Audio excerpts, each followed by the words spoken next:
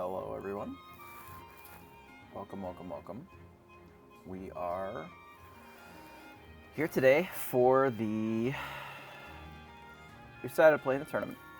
It is the PAC $1,700 event, so the same that we've been playing in before, a little bit bigger prize than we had previously. And I have decided to register something that I didn't thought that I would, because I thought I would hate it, and I still kind of do. Today we are playing 2 spellbooks. So let's look at the deck real quick here. We have not terribly long. We'll likely end up covering it quite a bit today. The first round, I assume, should be starting pretty quickly today. So for Uninkables, we are running 16. I don't love that we're running 16, but in order to fit in the last spellbook, something had to come. We already cut a Pinocchio, basically, which was what was to add the spellbook. From what we had played yesterday on stream, we essentially just cut 1 Yzma. So for our Uninkables, we got the 2 Pinocchios, the rabbits, the Be Prepareds, and then our 4 removal spells, and then 2 spellbooks. 2 spellbooks are specifically because we anticipate playing the red-purple mirror quite a bit today, and we would like to have an edge. If you're playing spellbook and you have 1 down, makes all your Be Prepareds a lot better, and it really is just the key to winning that matchup, and it does win pretty consistently, so we're playing 2 today. For our 1-drops, we've got 8, running the Rafikis and the Minnie Mouse. Minnie Mouse is specifically because we're running Teeth. It also combines still okay with the crab and the fish hook. Nothing particularly exciting here. We have 2 Kuzco and 3 Maleficent 3. This is so that we have a little bit more card draw, card velocity while we're playing, but also it allows us to put additional things on the board that can quest to help supplement the spellbook and actually allow us to close out in some of the games against decks like Blue-Red and Blue-Steel that are generally trying to end the game in a combo fashion with something like Lucky Dime, which we do not have a great way to interact with. We've got the full Snake and Fox package. This is mostly a bounce deck. Pretty well every card in here, other than these, does have a ability when it comes into play. Medusa, Rabbit, Pinocchio, Crab, Goat, and Yzma and Maleficent all have a come into play ability. So we've got the 2 crabs, which this got shaved as well as this. There are a little bit less locations lately. We are more aware of how to deal with them now, mostly because we have just been familiarizing ourselves with what decks can actually do it. And then we've got some goats to help close once we've done some spellbook and other questing. We got the full Mauis, 2 Yzma, 2 Maleficents. The 3rd Yzma got the cut for the spellbook because I thought that the 3-drop was a little bit stronger to even out the flow. 2 dragons to give us a little bit more late game and also something to ink early. Same with Teeth. Give us something against aggro, and then friends on the other side, the classic 2 fish hooks, and we're on 1 castle to make sure that they have to still respect it in the top 16 if we get there. Okay, so it looks like check-in is probably closed or should be getting there soon. What's the strategy for SR? Ruby Steel, is that what you're... Or is that Ruby Sapphire? If that's the red-blue deck, we've figured out that you just have to race them, which is why we added additional Kuzcos and Maleficents. The idea is that we just play more towards the board, and then, like, the Queen's Castle is okay in those matchups, but not great. But just putting more bodies on the board that are also giving us the card velocity rather than relying just on Rabbit to draw our cards. The play is that you ideally are keeping up with what they're doing just by playing more things to get our lore, so that rather than when they get to the point of playing Lucky Dime, rather than having them able to close out in 2 or 3 turns, while it's going to take us 6 turns to finish the game because we have no lore. We are using our cards throughout the game to secure more lore, play more goats early, just to try and close out the game in those matchups, because it does seem to be pretty well just a race a lot of times. And one of the problems with the deck before is that we're not set up in such a way that we can get that lore early on. We didn't have the Cuscos, we didn't have necessarily the Maleficents, just more things to fill the board. And because we're running a little bit less on the Pinocchio front, a lot of times we'll have a bit more of a proactive strategy as opposed to a reactive strategy. When you have the full set of Pinocchios, you're sort of just reacting to what your opponent is doing. They play a threat and you have an answer. They play another threat, you have another answer. When that is happening, you are not really questing because you're always challenging.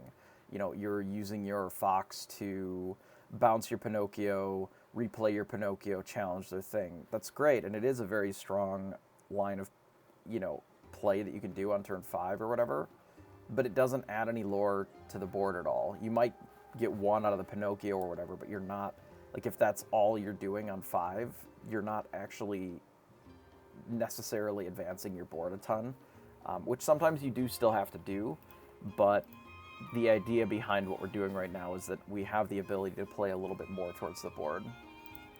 Yeah, the 3 Pinocchio I think is still very good in certain instances. There are some decks that we are sacrificing points by not having all the Pinocchios.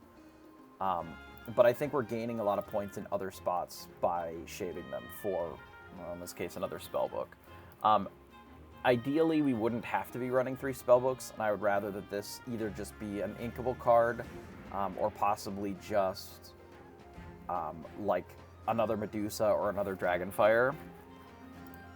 But we don't necessarily have that luxury here, given that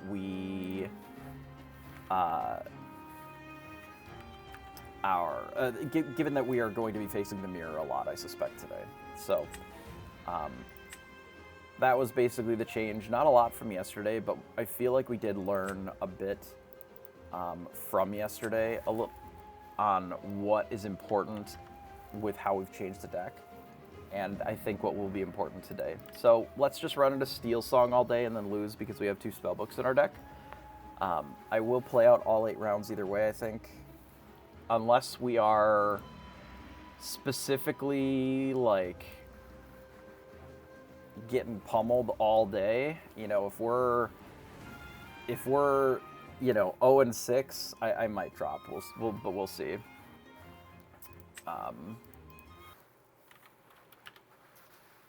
We'll play it by ear. We'll see how bad our rounds are, and if they're not abysmal, we'll play it out. But at a certain point, we will, for life equity reasons, concede, obviously. But the round is up, so we are going to jump in here. This will be the first round of the 1700 event here. So we do go first, which is nice. Mark that down. This is first. We will get rid of a Be Prepared and one of these Yzmas for sure. And I think that's all that we're going to get rid of. Well, hopefully they're on the mirror here. I'm not going to get rid of the Teeth and Ambitions yet. Given that I don't know what my opponent is playing, I am just going to run this out. Even though we don't have a bounce for it, it does allow our Teeth and Ambitions to be live. They are likely on Steel Song. So I will quest here. They could be on green steel as well.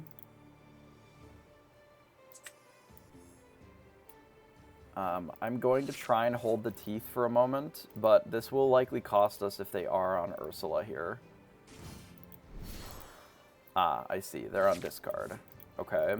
Well, we definitely don't need the Maui's Fishhook then. or the Teeth and Ambitions, likely.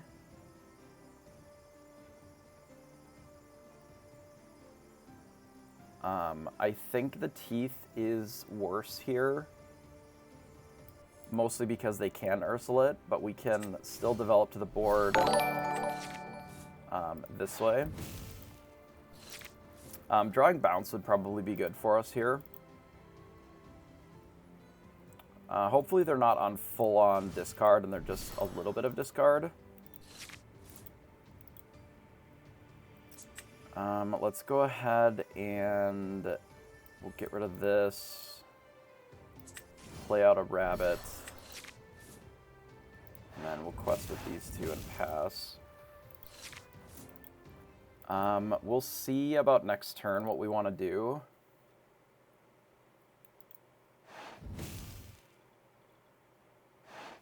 That's unfortunate. I would have very much liked to have bounced that. Well, I have a good idea of what I'm going to do on my turn, but we'll see what we draw. Since we're going up to 5, I'm thinking that I would like to kill this Ursula with the fishhook. We could also just kill it with the fox.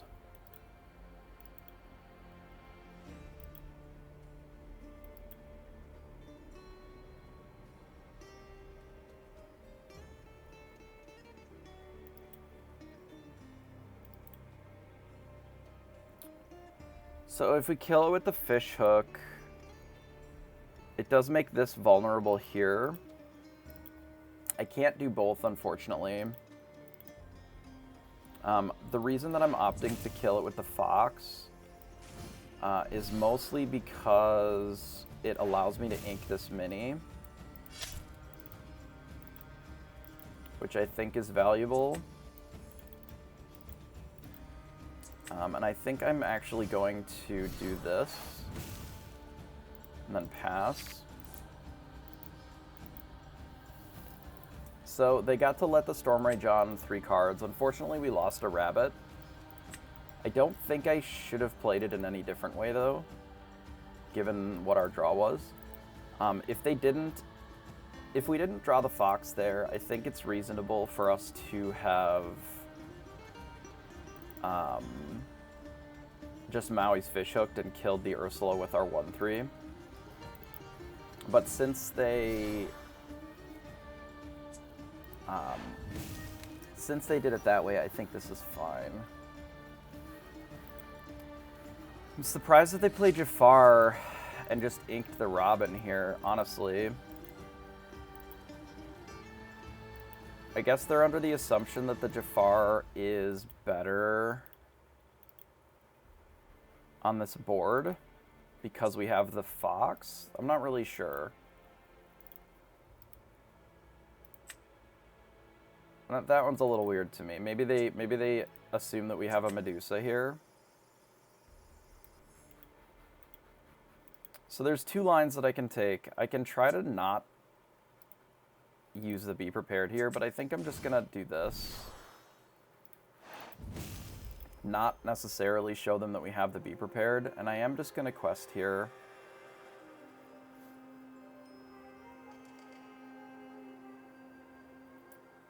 Am I gonna quest here? I am gonna quest here.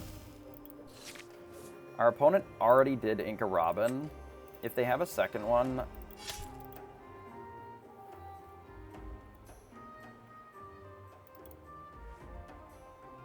they're gonna play Big Tank, I suppose. Okay.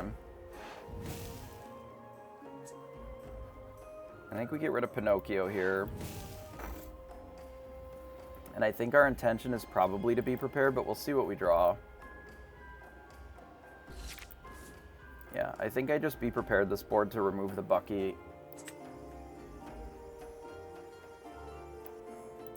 It doesn't really set us up for success against Beast. It is possible that we should have played towards this last turn.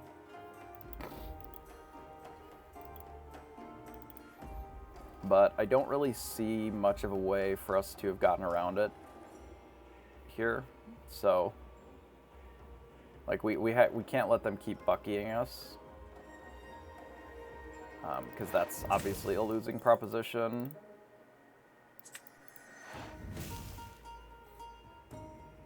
So we'll do this and pass, and then I assume our opponent's going to play a beast, but we do have some outs for it, I suppose. Our worst case scenario here is that our opponent plays Bucky plus beast. If it's just beast, we have some outs, but it's still not great for us. We'll do this, and pass. They draw 2 cards. We are going to try and close the game out here, but we're not in a great position. I'm debating on whether or not I bounce and replay this, or we just try to redo the goat. We'll see. Another Bucky, of course.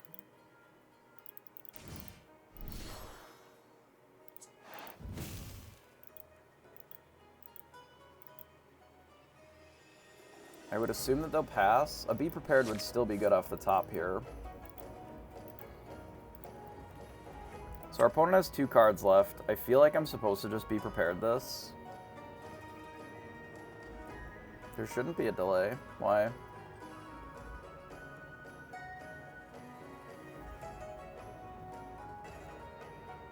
Yeah, I guess we'll just go to 11 and we'll kill this board.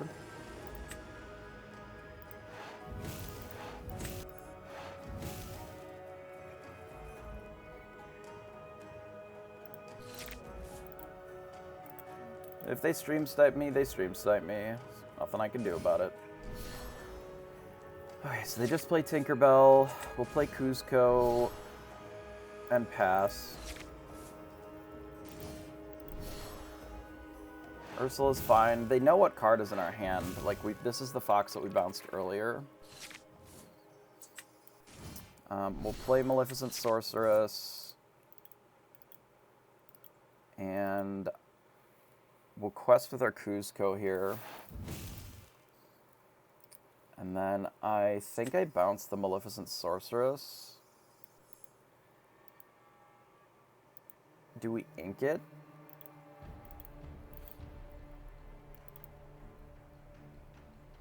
That's the second Tinkerbell.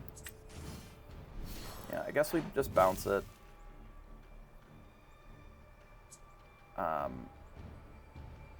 Maybe I don't ink it this turn, because I need to double ink to play that Maleficent. I think I just do this. And if they want to use the Tinkerbell to kill the Kuzco so we draw a card, I think that's fine. We can maybe play this in 2 turns. The worst case scenario for us is another Bucky. Let the Storm Rage on, doesn't matter. Realistically. It is good, but it doesn't matter a ton here. There's a Prince John, and then they sing Along Comes Zeus to kill that. Okay.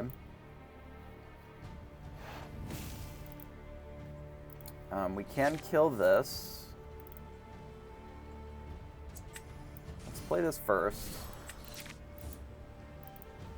Gives us a goat. Maybe I just play the goat.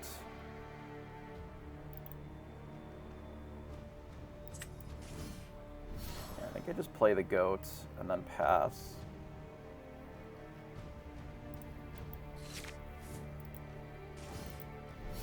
Another John and an Ursula.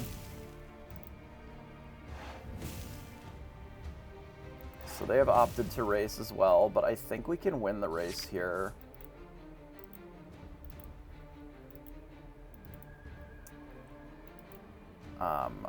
As long as we're still bullying these Johns. So we can go to 15, 16, 17. And then we can use the Fox to kill the John.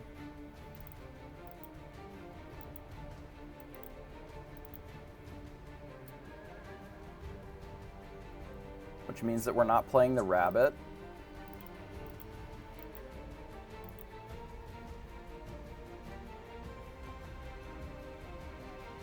Then they can use the Tinkerbell to kill 2 of our cards, which is a bit of a disaster. I'm wondering if what we want to do is try and kill a bunch of this board instead. I can kill the John here.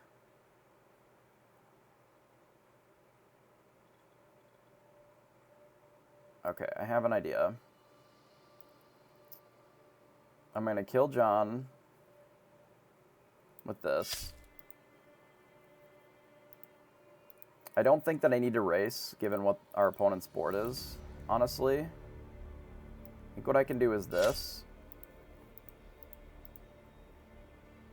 And then just draw cards out of it.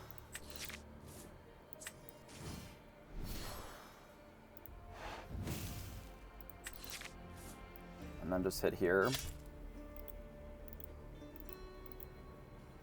And then I can ink the friends on the other side and pass. And then, realistically, especially with this Medusa here, I can clean up the rest of this board next turn. Like, I think that I don't have to try and race, because we know that our opponent just doesn't have any gas. And I can just do this on... We can leave this Ursula in play. We can hit Robin. I ink the dragon, and then I just play Fox and bounce the Medusa again. And then I kill John. And then I would assume that they'll concede, but I could be wrong. Because now they know that we have a Medusa, so almost any of their better draws, outside of Hercules specifically, are pretty bad. But we can hit here, take that out, and then I can just start filling the board with stuff again. Like rabbits.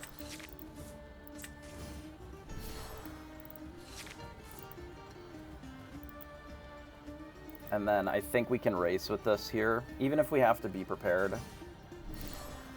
Another Hercules. Yeah, if we have to be prepared here, I will, but I would rather gain lore with these for right now. So we'll quest. We'll bounce a rabbit here. Yeah, I don't think I have to use that. I'd rather just develop the board. The best that they can do is go to 18 here. Or they can go to 16. Yeah, so now I think what I'll do, I'll let them clean up our board. And then, unless I draw Spellbook or Goat, I'm just going to quest and then be prepared. So we'll quest with these two, and then we'll cast Be Prepared.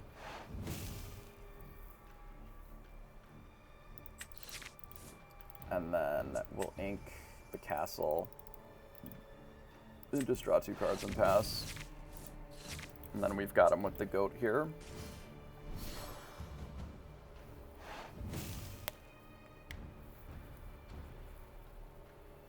Okay. I would assume that they canceled. No, they didn't. Weird. Whatever. It's fine. I don't think I clicked accept, but maybe I did. So we go second.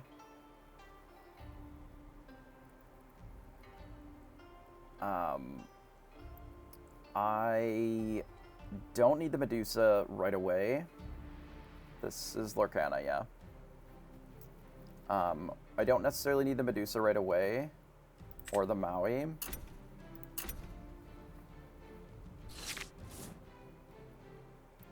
Okay. So the Rafiki plus the Pinocchio can be good if they run out Ursula on 3. So I am going to play the Rafiki with the intention of potentially doing this on 3 if they do run out Ursula.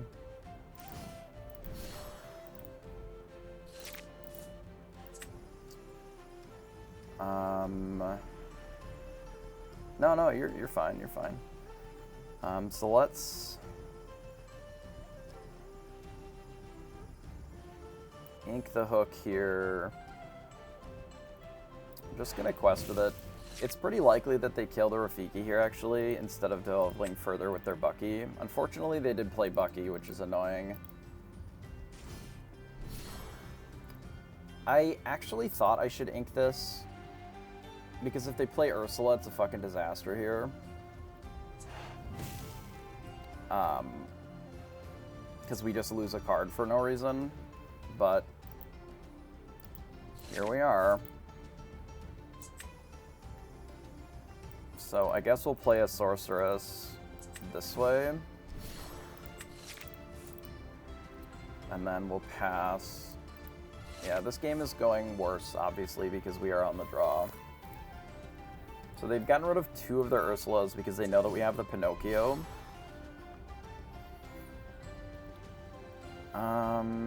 What are we discarding here? I may actually play this Queen's Castle out next turn.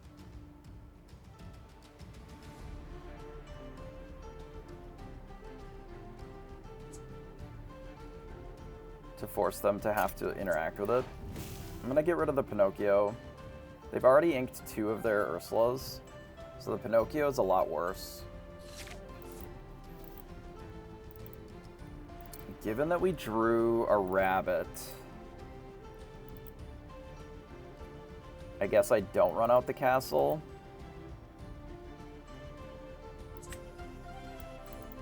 We just play the rabbit instead.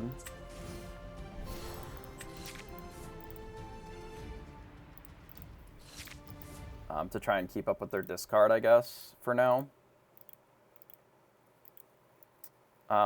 It may be more beneficial to play this next turn. If they play a beast here, it's a bit of a mess. Wouldn't surprise me if they do. Yeah. We don't have an answer for it because we're on the draw. Like, everything is a bit of a disaster because of the Bucky. We can try to draw into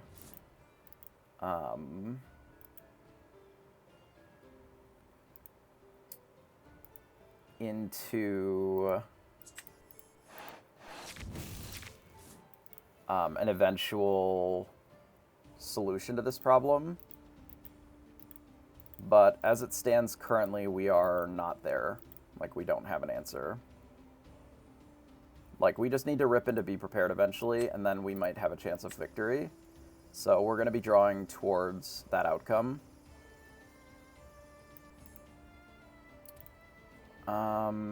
So I'm going to play Goat.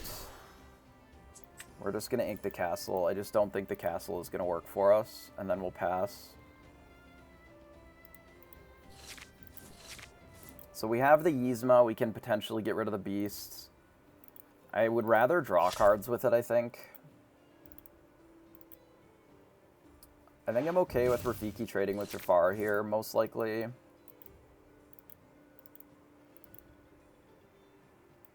We'll see. We're going to need to keep drawing cards, though, to gain velocity to be able to board wipe this, though. I think that's really our only hope, is getting to 7 and then being able to wipe the board. Tink. We'll get rid of a fox.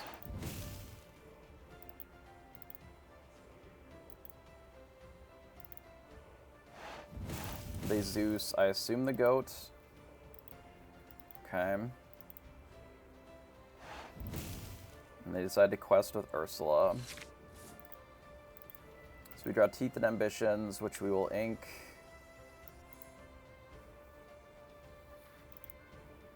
Because I don't think that it makes sense to Teeth here just to stop Beast drawing. We can kill Beast. No, we can't, because we can never... It's just not how we're going to be able to win this game.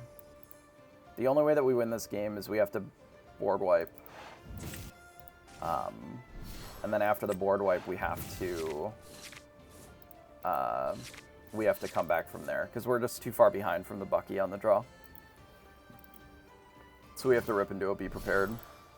They know that we don't have one now. They know that we have a Maui, so they may be a little bit more conservative with something like the Beast. But they know that we don't really have an answer to what they're doing right now, so...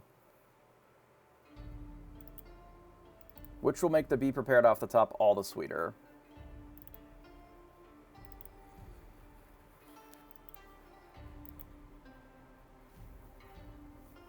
In 2 turns, we could snake the Yzma and then Yzma the snake to cycle some cards if we wanted. We'll see what they do here. They likely quest out. They quested with most, which makes sense. We also have the line of doing Maui to kill something. This can kill something. We can snake this, kill something, and then... No, we don't have enough to do all of that. We can then bounce the Yzma and leave the Maui to die.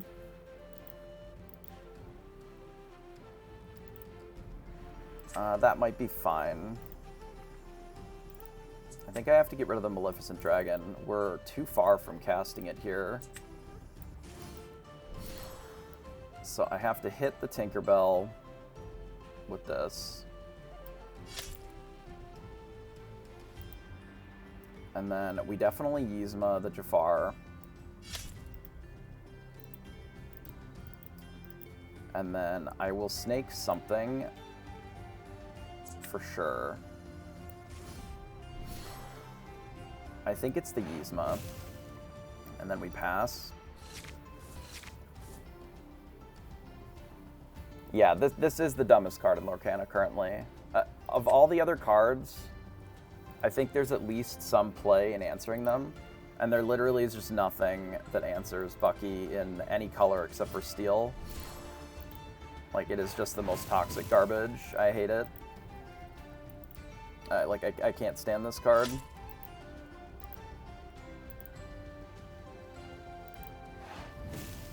Like, we're still in the market where we just need to be prepared off the top. That's been our solution this whole game. And it still kind of is.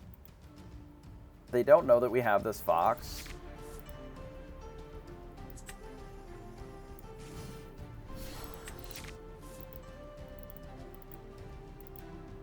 I don't know. Like, with Ward, there's just no play for it. It should have just been an item. If they're going to have it where it's something that doesn't quest, it should have just been an item. It would have been fine to exist without it if you wanted to do this. It's fine if you give other colors a way of interacting with it, but there's currently nothing that even interfaces with it at all. Unless you're playing steel. Like, it is just steel only. I think I get rid of this, and I'm debating playing this Minnie Mouse as well.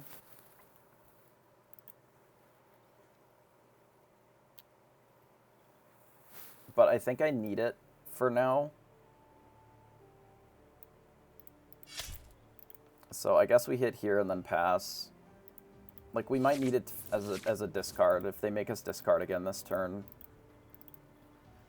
If they play another Beast,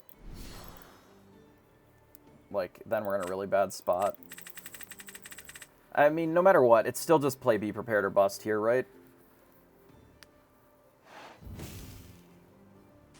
No, there's literally an answer in every color except one for item interaction. And there's even answers in this, technically, as well, in purple, where you could play the, whatever the stupid shitter is. The one that, the 3/4 that when it quests, you can bounce an item. Like, there are answers in items, there's just nothing that answers it in any color, realistically, now. So this doesn't draw cards anymore.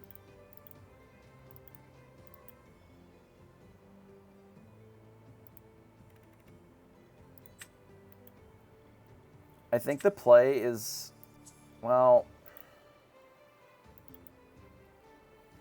my issue here is that I'm dead if I don't rip Be Prepared, even if I play the Medusa, but I'm dead if they get more questing done as well.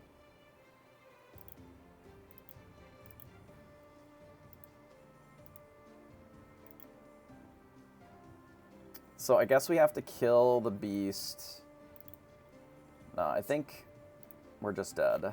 But if I kill beast, the best that they can do is gain 1, 2, 3, 4, 5.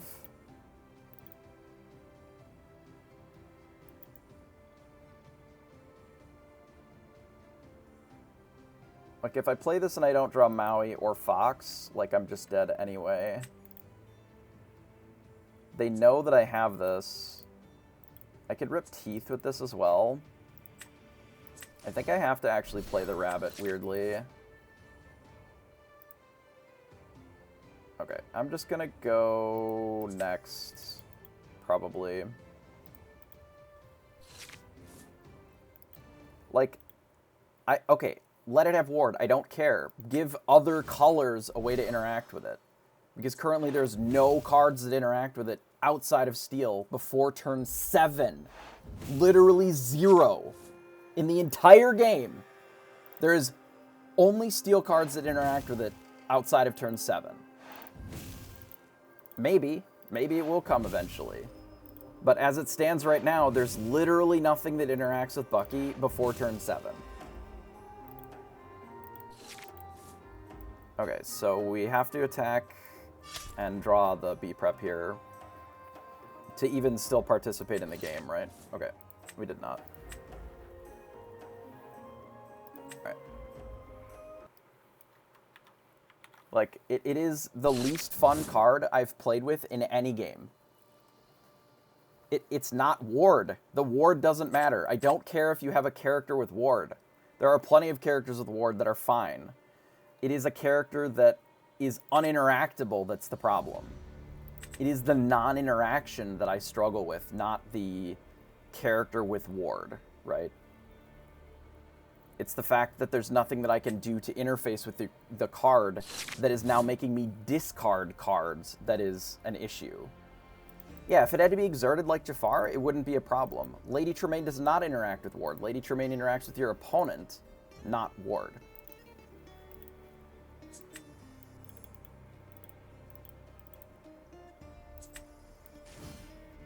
It may seem like semantics, but it really kind of isn't.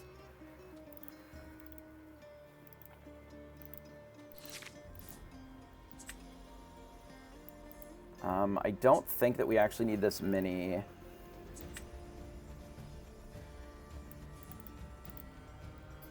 I will do this, though.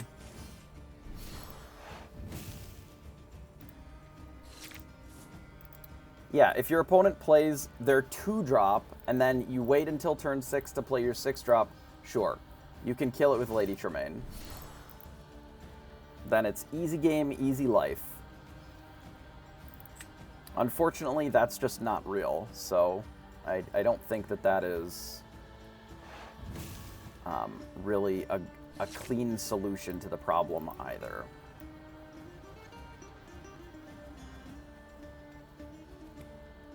I mean, people did think it was good, just not everybody. I think I get rid of Rafiki, and I think I'm just going to play the crab. And then pass. So they didn't open with Bucky, which is good because we don't have any card draw. I do have the Queen's Castle, however, which is likely what I'm going to run out next turn. Unless they specifically play Ursula here, I'm going to just play the Queen's Castle.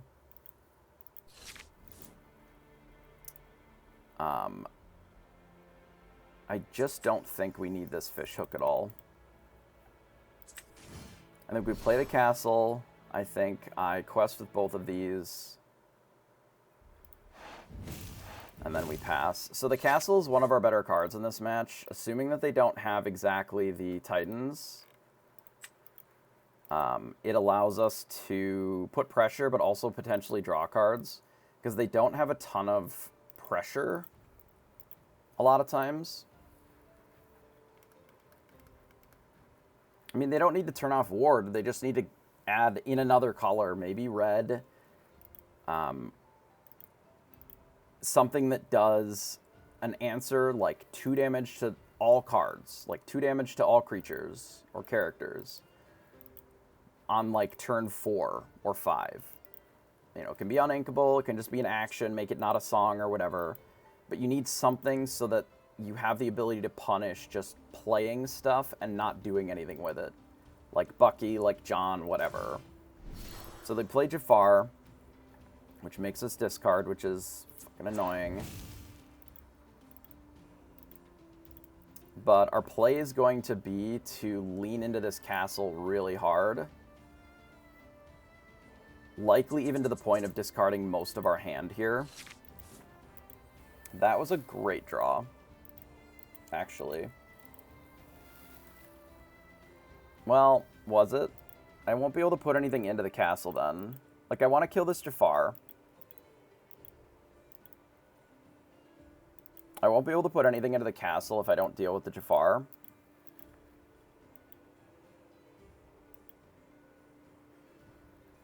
If I... So if I quested the crab, bounce the crab with the snake, play Pinocchio, then I can put this snake into the castle.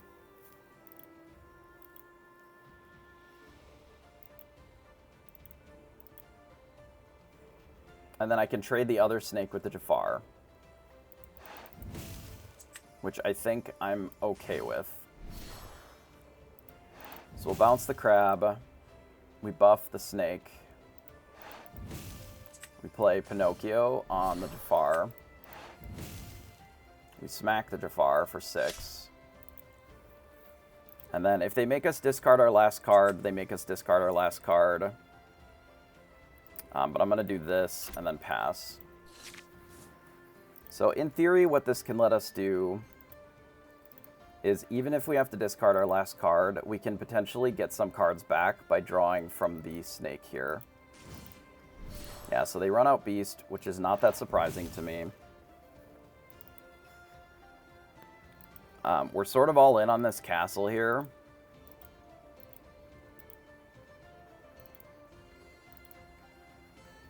But we do get to draw an extra card with it this turn. Ideally, it's a Medusa. It is not. It's another snake, which we can't beat this beast.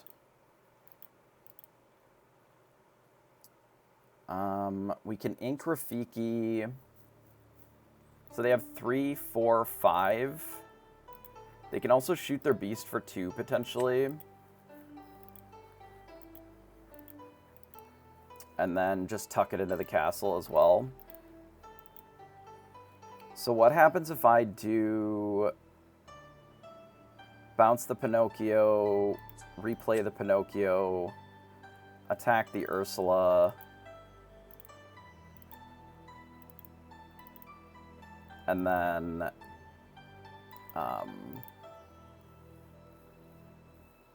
put most of my cards in there.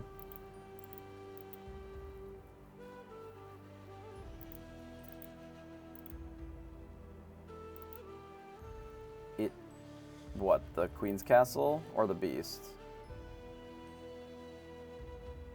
Oh, you're right. That is at the beginning of turn. Interesting. 3, 4, 5. Okay, so that changes things a little bit. Not a ton, but a little bit. So we'll quest here.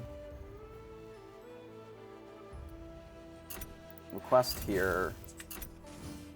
We'll snake the Pinocchio. Play this, put these both in there, and pass.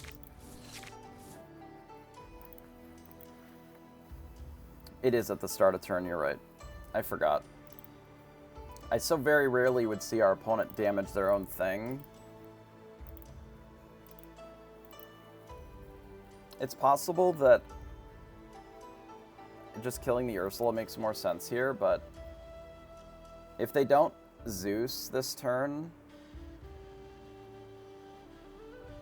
I think we're in an okay position. I could be absolutely incorrect about that, though, because we can't rip a Be Prepared anymore unless we draw 3 cards this turn, basically. Like, we have to exactly rip Be Prepared this turn for it to be a disaster, and they kill the Queen's Castle. So if we're able to castle for one more turn and draw some cards, I actually think we're not in a terrible position here. So if they have to use their beast to attack this snake, and then we get to draw with these other two, I think that's good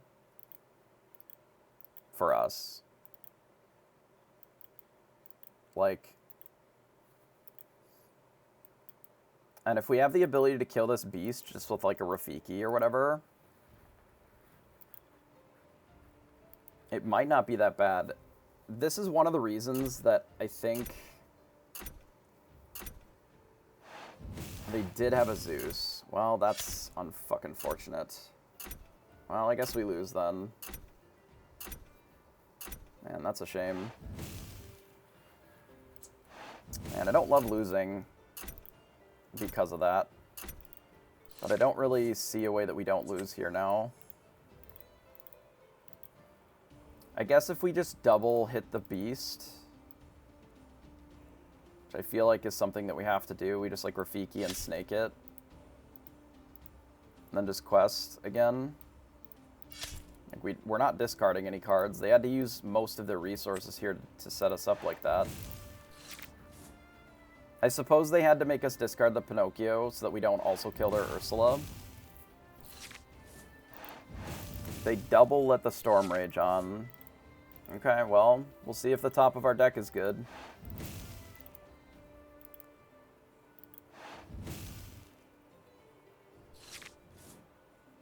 It's not bad.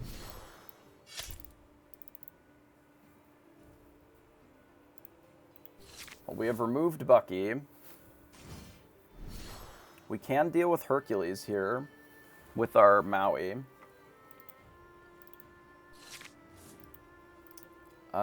I don't think that I Teeth and Ambitions anything. I think we just ink it and pass. I mean, the top of their deck has been very good as well. But there's always a chance that we just rip a Be Prepared, too. Rabbit is good. Hopefully they don't make us discard a card here, ideally. Unbelievable. Okay. Why did they sing it here?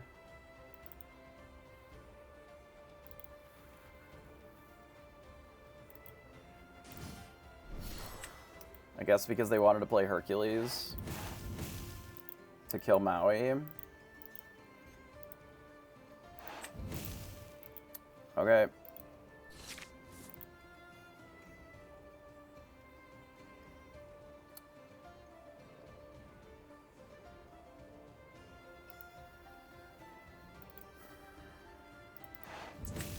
So we do this, we draw, we replay it, we draw.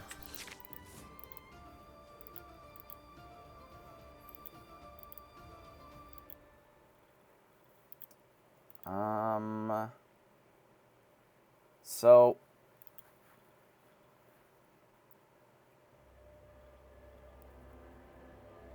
I'm debating on if I can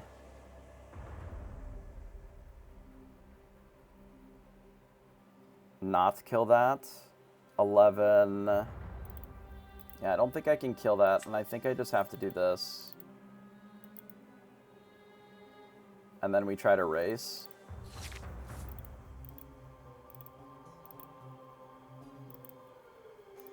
Another discard would be a disaster here. That is not great for us. Oh, they hit the fox instead. Okay. Oh, they hit them both. Okay.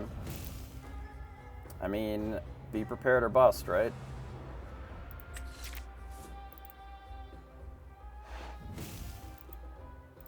Guess we're all in on be prepared here.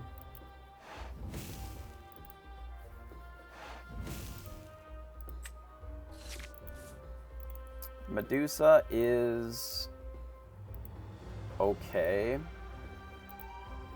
but not great.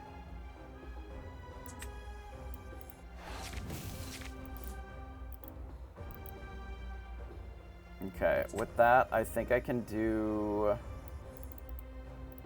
just Medusa here. We can get rid of the Robin at least, and then pass.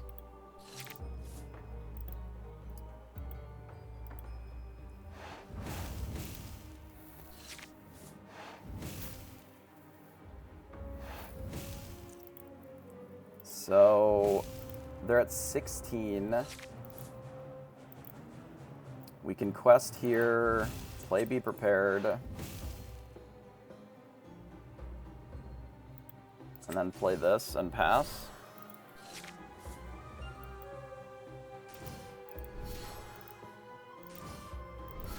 So they play two things. We play a rabbit. We get rid of the Ursula here with the Medusa, like this, and then we quest and pass.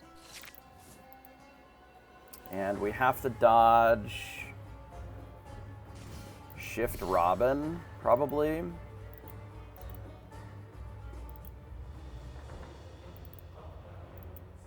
think that would be the worst card for us here. I think they're thinking that they have to attack the Kuzco, which is probably true. Though I don't know how they win from there. I mean, we don't always need Be Prepared. We needed it in that spot because we were pretty far behind. We needed our opponent not to have Zeus, and then they did, right? Which was not ideal.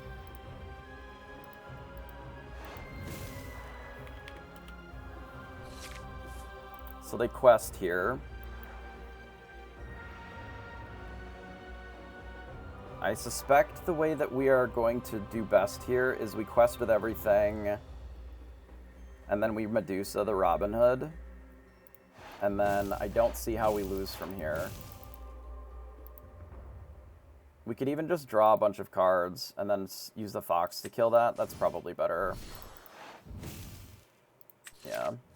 It's just this, and then we rabbit. And then we'll ink this and rabbit again. And then one card won't be enough here.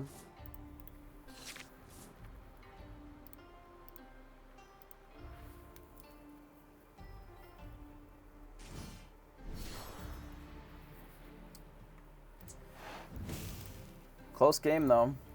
Bucky is pretty brutal.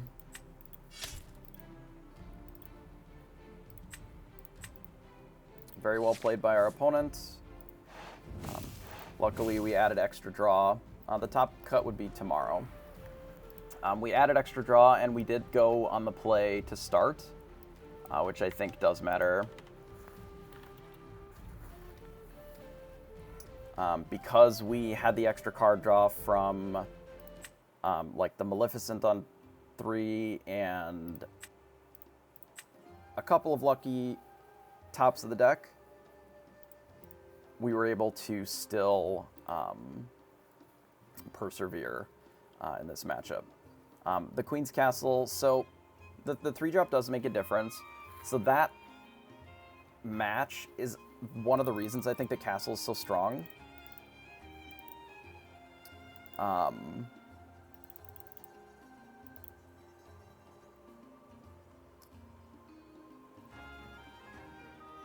The cricket package was fine, but there aren't, I don't think, enough necessarily flyers to justify it, and I wanted the Kuzco to be something that we can delay the card, and it always gets a card. Like, the delaying of the card is kind of whatever, but this is always getting a card. I think if we're going to be running Teeth and Ambitions, which I don't think is terrible, there's a lot of spots where, because there's so many 4-power characters in the deck, you know, the Fox, the, like the Yzma, the Medusa, the Goat, there's a lot of situations, even with a lot of the 3s, you know, your crabs and your snakes and to some extent, like the Rafiki, there's situations where something like a Maui or Beast, for example, had 3 damage on it. In a spot there, if we have Teeth, we can finish those off. There's a lot of spots where Maui will be at, you know, 3 or 4 damage, and you just have to trade one of your resources that you've already got on the board with the Maui, which if we're trading something like a Kuzco, it's fine, but I would rather be questing with this, ideally. So using something like Teeth and Ambitions on a rabbit and then bouncing the rabbit, we still can clean up the Maui, and then it doesn't really interrupt the flow of the game. I'm not 100% sure. The Chernobog's followers were not that impressive to me. They were okay. I think that there's maybe a world where you run the Chernobog's followers here still, and then maybe instead of the Teeth and the Cusco, you're still on the Jiminy's, and I think that would be okay. I opted to go for something that feels a little bit more traditional today. But I don't really know what the answer is. Yet, right? Let me report my round here real quick before I blab on too much more. So this one is, we played 3 games. I went first and then won, just barely. Then our opponent went first and won, and then I went first and won. So especially in the Bucky matchup, I really, truly do think that the play draw matters a just ton, more than in a lot of matchups, even in the best of 3, because Bucky is such an oppressive card at bullying your hand, and you see this, or you saw this a lot in the old discard lists, where they play a Bucky, and then they play another Bucky, and then all of a sudden you're just dead. Because they're able to sort of steamroll you without you being able to do much. Yeah, really, you're not wrong. I think it is very, very good against the discard matchup. And it's possible that, like, you shave this stuff down intentionally so that you can be running more castles. What's the cut? Like, what do we cut to run more castles? If we're running all these spellbooks, like, where are we making room for castles? Hey, Lux, how are you? Thanks for the follow. Are you playing today? I suppose if you're following, you probably are not. Are you gonna play in the 8K? Is that what's going on?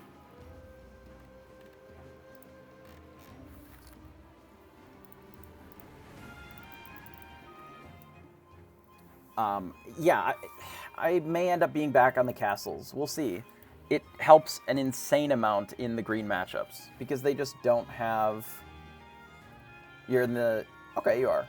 No, it's all right. There's a lot of people that I watch all the time that I don't that I don't have followed, and I forget because I just, I'll see them in the category or whatever.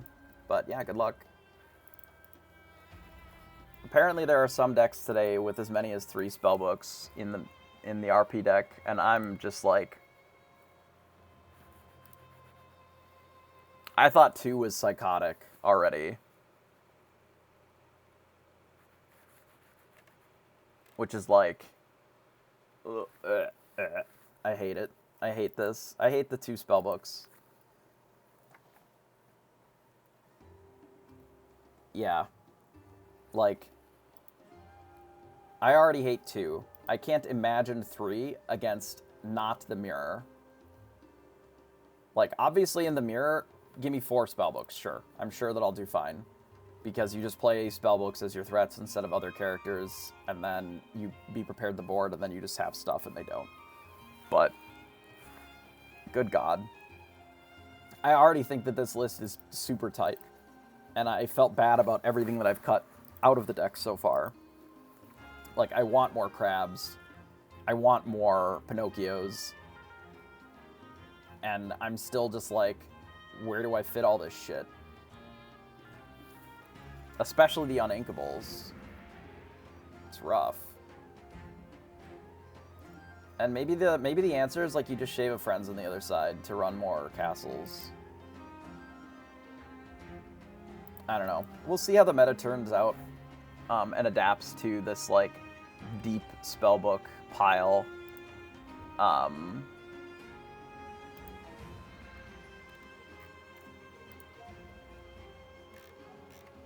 I don't know. I hate it. I do think that the Dragonfire is important, yeah. Like, so basically we have 4 removal spells at 6 that I think the deck probably should be running. normally I would be running 4 Medusas, because I think Medusa is just, like, very good, obviously. Medusa is able to just cleanly take out Beast, also develops the board. It can kill rabbits and crabs and snakes for free, effectively. It can also kill things like Flabbersham and, I mean, the Surfer minis and even sometimes just killing a Maleficent Sorceress or whatever. You also get a 4/4 body, right? I think Medusa is insane in this deck. Can even kill Tremaine if your opponent is so crazy to be running Tremaine in a Medusa world. But like,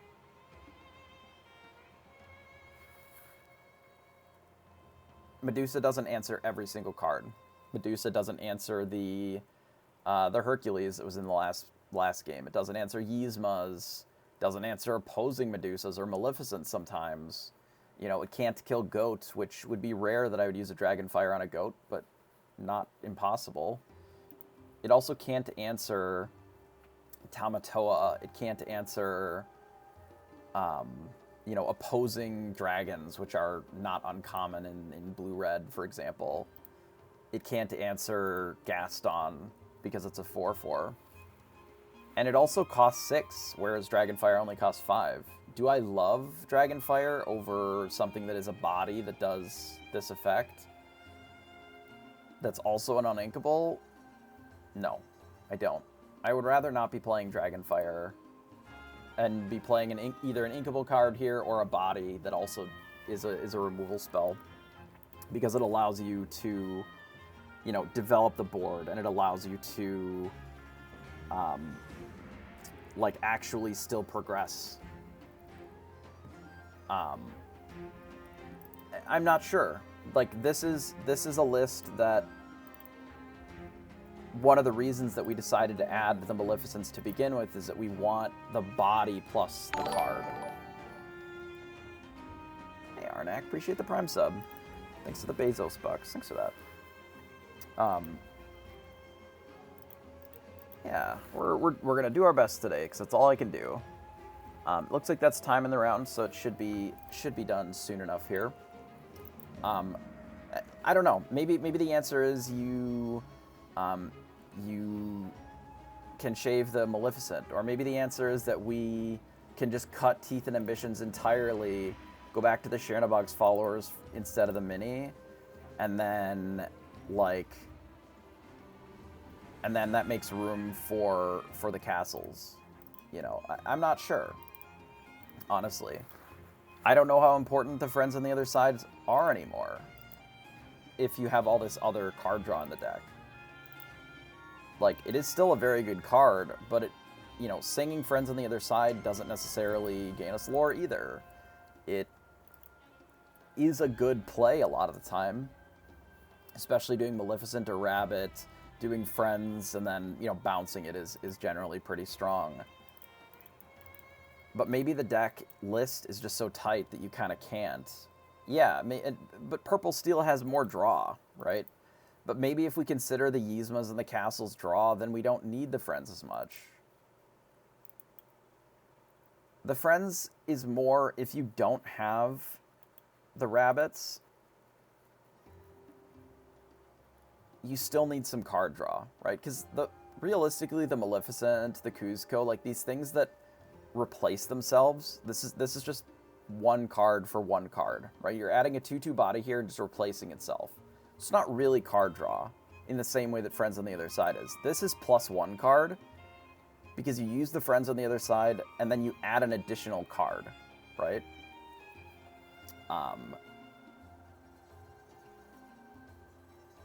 Yeah, and it's all going to be matchup dependent. If the Teeth is shit in the matchup, then the Chernabog's followers is usually a lot better, right? If the Teeth is important, then having the 1/3 is better all of a sudden. You know, needing the ability to do this is sort of, I don't know. That's why we have so many 1-ofs and 2-ofs. I don't know the answer. If I knew, I would do that, right? That's why we've been literally hemming and hawing and on several different lists this week to mixed success, right? we had something where we were using the Jiminy's, No Teeth, you know, the Chernobog's followers, and even a full set of Yzmas. And I liked some of this, but not all of it necessarily. I felt like our mid-game was a little lacking, even though the Yzmas were very good. And maybe that's because we shaved on the castles without necessarily adding more mid-game stuff. But also, we were so focused on doing the Pinocchio crab, like bullying the enemy's board, that we weren't really questing ever. We were more reactive instead of proactive. It wouldn't surprise me if the Jiminy's come back at some point over the Cuzcos. You know, once we're down to 2 Pinocchios, I like the Jiminy a lot less because we're going to have one in play a lot less often. Which, maybe that's fine. Maybe just 2 1/2 flyers instead of a Cuzco is okay because it lives with evasive a lot longer and it gives you an out to Surfer and still Blue Fairy if they're playing it. Right? But if you're not playing it, then you kind of have to run the Teeth Inhibitions. Yeah. And I know that you've tested it a bunch, and maybe that's fine. Like, maybe that's the direction, especially if we're not running Teeth, to make more room for other stuff. You just two Jiminy's here, and then, you know, we make more room for castles then by cutting the more removal. Gives us a more proactive strategy than a reactive one. And I will highly doubt that I will be on a 3 spellbook deck ever. Though, I did say that I didn't think I would ever play a 2 spellbook deck, so, you know, I guess, who knows.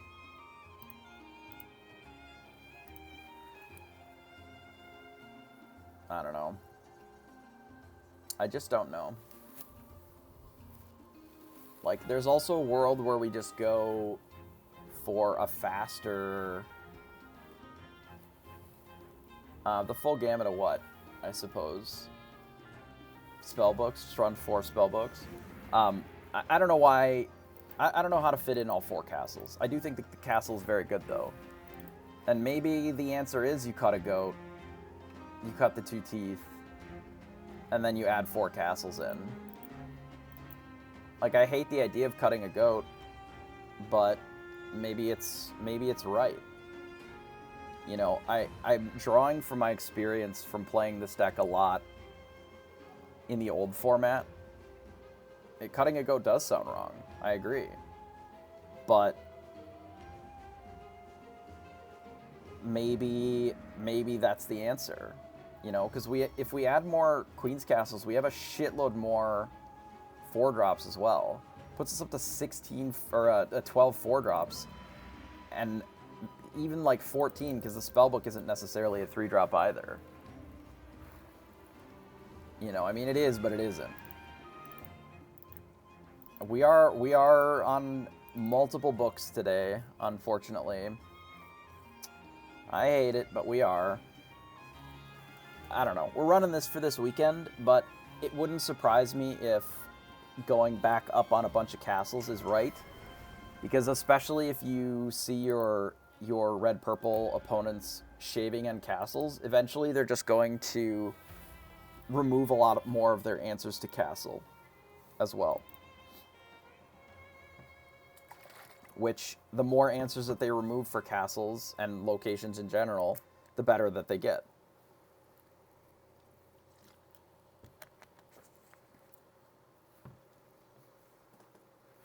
So, I don't know. I don't know what the best deck is. I wish I did. This is what we presented today, and I'm relatively happy with it. I was pleased with our draw last round, especially since we didn't really rip a lot of spellbooks. We drew 1, but we were able to discard it in a matchup where it's like medium at best. Like, it isn't really the matchup for it. I don't care about Tremaine. I think it's not good. But I can understand why people are playing it. But I think about our last game. When would Tremaine have ever really been that good? Our opponent almost always had an Ursula Deceiver in play, or you know, a couple of random things, and the Medusa just could answer Beast when it was good, or it could kill a Robin when it was good. And if we had had Tremaine, instead, it just kills an Ursula Deceiver and is a smaller card, right? It's a 3/4, so it dies to Medusa in the mirror, which is also kind of miserable. Right? I've had a lot of opponents in RP matches. Tremaine, for example, you know, maybe I'll have a Goat in play and they'll Tremaine it, and then I'll just Medusa their Tremaine. You know, maybe there's a world where you are heavier on Tremaines and then you're doing like the Tremaine, bounce Tremaine kind of stuff, but it just doesn't feel like you have time for that anymore. And since this Medusa plays out almost identically to Maleficent in a lot of matchups, it feels better to me. I get the argument that Tremaine is maybe more useful against blue-red, right? Because a lot of times they only have 1 or 2 characters in play. They don't have a lot of fodder for Tremaine. They do have Medusa in their deck still as well, and I don't necessarily want to be making my deck worse to play something like Tremaine when I can just play Medusa. Like, I'm already sad that I'm on 3 Medusas instead of 4, if that makes sense. Because the card that I want to be casting on turn 6 almost every game is just Medusa. Because it is so incredibly strong. Just always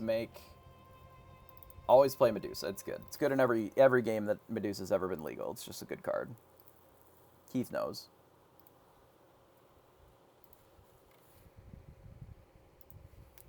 Medusa's just always great. And do I think 2 dragons is enough? No. Yes. Like, I want more Yzmas, too. I was on 2 Maleficent, 3 Yzma. I think the problem with Dragon is that... Hey, Inkwell Gamers, thanks for that. Like, I think the problem with Dragon is that I want Yzma because not only does it give us card draw, but it also makes the deck a little bit more lore dense through the mid-game. And it can do an okay in-a-pinch removal, similar to what this can do. Even though it draws them 2 cards, sometimes you have to do that to remove it. And this costs 3 less than the Maleficent, which I think is important. But just the fact that we can shuffle back in one of our foxes or snakes, and then present a 4/4, which doesn't die to Medusa. And then,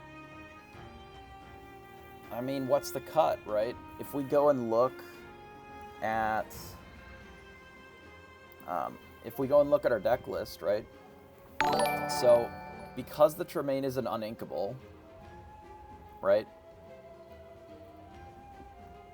I like this view because I've sorted it by not ink and ink, right? So we have Be Prepared, which we can't cut. I think you'd be crazy for cutting Be Prepared. It's one of the only reasons outside of Maui to be playing red. I mean, if you look at red, the red cards that we're playing, it's Maui and Maui's Fishhook, some dragons, which is whatever. Teeth and Ambitions is one of the worst removal spells I've ever played, unironically, right? Because you have to fucking deal 2 damage to your own idiot just to deal 2, like it's the worst shock ever printed. This could be Olaf, and then it's just like some of our removal, right? So if you're not playing the 4 Be Prepareds, like, I think that's pretty rough, because then you're going to lose to all of the whole New World decks just by default. Dragonfire in a spellbook, yeah. Like, yeah, you're probably right. It's probably you would cut the Dragonfire, that's enough to make room for 1, and then if you're going down to 1 spellbook, that would be the ability to move it to 16. But is that better than just having a Dragonfire and then having an additional spellbook for the mirror? Like, what matchups is the Tremaine really improving? Yeah, because the Tremaine as a one-of is not worth it. I would agree with that entirely. Because if you're not playing at least 2 to have the line of shifting, because we've played 2 before in some of our old some of our old lists before, where the Tremaine felt good but not great because people were playing around it. Yeah, and that's the reason that we have the Dragonfires. That's the reason that we have more, like, some of these 4 power characters in the fishhooks, so that we can use them to sort of trade up. But why not play steel? Because steel cards are bad. I mean, the true answer is that it's very hard for me to get away from something like Maui, and it's very hard for me to want to play Beast or play Robin when Medusa is a card as well, right? And this is a concern too. Like, we could be playing Purple Steel or any of the decks. I have them all on paper. I'm missing maybe a Robin or something. I'd have to double check I haven't fully sorted my current set. But, like, I have my set of Beasts, and I have my Whole New Worlds and Tinkerbells and all of that nonsense. But as somebody who streams and makes content to share with people, not necessarily to be like, this is the best deck that's ever been, right? The next round, I think, is up. Let me refresh here just to make sure I'm not ranting and not playing.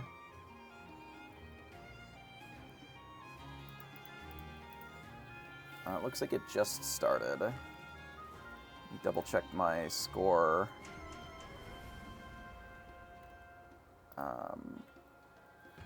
Okay. Like, if I'm sharing decks, I want to be able to present what I think is a good deck to play, but also something that's not necessarily that unaffordable, right? If I look at, for example, any steel deck,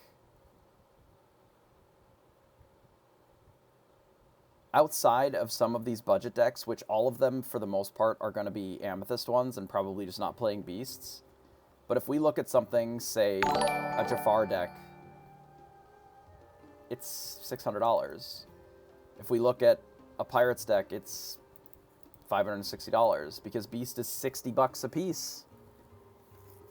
You know, Robin Hood is $35 a piece, which it's come down some. Same with Whole New World, it's come down a little bit. But they're still very expensive for each one of these cards. This isn't even playing Tinkerbell, you know? You look at the Blue Steel, and you're looking at Beasts, and you're looking at Tinkerbells and Whole New Worlds. All these cards are very expensive, and it's hard for me to want to recommend that, especially for somebody coming in newer to the game. How do I be like, yeah, just buy that? I can recommend this deck and be like, just don't play the Maleficents. That's fine. Just put something else in this slot. Put another Yzma and you know, put some castles in or whatever. And then all of a sudden this deck goes from 195 down to 120. And most of these cards are in the pre-con. Right? So it's much more affordable, much easier to get into. I think that the Sapphire Ruby deck is in a spot where it needs a little work before I would really want to do that. Let's go ahead and play. So that's some of the reason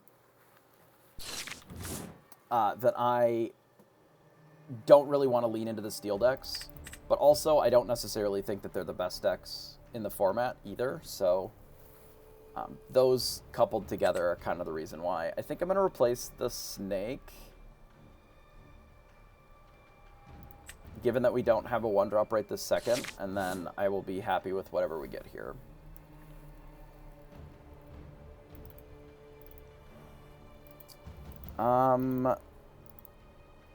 Given our draw, I believe that I'm supposed to get rid of the goat and pass, because we don't know what our opponent is playing.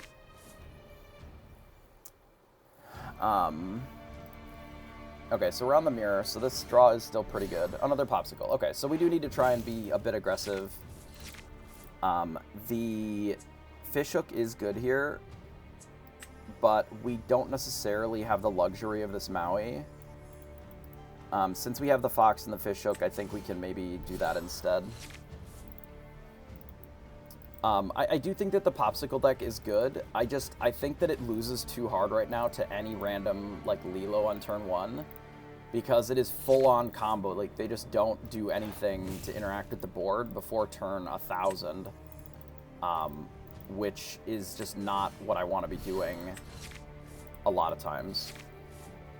In my opinion. Like, the deck where they don't play anything under, like, a 3 or 4 cost character. Like, sometimes they play a little bit of Queen at best. Like, they might play 1 or 2. But the rest of it is they just sort of ignore it, try to get to the Quill to get up higher, and then win from there.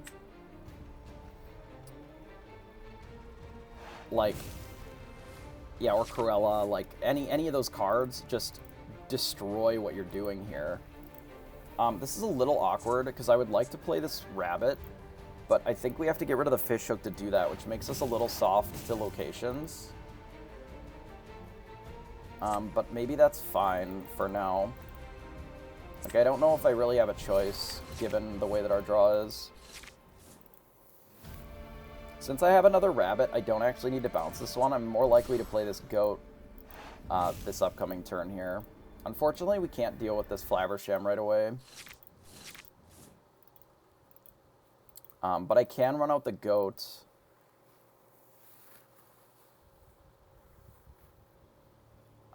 Which I think will be fine. Wow, they're playing Belle as well. Jeez. So they are just full-on combo pilled here. Yeah, like, one of the things that really bullies this deck is just playing purple-green. And you just, turn 1, play a 1-drop. Like, what do they do?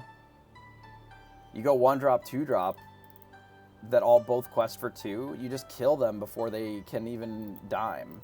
Like, they have no way of dealing with it. I would very much like to draw a card here. But I don't think that I can.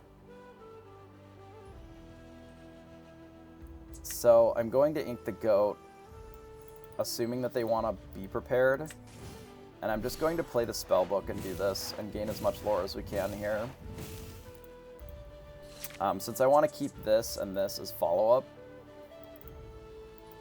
like, we're going to ideally need to race this. If they scar us here and kill all of these, it is a bit unfortunate, but we will draw 2 cards out of it. And it does still let us do this. They might be on Judy to pop the Spellbook, but if they are, that's fine.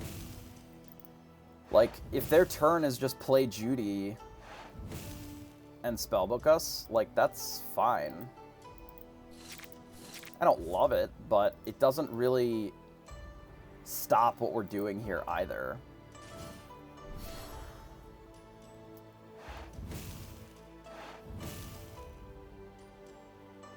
So they play a 6, I would assume a Gaston.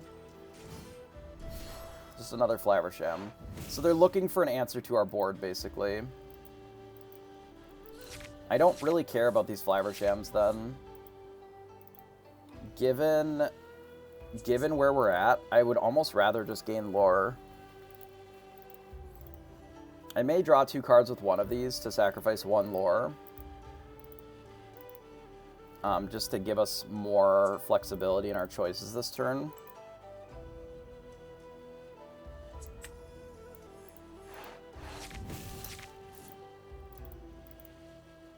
That is unfortunate.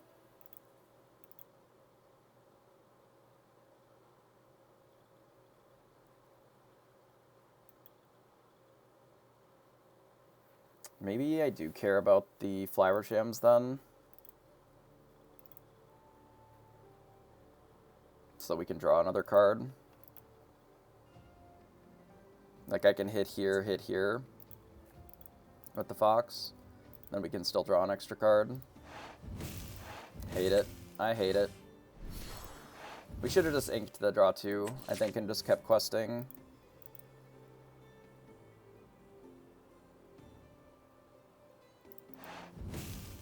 I'm just gonna do this. Go to 10. I should have killed the Flaversham to the 1. Or honestly, maybe just inked and played the Medusa, because that was the game plan. Like, we quest for 3, ink the draw 2 cards, and then we just Medusa. Because now we can't be prepared if they Tamatoa. Which I don't like.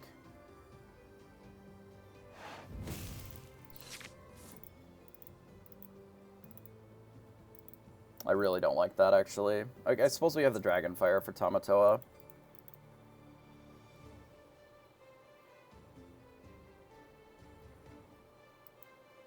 But we did mess up this turn a little bit, I think. Because we ripped the double uninkable.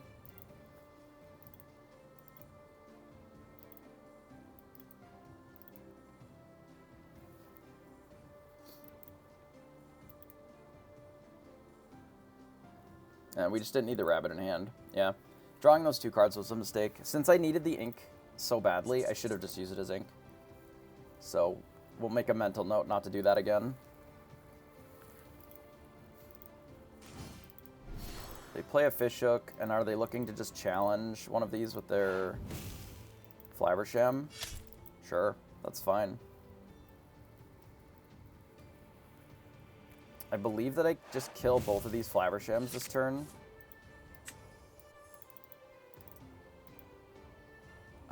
And then don't use the spellbook, unfortunately. But I think that this makes the most sense, just to clean up the board. And then we have to force them to do something. But being at 7 this turn, I think, would have been better. Maybe this is okay, because it did force them to use their Fishhook to sort of stop what we're doing a little bit. But if they be prepared here, we likely just do Rabbit plus the Spellbook. And if they play something large, like a Tamatoa, we're probably just going to remove it with the Dragonfire. I may use these Pinocchios with this Fox here to deal with the Gaston, but if they give it Evasive, that's not an option. So then it's probably just Dragonfire, gain 4, go to 15.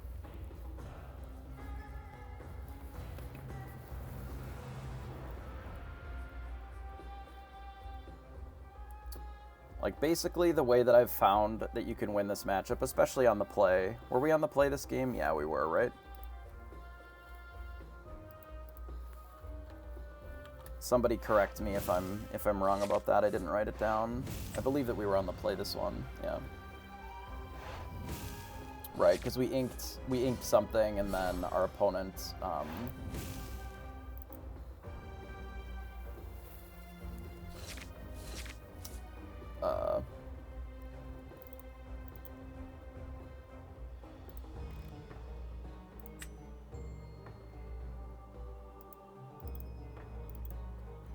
we showed us what they were doing. Why not save Dragonfire for Tamatoa? So the reason that I wouldn't want to save Dragonfire for Tamatoa is that we have the Be Prepared, and I don't want them to just be able to play Lucky Dime next turn and gain a ton of lore either, because that's not helpful.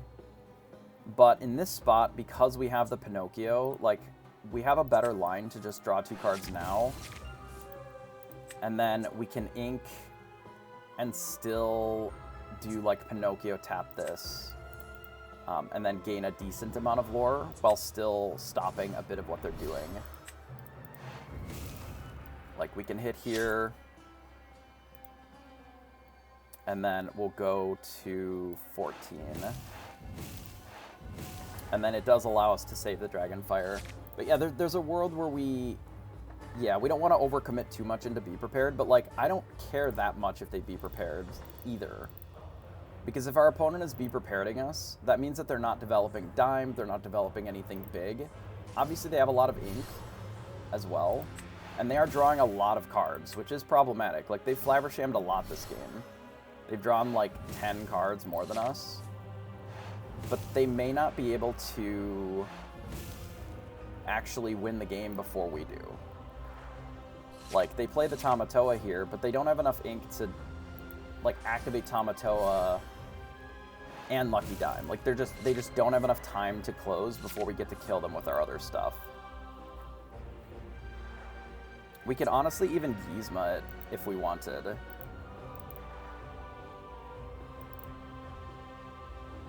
Like, I don't care if they draw 2 cards at this point. We quest with everything for sure. That puts us to 18. I don't really necessarily care if they draw any cards. I'm going to remove this for sure. That is a certainty here. If they be prepared, that is 7. So they can have 14. So they can then not develop a crab, but they could develop Gaston. So if I play the Yzma, they likely will have to do that. Well, they have to do it anyway, realistically. Otherwise, they're just dead, right? Yeah, I think I'm just going to Yzma it. And then we won't ink, and we'll pass. I think that they're just dead to book, but they could have Judy. Like, they could be prepared and then Judy, but because I kept the Fox in hand, like, they are dead to a goat here as well. But, like, they have their whole deck in their hand. So at a certain point, like, it doesn't really matter how many cards they have in their hand. Not really. A lot of their items are already in their graveyard, so the Tamatoa is a lot less scary in a single turn. So obviously they have to be prepared here. That's not a surprise. And we rip the goat, so it doesn't matter. Nothing that we're thinking about actually matters because we ripped a goat.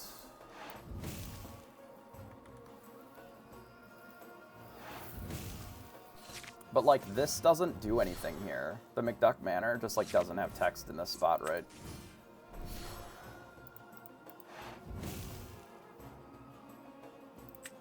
Okay, so that's game 1.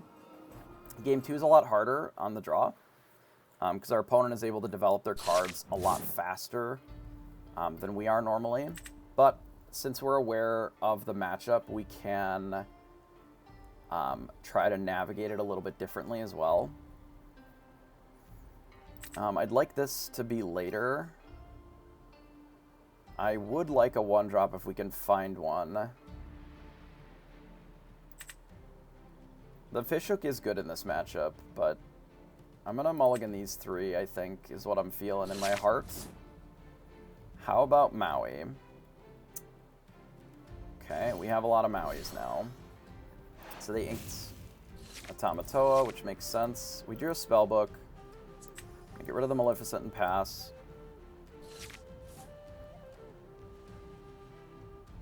We have a lot of Mauis. We'll probably send at least a couple of them to the Inkwell. Ooh, they got 1 jump ahead. That is pretty rough for us. 1 jump ahead on the play is definitely the card that you want to see a lot. Because it is absolutely your best thing to be doing on turn 3.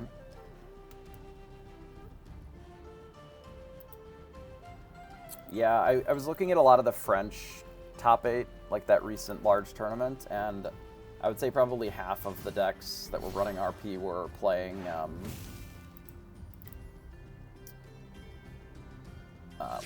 multiple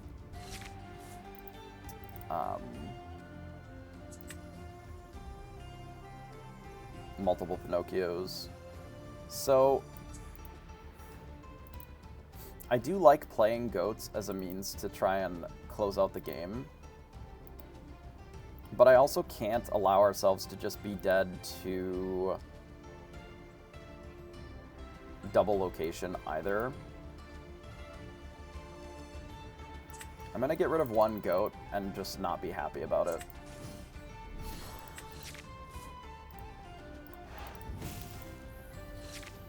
So if they quest at this Flaversham, it is pretty likely that I'm going to hit it with Maleficent and then Fox the Maleficent. If they don't end up questing with it because they're doing Quill instead, that would be surprising to me, but not impossible. They're just churning through their cards to put them into the inkwell so that they can actually play the game.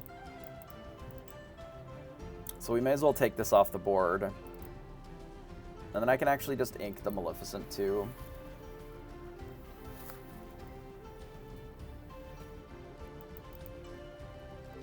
Our worst case scenario here would actually be Queen of Hearts. Thank God that they didn't play it, to be honest. Because Queen of Hearts would have been a disaster for us, I think. Honestly, just killing this Cusco is just like... would have been very good for them. I'm surprised that they didn't do that. Feel a little greedy to me, but... I don't know. Maybe not. I don't know what's in their hand, of course. So this lets us ink the Maleficent Sorceress, which I think is probably fine. They have a lot of cards and a lot of ink already. Oh, another Flaversham. Jeez. Okay.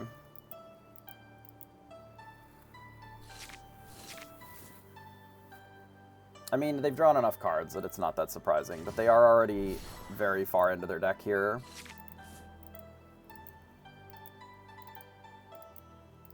Yeah, Cusco's very good. I mean, the 1/3 also would be kind of doing the same thing, right? Just gaining lore every turn.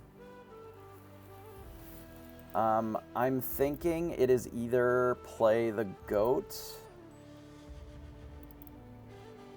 or just the rabbit here. I am likely looking to quest with both of these. I don't necessarily want to play the spellbook here. Because, like, what do I ink then? I guess a Maui.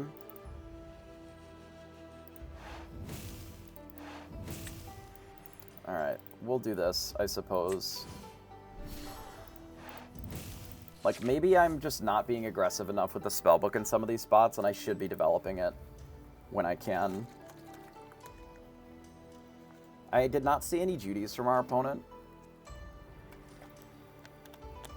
But it is hard for the spellbook to race here. Yeah, spellbook because they didn't show Judy out of...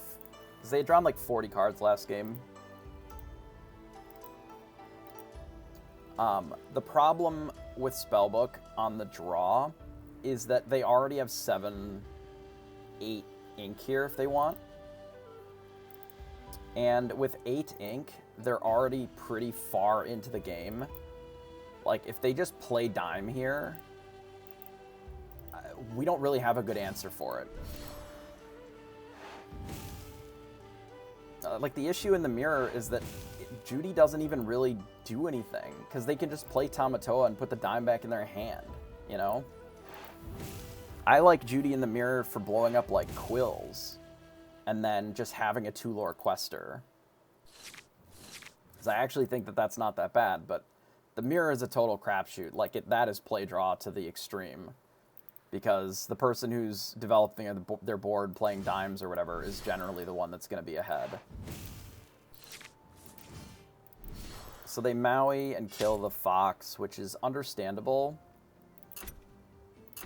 I am going to Cusco this Maui for sure.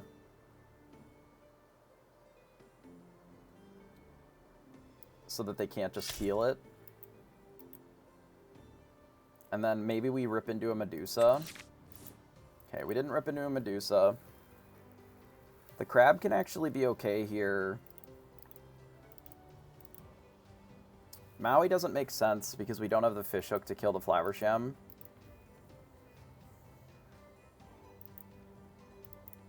I feel like we need to keep this crab, though.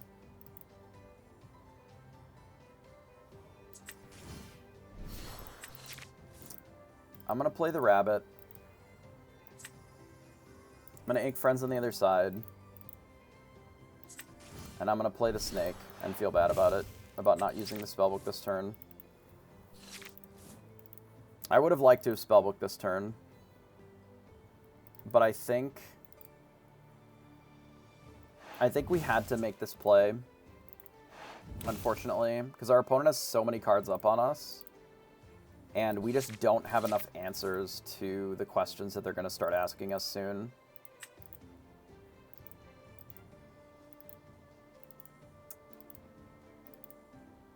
I don't think. Maybe I'm wrong about that. I'm not sure why our opponent doesn't just play dime if they have one. We can kill this. Quest for 2.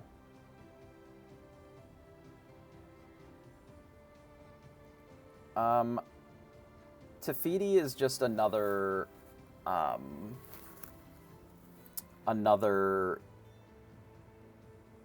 way of drawing cards, basically. It's probably just Quill's number 5 and 6, or however many Tifis they have. Because this gives them a way of drawing cards. It just draws them directly into the inkwell, right?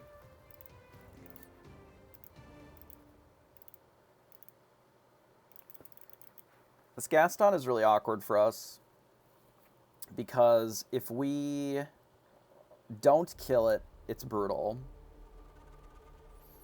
And if we do kill it with our Fox, we don't really progress our board very much.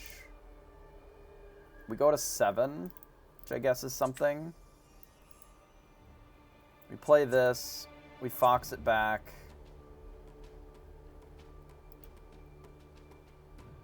If I get rid of Crab, I can also play the Kuzco then, maybe.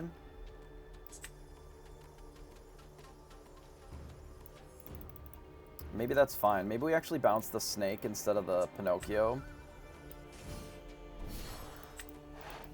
So we do this. I miscounted again.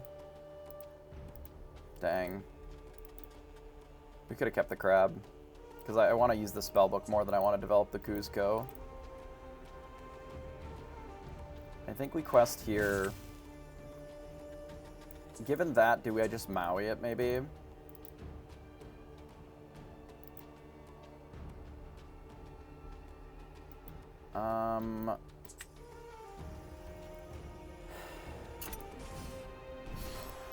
Alright, we'll still do this. We'll hit here. And then we'll just activate the spellbook. I need to be more cognizant of my ink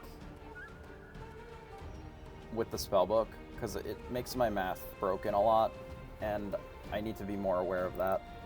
Because this has been happening a lot in the last probably 20 games that I've played. These situations where I've like done my math incorrectly have happened a little too often. I should have just bounced the Pinocchio, I think, to keep the 3/3 in play. Suppose it makes Medusa a little worse.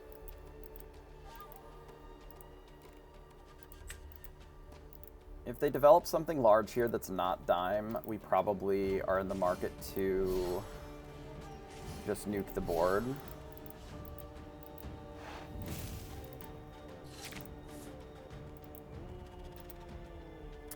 Yeah, and now that we don't have Crab, we can't... Nothing like being immediately punished for our misplays.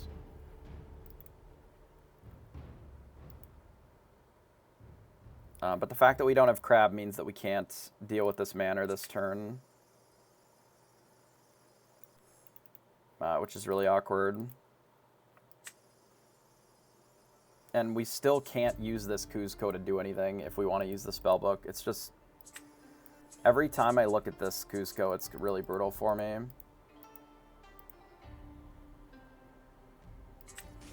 I'm going to play the goat and bounce the goat. Then I'm going to quest and quest.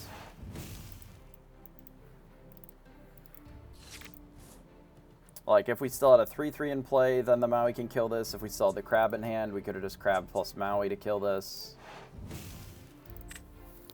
Basically, everything that we did there to keep this Kuzco in our hand has been very costly.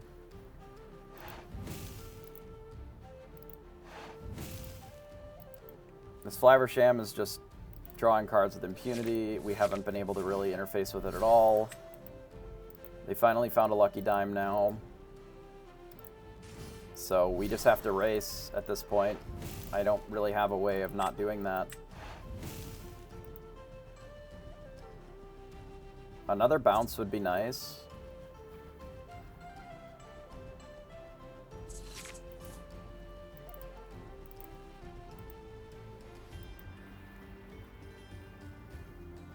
Um, 12, 13, 14, 15.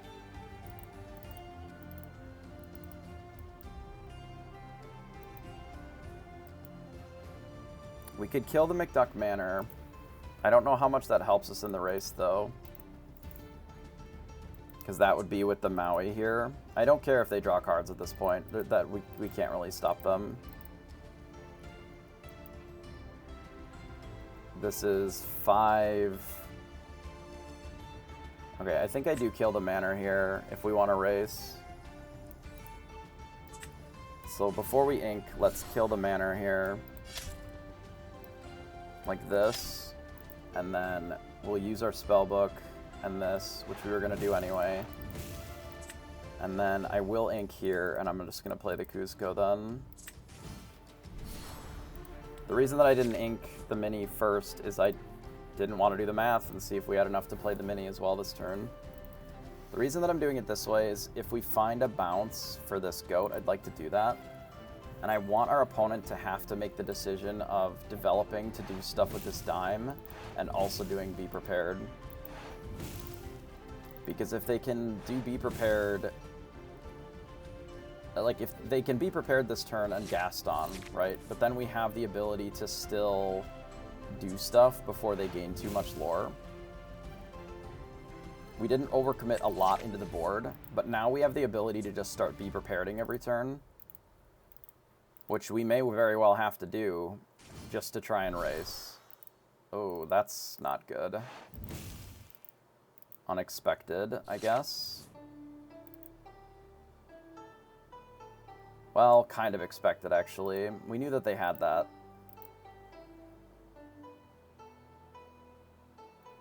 From before. So I guess we just have to kill it because I don't have a better answer. They are just the full-on combo deck.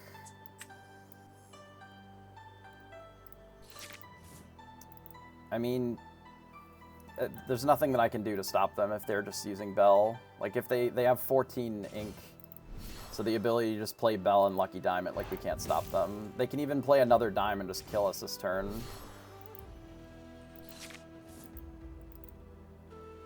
So close, yet so far.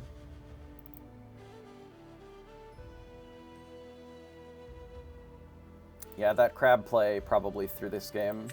I actually think we were maybe okay if they don't gain 4 off this manor. Maybe not, though. Because the Maui would have been able to threaten the thing sooner. But not being able to play the crab plus the Maui in a turn to kill the manor is such a throw.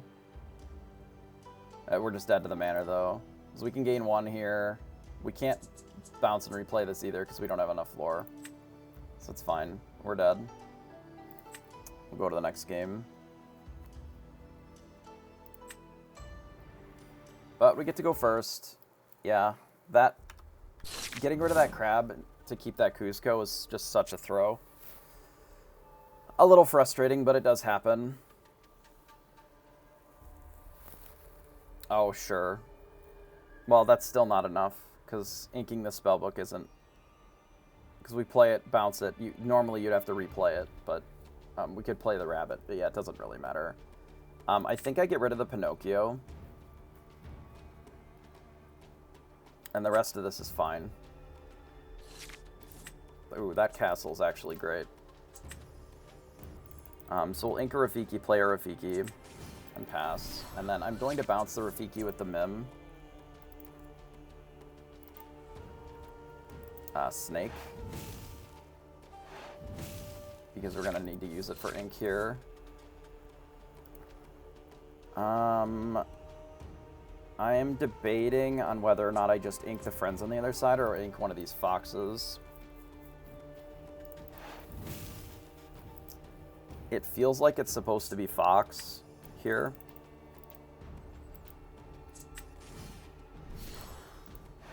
Given how much bounce we already have in hand.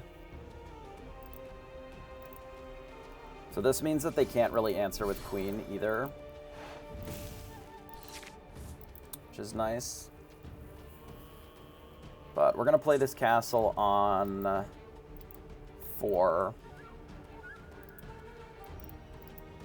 And I think be pretty happy with that.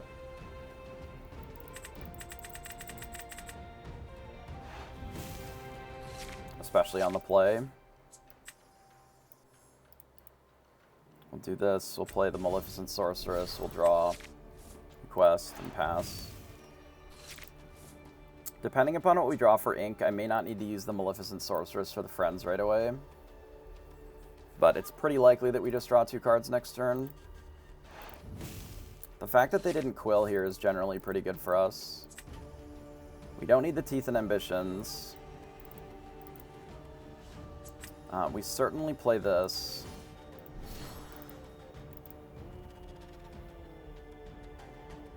I think I am going to draw 2 cards here. I think this is our turn to draw the extra cards, because it smooths out the next few turns. Because what I'd like to do is not ink these goats, and I want to play them. And then put 1 thing into the castle next turn. And if our opponent has to just do Maui to kill the castle, I think I'm okay with that. Because I'm even under the idea that I can Yzma the goat. Can they ink here as well? I don't think so, right? They already inked? Oh no, they can't ink because they 1 jump ahead. Right. So I can't kill this unless I fox it. Which means that they can't Maui my castle, too. Which maybe is fine.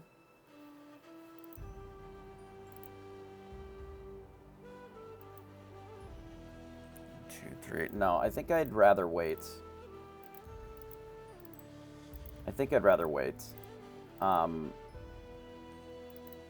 What am I inking here, then?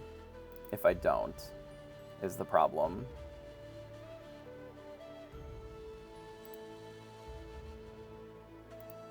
Okay, I'm gonna do this. I'm gonna play Pinocchio. I'm gonna tap the Flowersham. I'm gonna hit it with this.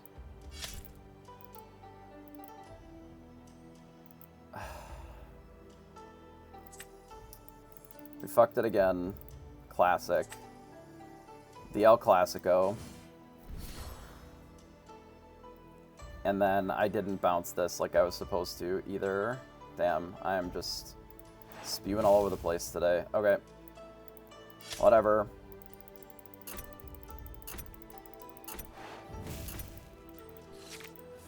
I was supposed to play this first. I was supposed to attack with this, play the Fox, bounce the Maleficent, ink the Maleficent, then play the Pinocchio. And I just, like, couldn't do that because the Pinocchio had to tap first. So then my line was skewed from the beginning, and then we should have just made the goat play like I suspected if we were going to do this. Obviously, this is still okay because we have this castle, but now they can deal with it with the Maui next turn. But I'm okay with that. Like, I'm not going to invest in this castle much more. What I'm going to do is ink this, and then I think just start playing goats after I do this Yzma.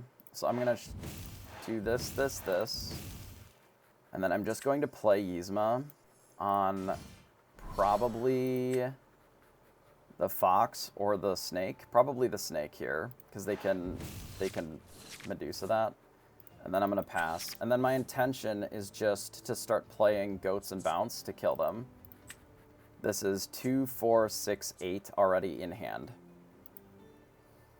So if we're able to quest with anything ever, which because we have this Yzma now, we can quest with 4, even if they kill our, like even if they play Maui, hook it, and kill this castle, I can still quest here, and then we just get to kill them with goats.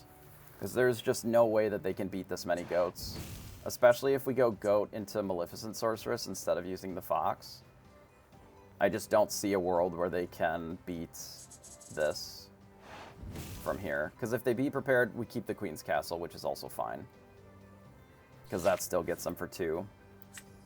I'm going to ink the Maleficent Monstrous Dragon. We're going to play the Sorceress. And then I'm going to play a Goat and then pass.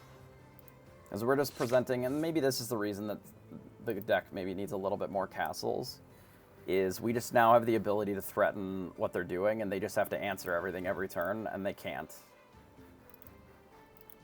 I have very much liked these sorceresses, however. Yeah, because Be Prepared is just such a low-tempo spell, and it doesn't answer the castles, it doesn't answer the spell books, like... Yeah, there's no shot that they can win here. We just play the Goat, and we bounce the Goat, and then the game is over. Can even kill this, too, for free.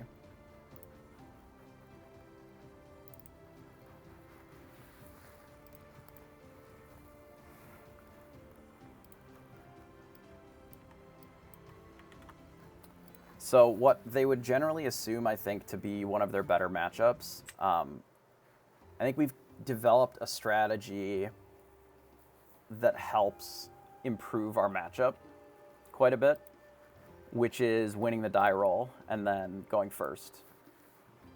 Obviously, that is the most important thing, but we've also made a better plan. Yeah, in this case, obviously, it is much better than Spellbook, because it just gives them a secondary thing that they have to answer. But they could have very easily just had Maui kill the castle, and then it's not as good, right? But it is very good in this matchup, because if they don't have the Maui,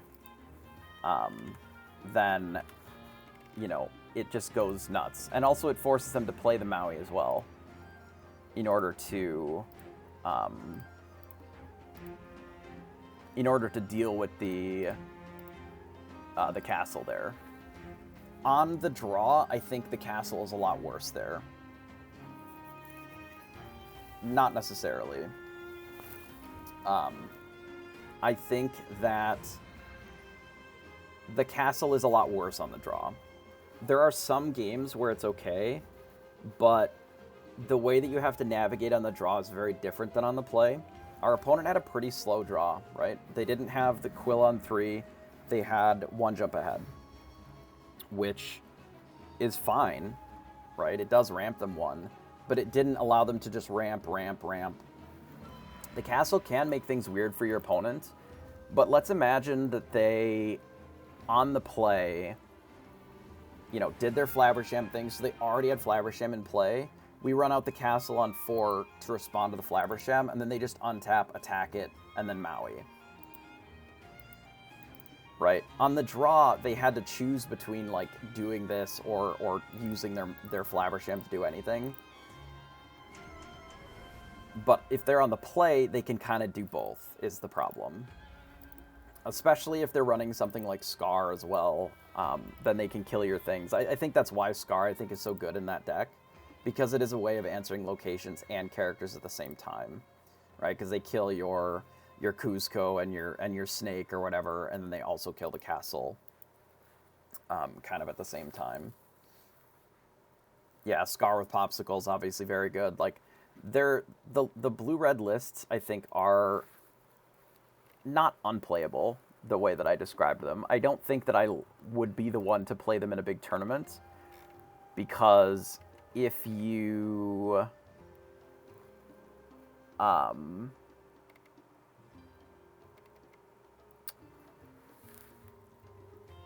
if you don't have anything to answer early pressure, like, we don't even put on that much pressure early, right? We put on a little bit, right? Especially that game, we ran out like a snake and a Cuzco, and we're just like getting a little bit of Lauren. If your opponent plays a Lilo turn 1 into a Simba turn 2, what do you do as blue-red? That Lilo is getting in for 6 to 8 lore before you have any cards that even interact with it. Right? Because the only early attackers I mean, if they're even playing Cruella, they would have to mulligan towards it, but that still doesn't answer the Lilo. That answers exactly the Simba. Sure, Teeth and Grandma, but a lot of these decks aren't running it. Like, the Rush Queen doesn't stop any of that. We're playing Simba, so it's a 2-3 with Bodyguard.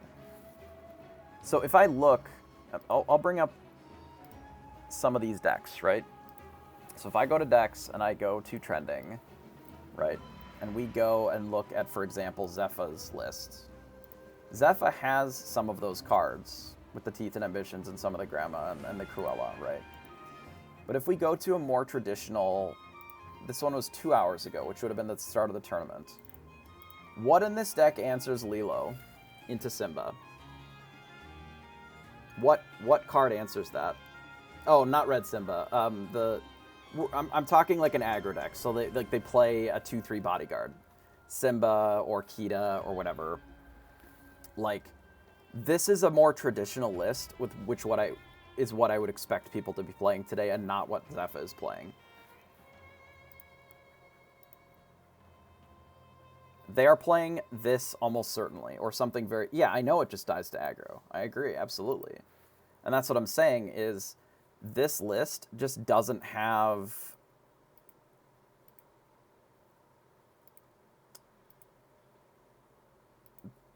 Like, this list just doesn't have cards. It's playing this over the 2-drop Gaston, the 4-2, right? But if they play a single Bodyguard, a 2-3... Yeah, we can look at Zepha's build. So this one is a little better against aggro, but it is a lot worse at... this list will be worse in the mirrors. Yeah, they just don't face aggro, exactly. But that's not true. Because you can play this, and it is just the same thing. They have the Curse Merfolk, the Maleficent, this is your aggro plan. They have, you know, they can follow it up the next turn by just doing something like Flynn Rider. Yeah, Queen is a little better against this matchup than what it would be if you ran into something that they had Kita or Simba, right? But this is not an unreasonable deck to run into versus a wide open field, right? Something akin to this. And if you don't specifically have your 4 cards, right? Because they are only playing realistically 4 cards in these Queen of Hearts. If they don't have one of these, play or draw, your 2 Lord Questers are getting in 3 times. Or 4 times. And then you're just dead. Right? Because your best answer is 7. Like, it's Scar and Be Prepared. And I do think that having a bunch of Scar is very good. And this gives you more outs to the locations and the sort of go-wide decks if you can just full-on ramp with your Fishbone Quill, right? If you have the ability to just do 1 jump ahead, Fishbone Quill, like turbo up to 7, and then do one of these, I think it gives you a better chance of some of those, and that's the idea.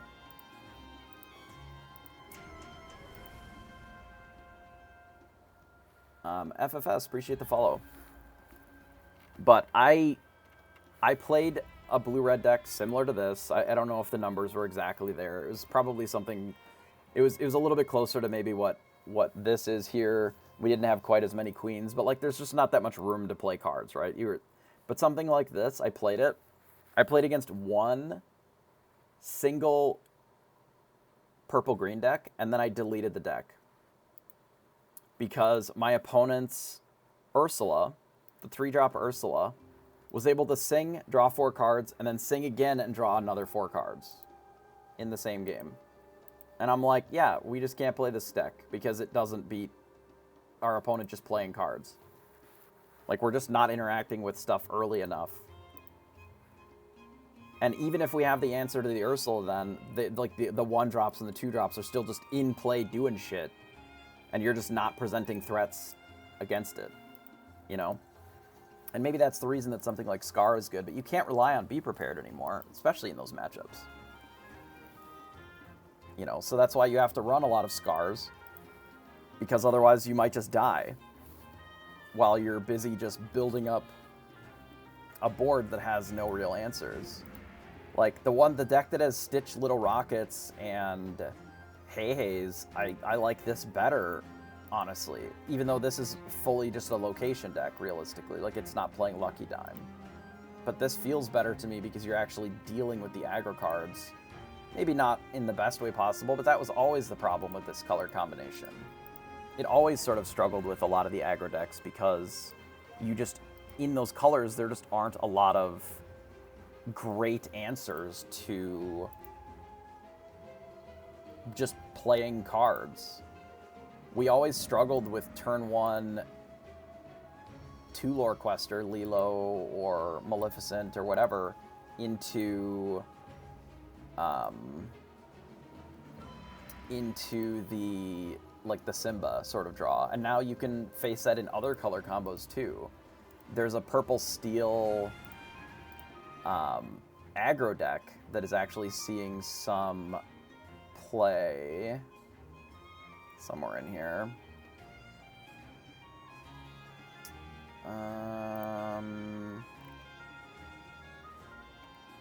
These decks are all so old. They're all playing Jafar still. But I was seeing an aggro deck pop up that's not Tiana, obviously.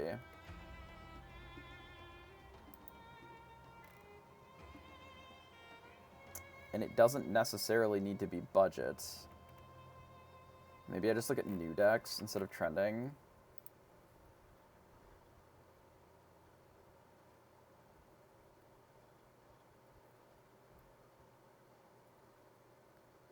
Yeah, I don't know where it is. Somewhere. Like, what if we look at something like this? I suspect that based on the price, this is something closer to what I was thinking. I would assume it would be on Robin's, but this is budget. But like something like this, where they have no Kitas in here. I would assume Kita would be necessary for that. I wish I could search like a specific card and see decks that have that card in it. Or can you?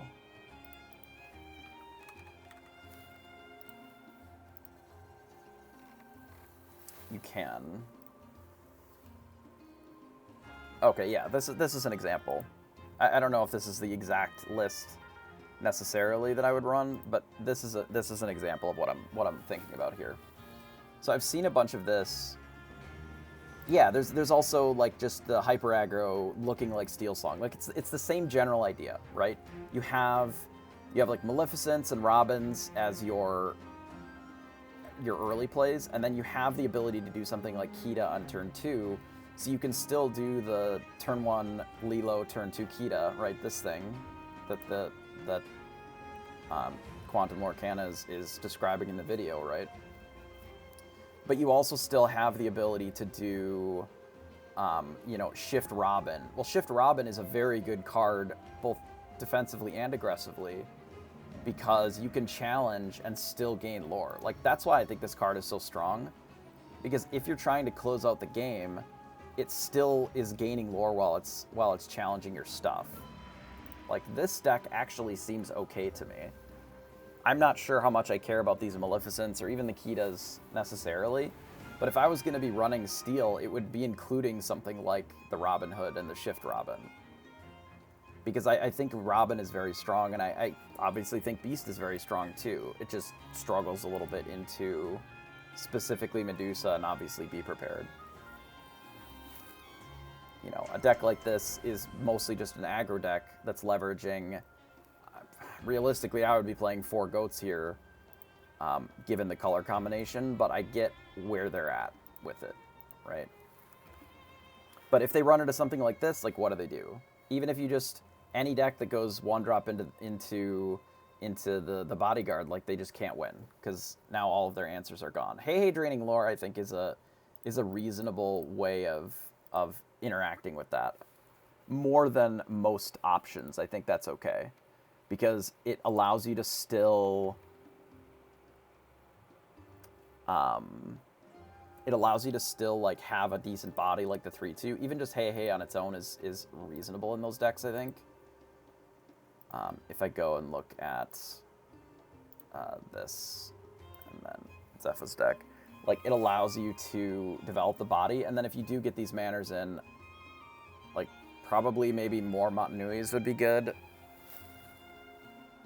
If you're looking to do this, like with the Hey, because you can only really move this once, I suspect. I think there is a red steel deck, but I think it is... There's a pirate deck, probably.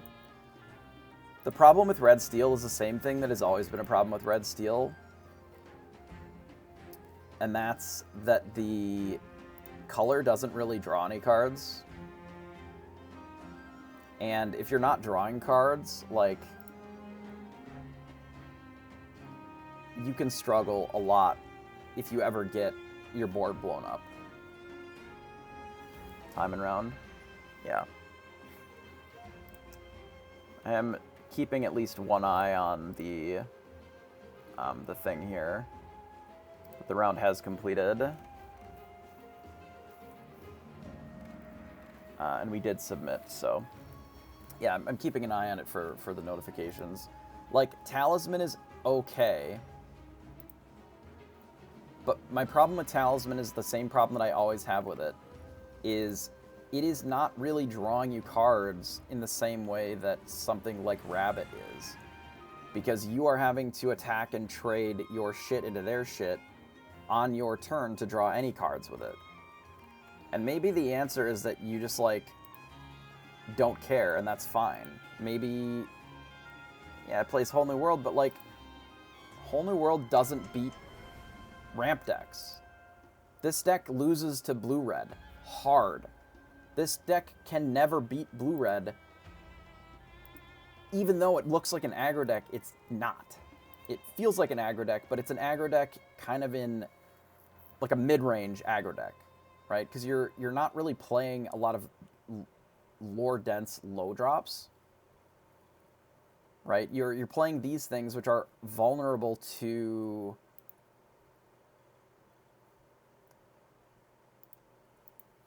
Maui by their very nature, right? You run out of Agrabah and they ignore it for one turn, and then a single Maui hit or whatever kills it. Like, they don't need to jump through hoops to kill it with Maui, any of these. Maui just 1-for-1s it.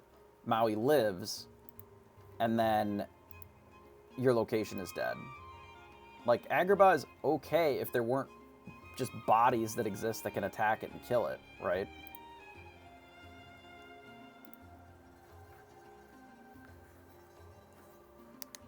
Yeah, you don't necessarily have enough singing. Like, Whole New World is a bad card. Let me stop everybody right here. Whole New World is a bad card if you're paying 5 for it, and you didn't also ramp a lot in the game. With something like Quill, where you know, added 3 extra cards to the Inkwell, if you are casting Whole New World for 5, which in this deck is not that uncommon, I would suspect. Like, they have a couple of cards that can sing it, but not much. If you are casting this card, your opponent gets to play the cards before you do. If you sing it, you get to play the cards first, right? You're gaining 5 ink and then also able to do that, which is why the Steel Song deck works. It's kind of the only reason that the Steel Song deck works, is because they're cheating on ink with Whole New World and with a lot of their songs, so that they're able to do 10 or 12 ink in a turn, even on turns, 4 and 5. But if their entire turn is play Whole New World and pass, now you have the action and you have the initiative on essentially all of the things that you can do with Whole New World. Also, this is a problem. Right? Most of their cards are uninkable, which is a problem. I don't know if Prince Eric is necessarily that good. Who knows if this is the ideal list for it, but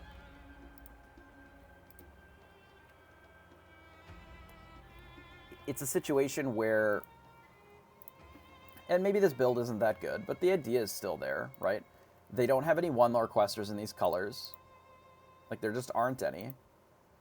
And the draw that they get to play is not really that good compared to what your opponents are able to do with them.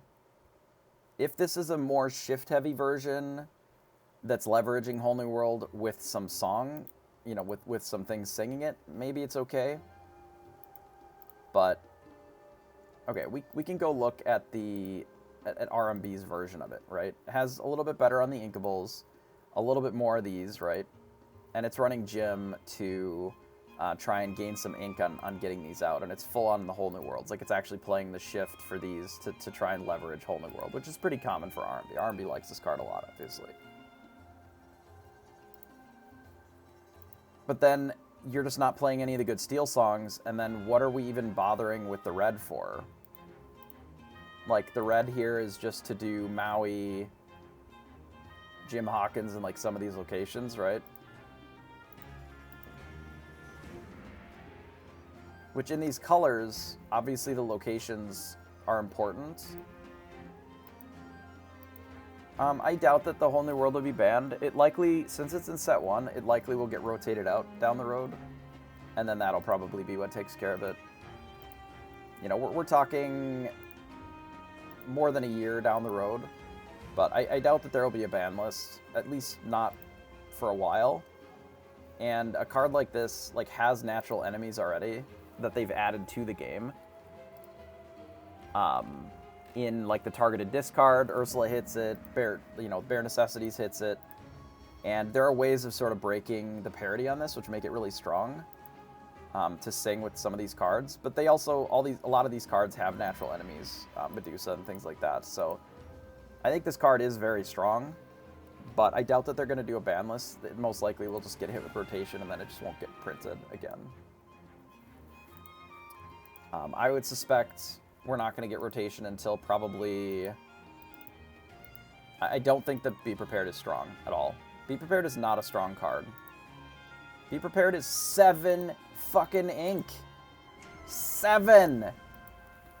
Be Prepared feels strong because it is just the only removal spell in the entire fucking game that isn't steel. So it feels like it's stronger. But it literally is such a negative tempo card that is a necessity to run. And you can play around it. You know that, like, that sort of an effect, like Wrath of God in Magic the Gathering, it costs 4 or 5 generally.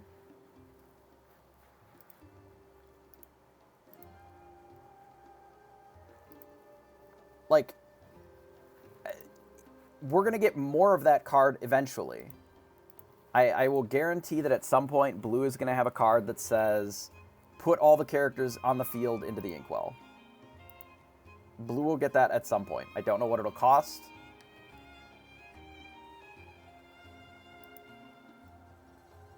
Yeah, Dark Hole is free. That was Yu-Gi-Oh, right? Dark Hole?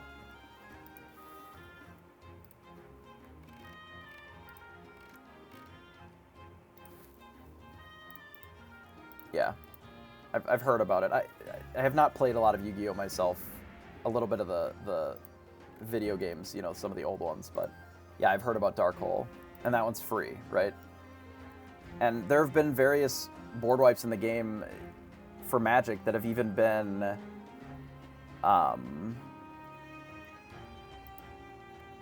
so is Pot of Greed. But we have something kind of similar to Pot of Greed in this. You know, we have Friends on the other side, which is very good. Right? Like, eventually, if there are other... So Be Prepared is going to start getting shaved from decks once there's other lower cost removal. So let's imagine for a moment a deck like this, right? Let's imagine for a moment that they print a card that says deal 3 damage to all characters, and it costs, say, 4 or 5. We'll even say 5. It is very likely to be uninkable, which would make sense. Most of the better removal spells have been uninkable. Yeah, the conditional ones, the 3-drop ones that, like, You know, they have to be a certain power or toughness, or below, or above, or, you know, they cost you some resource, or they give your opponent some resource, or something lives, or whatever, yeah. Like, you would still need an out to something else. You can only run so many uninkables in your deck, right? There's a limit to the number of uninkables that you can have. So eventually, some number of the Be Prepareds will get shaved in favor of the cheaper option, so that you can do it earlier. You know, a 4 damage deal 2 or even 3, I think would be fine. Like, as an uninkable, non-song action. Like, I wouldn't want it to be a song. I would just want a regular action that says, like, deal 3 to all characters for 4. Like, that would be very playable, and I don't think it would be that oppressive. Because as an uninkable, like, what do you cut even if we have it right now? Like, what would you even cut? Like, you would have to shave some amount of Be Prepared for it to make room. And then it's very easy to play around. You just play things that are a little bit larger. You play shift cards. Right? The problem is Swords is unink 5 that deals 2 only to their board. So it is a one-sided song that can do that. It's a song that is one-sided. So the dealing to both, I think, is the downside. Right? But it would be good in decks like Rapunzel. It would make yellow-red have more play. It would be a self-damage card that makes something like Hydra better as well. Which is also interesting. You know? It would enable the self-damage in blue-red and yellow-red very easily, because now all of a sudden the Pabby combo gets more interesting with some of your bigger, fat characters, right? You know, you play some of the bigger things, and then you can heal it. Makes Gumbo Pot just generically better, and it makes a lot of the, like, incidental healing cards or just the generically good healing cards better. You know, Jasmine, all of a sudden, the shift Jasmine would see a lot of play then. Because it would, as long as a lot of your characters are, like, the healing is really awkward. Because the only really playable healing or even damage that can happen a lot of times just kills your characters. Or it's Rapunzel, right? Rapunzel is obviously insane. Just as a card, because it says draw a card on it. But it would not only make aggro have to think about the cards that they're running a little bit more, because they can't just go super wide and be like, oh, well, they can't deal with anything until they Be Prepared. But it would make Bare Necessities better, because now the decks would be running more actions instead. It would make self-damage have a strategy, which I think they're going to enable at some point. Right? They have a lot of healing cards and not enough self-damage. They have, like, almost none. It's just Teeth and Ambitions for self-damage. For self-damage, that is on demand. It's basically just Teeth and Ambitions. They've enabled the mechanic of, like, moving damage counters, but they haven't really given us any cards that make that do anything relevant. Which, you know, obviously the Medusa for 5 that draws a card and moves damage isn't insane. Well, but Gothel is not really self-damage on other cards. It damages itself, right? But I can't use that to damage Hydra, as an example. You know, Hydra being a card that would obviously want you to damage it, because whenever it's dealt damage, deal that much to a chosen opposing character. If you have a Hydra in play, and then you cast that card, you can kill something with 6, or whatever then, right? Because it takes a little bit of damage itself, but then it's able to deal it to the other side, right?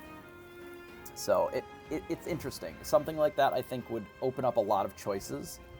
And the more of those cards that they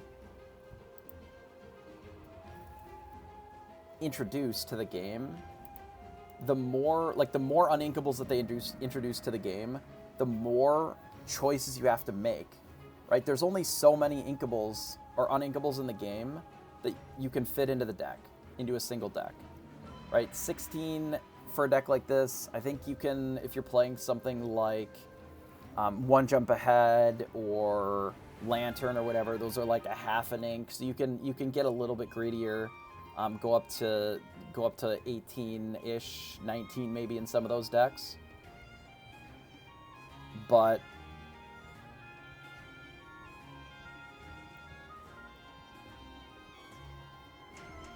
you'll have to be more conservative with your uninkables the more that they keep adding. Right? Anytime that they add an inkable card that does something that's okay, you don't have to think about if you want to add it to your deck. Is it just better than one of your other inkables? If so, like, put it in your deck, you know? But if you make a card, which is why I think the inkable versus uninkable is a very good design space for Lorcana, and it allows for a lot of future cards to be pretty strong, because you can only run so many uninkables. Otherwise, your deck is unplayable, right? You know, it's why I think Maui is so strong, which is why Goat and these are so powerful, because they are inkable as well as being just a good statted card, or in some cases a little overstatted perhaps. Because you could just freely put them in your deck in huge numbers, and you don't have to worry about not being able to participate in the game because you have too many of them in the deck. But if you have too many of this, you lose. You know?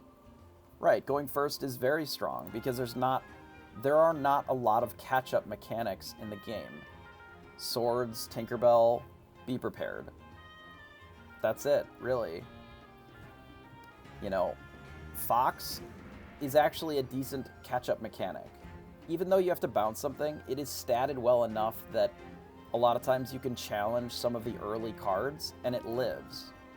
So then your opponent has to either challenge it with something of their own, or they need to, you know, make a choice, right? Because now you have a body on the board. And in some cases, like, maybe you can use one of these to challenge and then still bounce it. You know, Maui is a decent catch-up card because it is just so high stat. Honestly, if the 3-cost Rafiki was inkable, I think it would have been a pretty decent catch-up card in the same way that Fox is, just because it would live, right, a lot of times, and then still just be able to challenge and remove something.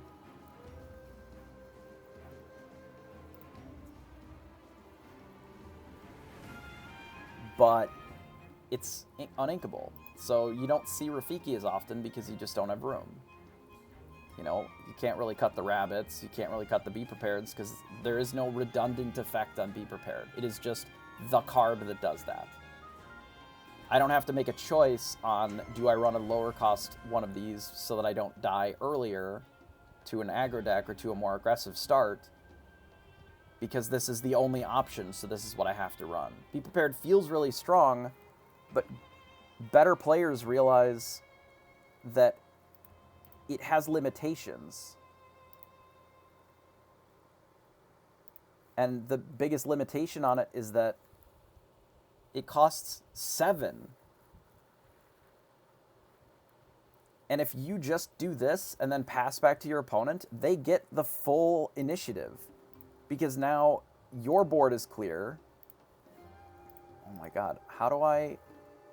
Hang on. I got booted from the event page, and I had to log back in. So let me find my match here. Because round 3 is up.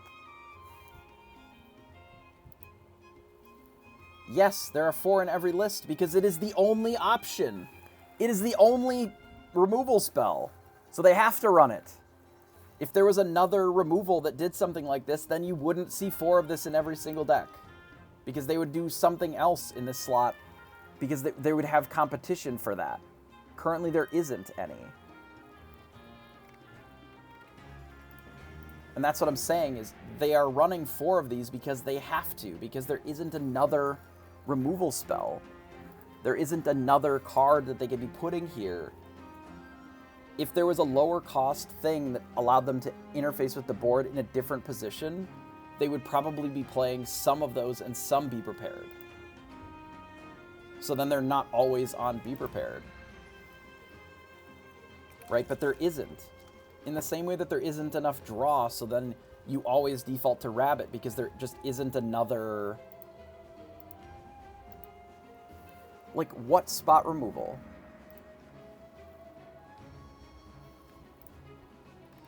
Are we talking about Maui? Because that's a character.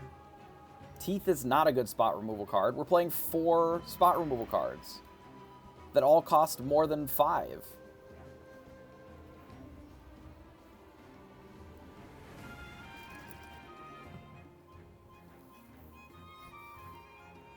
I literally can't see my game at all. I don't know if it's fucked or not, but I have no ability to see it.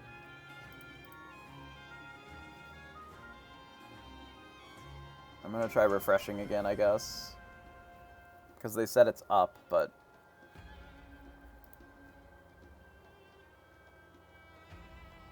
I'll even show what I'm looking at.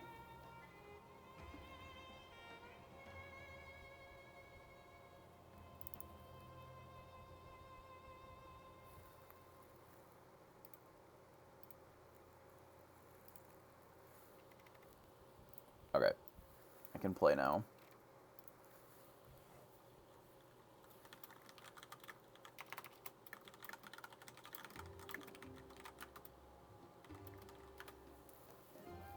Okay, so let's jump in the game here, play this custom.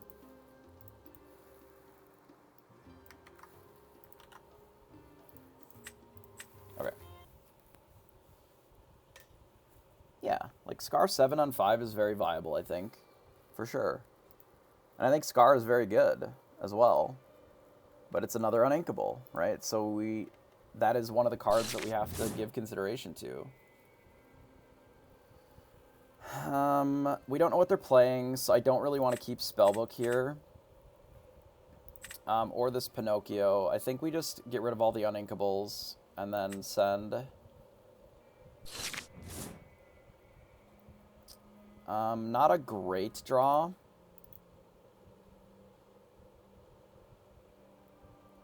I'm debating if I play this Minnie Mouse at all. I think because I have the crab, I probably can. We have an awful lot of 3s. We'll see what our opponent plays and whether or not we really need this fishhook or not. We got the play this time as well, which is very good for us, of course.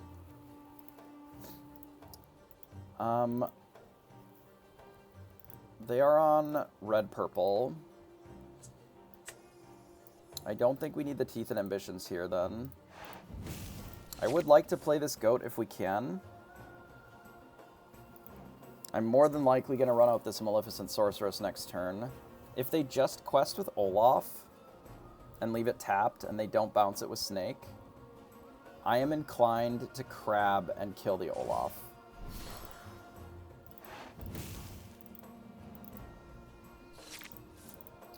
Especially since we ripped the rabbit, I'm okay with doing that.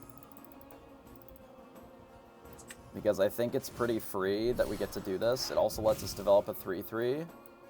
And we just get to remove a card off the board. I would rather keep the hook than the goat, I think. So I will probably ink the goat to play the rabbit, assuming that we draw nothing.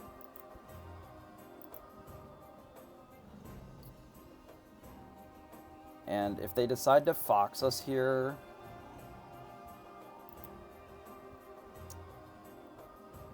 I mean, they might do this back to us. That's an option, too. No, they just play Maleficent. That's fine. So they Kuzco. We rip a Spellbook here.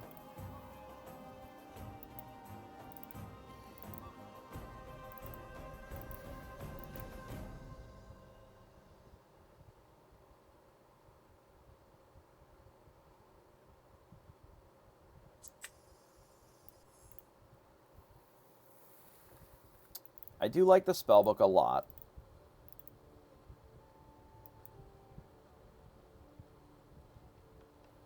But I don't think that's what I need to play here, because then our next turn is really awkward.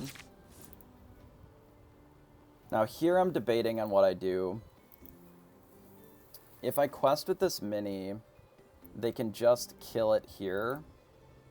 If I kill the Cusco with the crab, they can also just kill the crab here, which is really rough for us.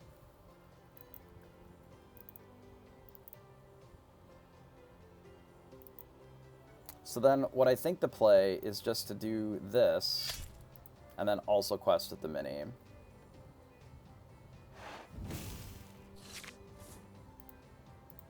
And then pass. And I know that this gets rid of our crab here, most likely. Or it kills here, which is fine. But then they likely can't get rid of both without this Maleficent doing something. And if they don't have anything, or if they just Fox and kill here, then we're able to untap and still perhaps develop the hook or develop the spellbook. So they decide to Fox. We'll see if they kill the crab or just the mini. They decide just to kill the mini, which is fine. Not entirely unexpected there.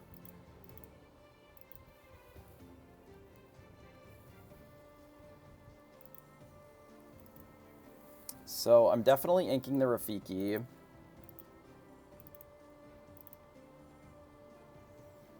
What I'm debating here is if I just develop the spellbook.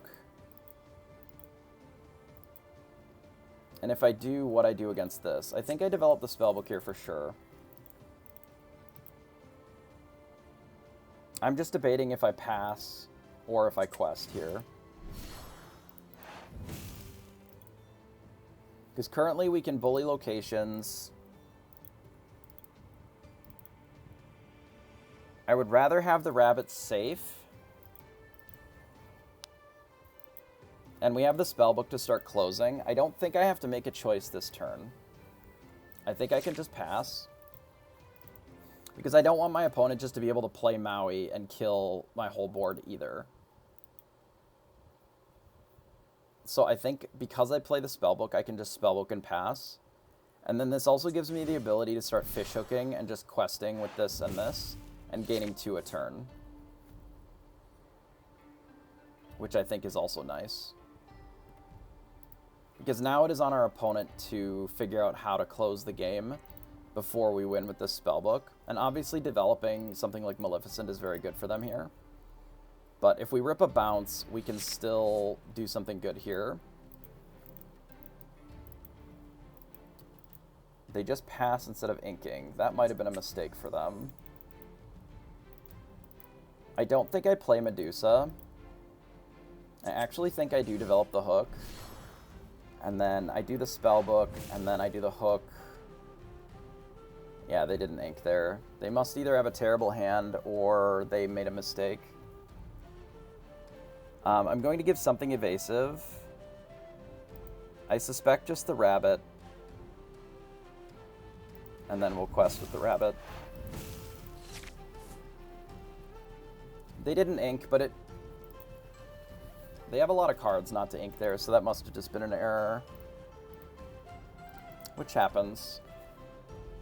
So, the teeth there actually was a little interesting to ink. They dragon fire my rabbit. Deal.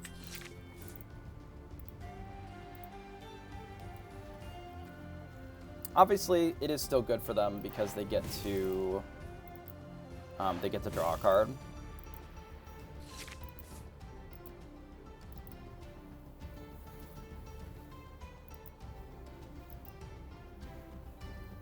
Do I not ink here?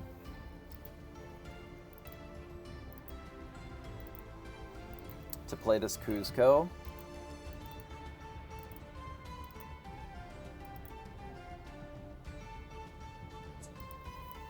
That would leave us just with Medusa. Like, if I attack here, play Medusa, do Spellbook.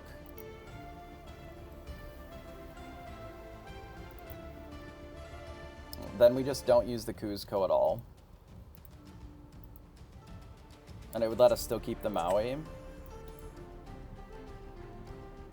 Alternatively, I can play Cusco, not ink this turn. And then Fishhook here and quest. Maybe that's better. No, clearing the board I think is better here. We're gonna hit here.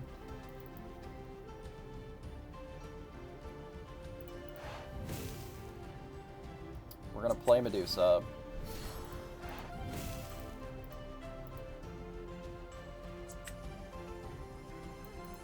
I wonder if it's ever Ink Maui. I think it is actually Ink Maui. So that we can run out the Cusco. Like, there's a world where I'm not that worried about their locations yet. Eventually we might be, but I don't think we're quite there. And I don't actually care if they're drawing cards here. Like, drawing cards just doesn't do anything currently. So we'll play this, we'll do this, give this Evasive and Quest, and pass. The Crab does Challenger, not plus Strength like the Maui's Fishhook. Because Maui's Fishhook specifically says gives them +3 Strength this turn, versus giving Challenger 3 with the Crab, so they would have to challenge to gain it. I thought about that after I targeted it, instead of just canceling. But it ended up not mattering much.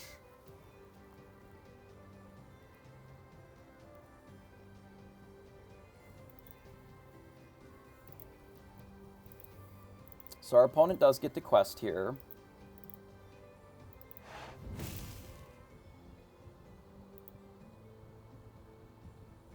We'll see what they run out. They play a Spellbook of their own, which is unfortunate.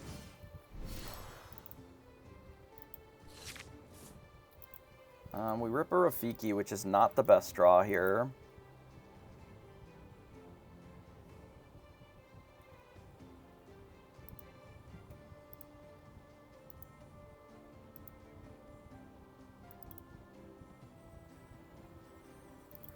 We are a little ahead on lore, though, which is nice. I'm just debating what I do in this turn.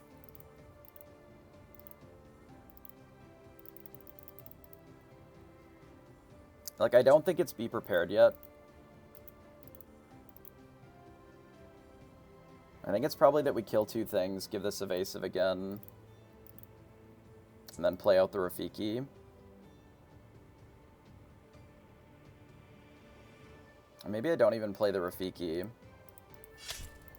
We'll see. Hit here, hit here. We'll do Spellbook. Give this Evasive.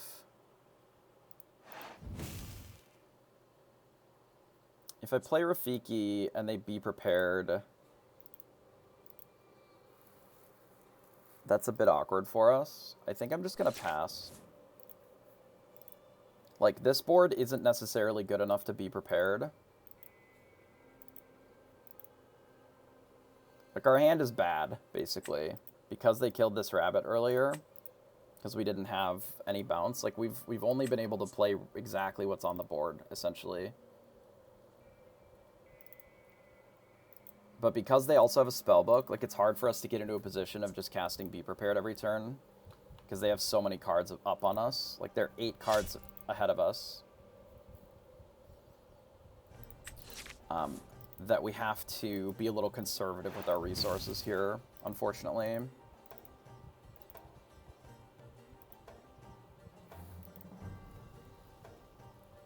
Like, luckily we have the Medusa that can keep, like, advancing the board, but we're just not ahead in the race at all, which is unfortunate. Why did they ink a goat? They have another goat, I guess.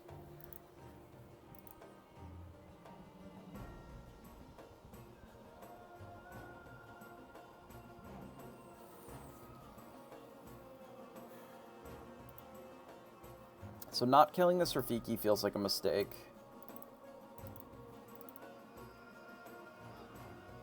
I'm just gonna draw 2 cards with this instead of singing it.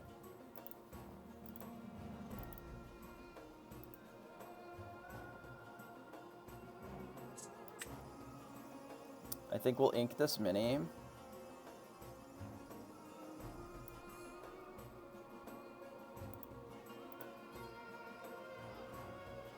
We can do quest here, fox this, hit the Rafiki, gain 1, play this or give it, and then we can play the Rafiki, and then we still have a Medusa in hand.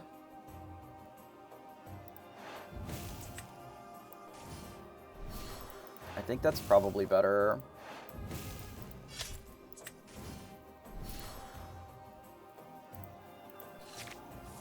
This is an awkward race, unfortunately,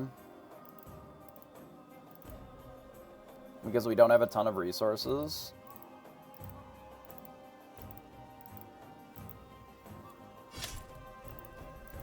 So they kill the fox. They play Maleficent. But it means that they can't activate Spellbook this turn, which is actually okay for us. So I can just Dragonfire here. Gain 1. Pass. We could have also Be Prepared there, but I think the Dragonfire is better. Because if our opponent just plays like 2 things, we're going to need to Be Prepared it. They just Olaf. So I'm going to ink the mini. We're going to play Medusa, hit here. Like, they know that we have the Medusa. We have 2 options. We can give this evasive and then just keep the snake for something else. Or we can bounce the Medusa back. I think I'm supposed to bounce it back. It's only worse against exactly Medusa of their own. Which maybe, since we're playing around the Medusa, maybe we just do this instead. I have to assume that they have Medusa in their hand, right? I mean, we are 6 cards down, currently, from what our opponent is doing. So they played 2 things there.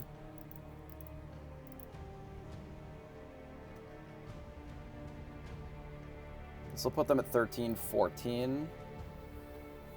I have to assume that they have a goat, right?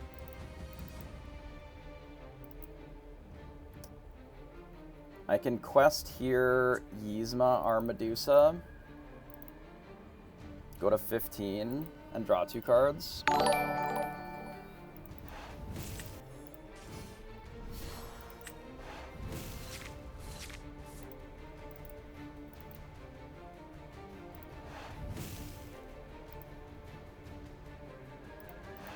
Give this an evasive and pass. I mean, it could be. They've had a lot of uninkables in their hand. It's possible that that's why they missed a drop earlier. Ideally, we get into a situation where they have to be prepared. They've been inking off the top. Okay. So in this position here, I think we have to be prepared the board. I don't think that I play this. What's the alternative? We can hit here and then kill 1 with the Mal. I don't think that's better necessarily. Obviously, if they have like Goat and Bounce, we're in a really bad spot, but I think it's just do this, be prepared, especially since they played this Rafiki. I don't think Bounce makes sense. I'd rather keep the snake in my hand.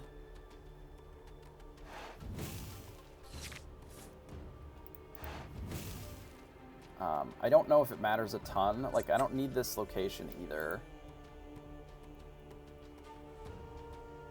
because we just kill them with the spellbook before this is relevant.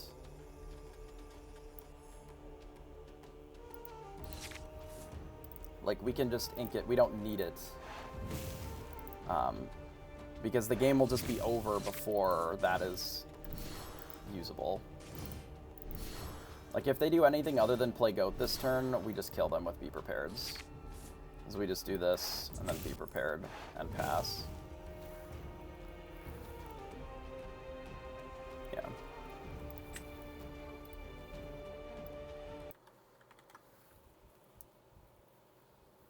Okay, so now we're on the draw, which is obviously a little trickier. This is an okay hand. It does not have a ton of draw, but it has a little bit with the Sorceress. We probably play the mini, but I think this hand is keepable. The double snake is a little awkward. But we can get a snake out on 2, and then the rest of it will be fine.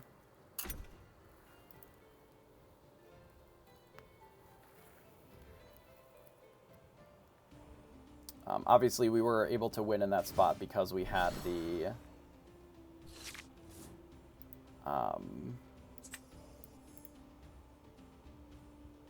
Pinocchio is pretty rough here.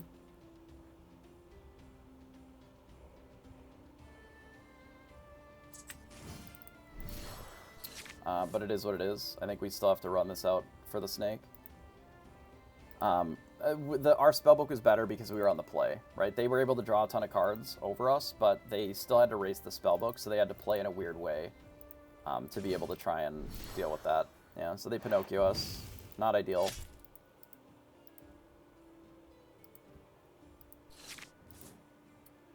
In this instance, then, we just don't play this, then.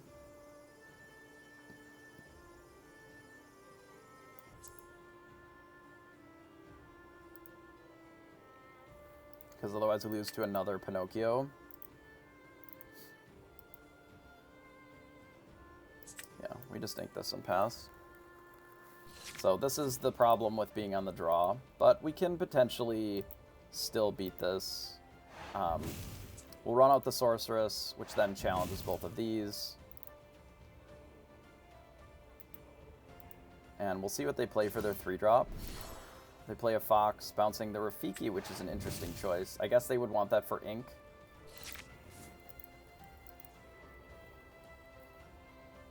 So I don't believe that we have time for this goat this game, but maybe. I don't want to lose to locations, right? So we want to keep something like this around, if we can.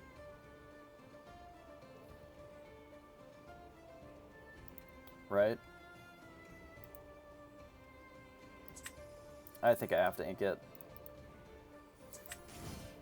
I think the way that our hand is situated, it's either we get rid of a snake or we get rid of that. And I think I'd rather have the snake. Because on 5, I likely am going to bounce this, but I may end up wanting to just play goat next turn. We might bully what they're doing here. We might just kill their Fox as well, but we'll see. Because we are a bit behind on card draw. So they do play a Queen's Castle, which is unfortunate, but we have the Maui. And we can, in theory, just Fox it this turn, and then it means that we can kill it with either a Fox or the Maui as well.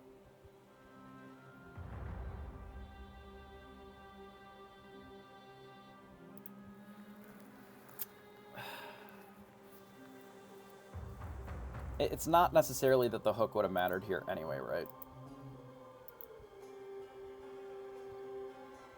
We can kill this on 6 no matter what. If I attack here, they likely have to challenge back. If we play a goat, they don't necessarily have a direct answer to the goat.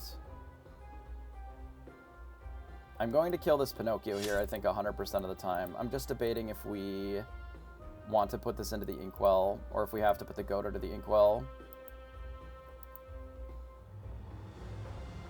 Or if we just cast the goat this turn, are really our choices. I think the play is that we do this, and then we hit the castle. And then I ink the goat and pass. I don't love it, but this is currently our only card draw. We have Maui to kill the castle. Or if they don't quest with this fox, we also kill it. Our worst case is that they actually Maui this fox here. Because then they just have a Maui in play.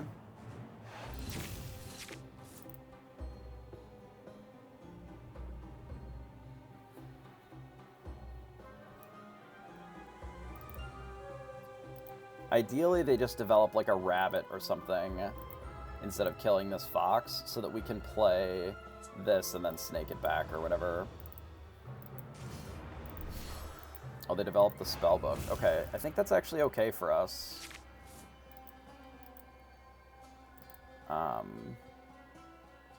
Because now we just kill the castle. I mean, it's not great for us, obviously. But we have answers that we can deal with it.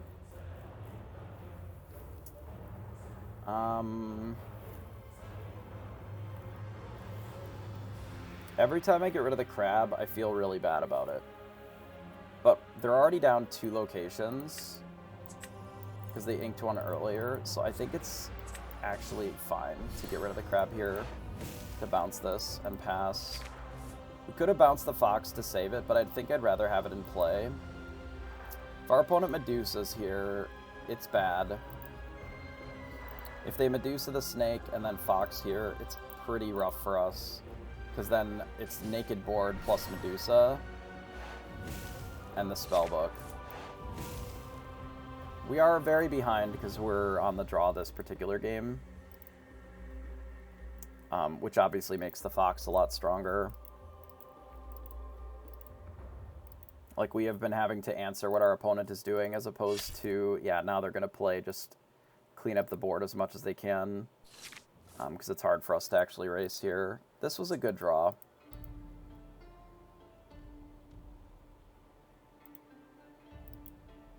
I mean, it's still fine in the mirrors. Like, in best of 3, it's actually not that uneven. It's just in this particular one, we are on the draw for this game. I think we hit there, and then I think we develop the sorceress. It will be hard to win this. I have to ink something.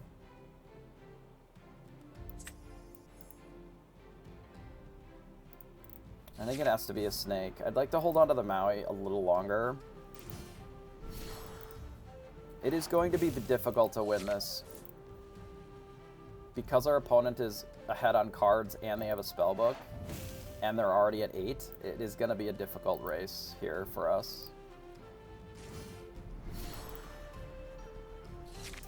Medusa would probably be what we would have needed here to be able to actually win this race, because now the problem is that our opponent can just play Be Prepared, like they can ink and Be Prepared next turn, and then we're in a really bad spot, right?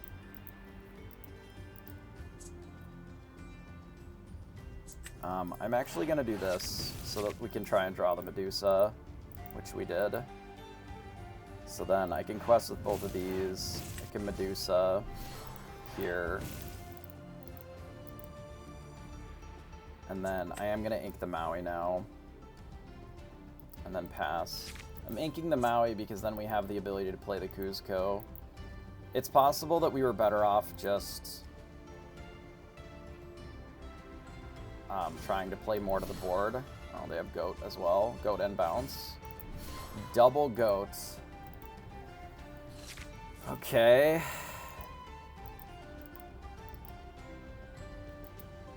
Well, that's not good.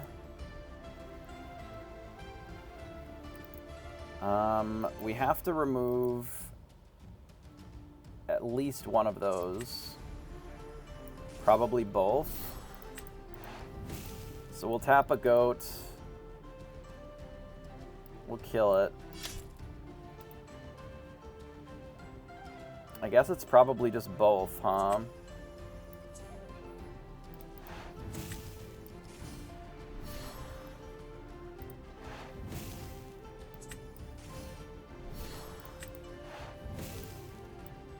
And then we quest.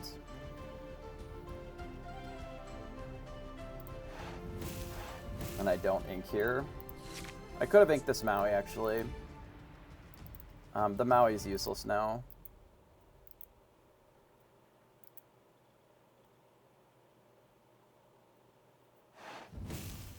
Given that they play double goat,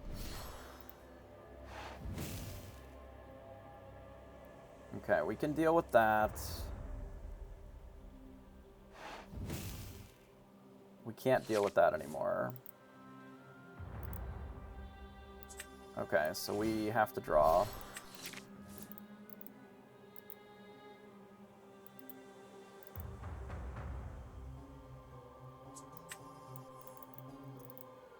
I think we get rid of that.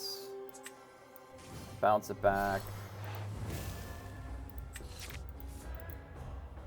I play Kuzco, and then I quest out.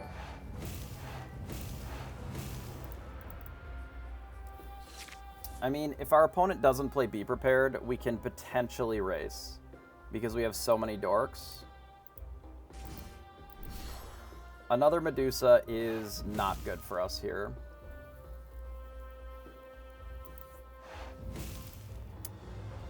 The problem with another Medusa here is that not only does it advance their board, but it also kills our board. We can go to 12. I guess I can kill one of them with the Fox.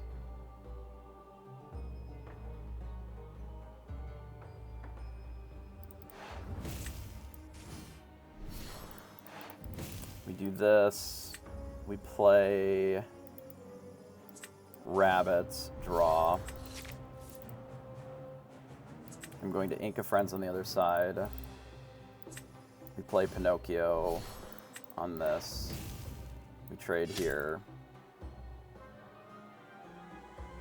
And then we quest, quest, quest.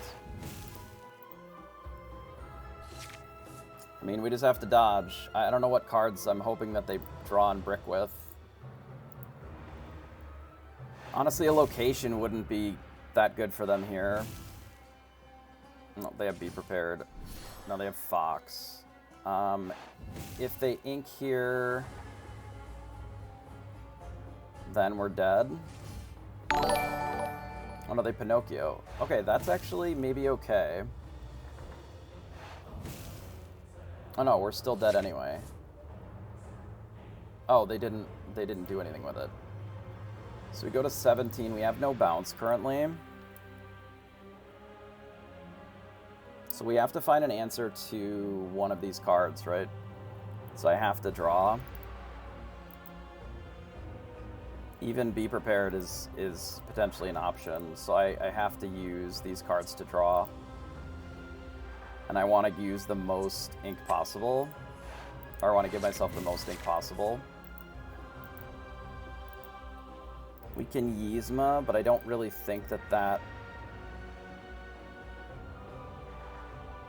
is that good, because it doesn't answer enough. Maybe it's okay. Like, we Yzma the Fox, and then we go to 16. Ink the Maui.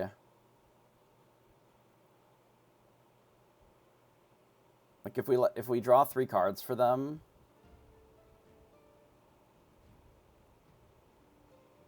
if any of them are Be Prepared, we just lose, right? But I don't think I can play around that. So we can ink the Maui. I can play this first, and then see if that gives us an alternative option. That does give us an alternative option. So I can do this. Bounce the Pinocchio. Play this. Tap their Pinocchio. Kill it with the Fox. And then we quest out. Quest, quest, quest. So, this is 16. I may as well just play this, because we don't have the time to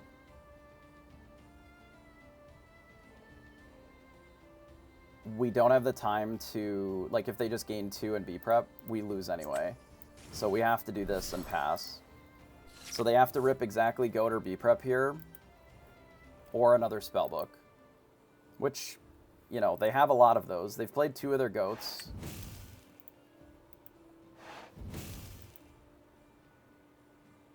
They didn't have it.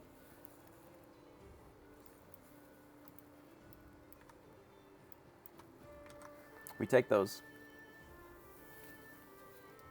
We just played Zoo, and then, because they have Medusa plus X, so it had to be Goat, which they had 2 left.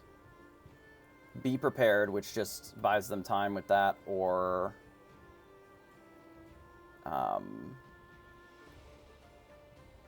another spellbook. And I don't even know if they're necessarily playing 2 spellbooks.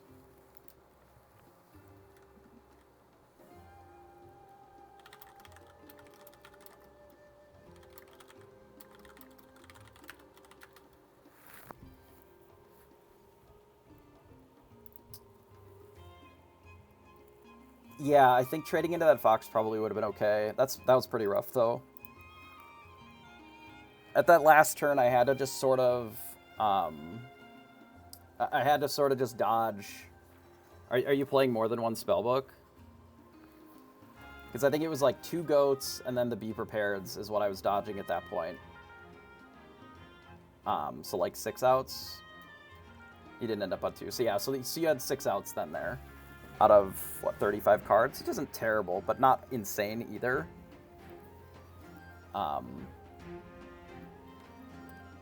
But yeah, it was like 6 outs, which is still pretty good. I mean, to just win on the spot, right? I don't know... Like, there's a bunch of redraws, too, like a rabbit or a draw 2 or whatever. Game 1 on the rabbit, yeah. Which I think was probably fine to do there.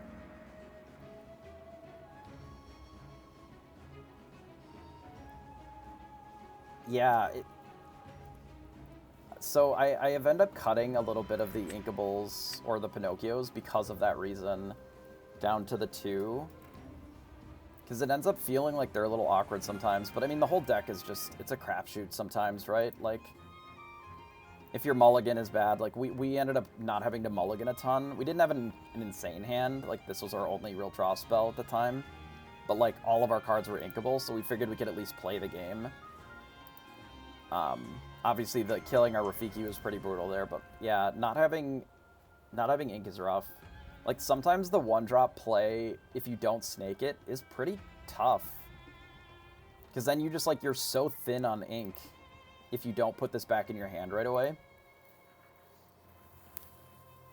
Like, the deck is at the point of being greedy enough that, like, sometimes your 1-drop, like the 1-drop into Pinot, it was very good there. But it also means that, like, some of your ink is just on the field, too, which is pretty tough. Yeah, that was really close. Spellbook is a fucking card.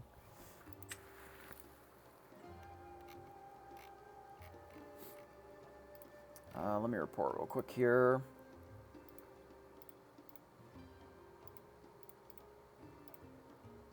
Oh, this is not right. We only played 2. This, and then this. This. Okay. Yeah. I don't know. I'm not really sure. The castles do seem really strong to me, though. And I kind of want to fit more, but I just don't know where to put them.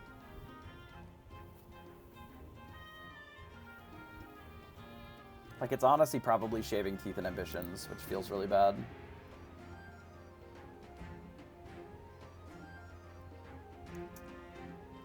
Yeah, 42% of the field. I mean, I'm not surprised. Like I've said every time that we've played this deck in tournament, which has been almost every tournament so far, and outside of the one where we played the Arthurs, which I felt was just wrong for the day, this deck gives you the most chance against an open field. Because you're not ever outside of full-on Bucky combo where they Bucky John and just send you to the Shadow Realm, you're not an incredible underdog against anything. You're not necessarily incredibly favored against anything either. You know, there are some decks that struggle into this a little bit just because you have a lot of answers to stuff, but none of them are like 80-20 blowouts, right? You might be favored 60% or whatever, but you're never just an incredible favorite to win. But you don't ever have any underdog matchups either. That's kind of why people refer to this deck as Jund, because historically it's just you play a lot of good cards and then you just have an okay matchup everywhere. So when you play in a very long tournament, which this one is probably 8 rounds, I would imagine, you want to give yourself the most choices, which you get from drawing a lot of cards, which we have, you know, the Rabbits and the Sorceress, the Kuzco, the Castle, the Yzma, all this shit draws cards, the Friends on the other side. Even the Snake and the Fox are technically drawing cards as well, because you can't really play them unless you're bouncing something, and then you just have that card in your hand now, which is essentially drawing it. Hey, Z Power Hour, appreciate the follow.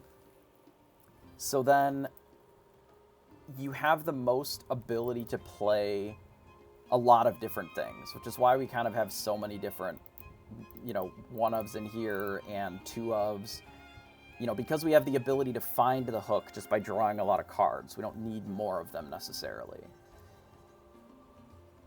Obviously, something like Be Prepared is a bit of the exception here, of course, but you know, we can afford to run a little bit lighter on some of our more potent cards just because we have the ability to find them,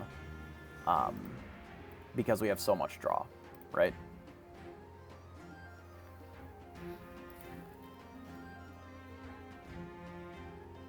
I don't know if I would want to play a deck like a combo deck in a tournament, because I don't think that any of the combo decks are consistent enough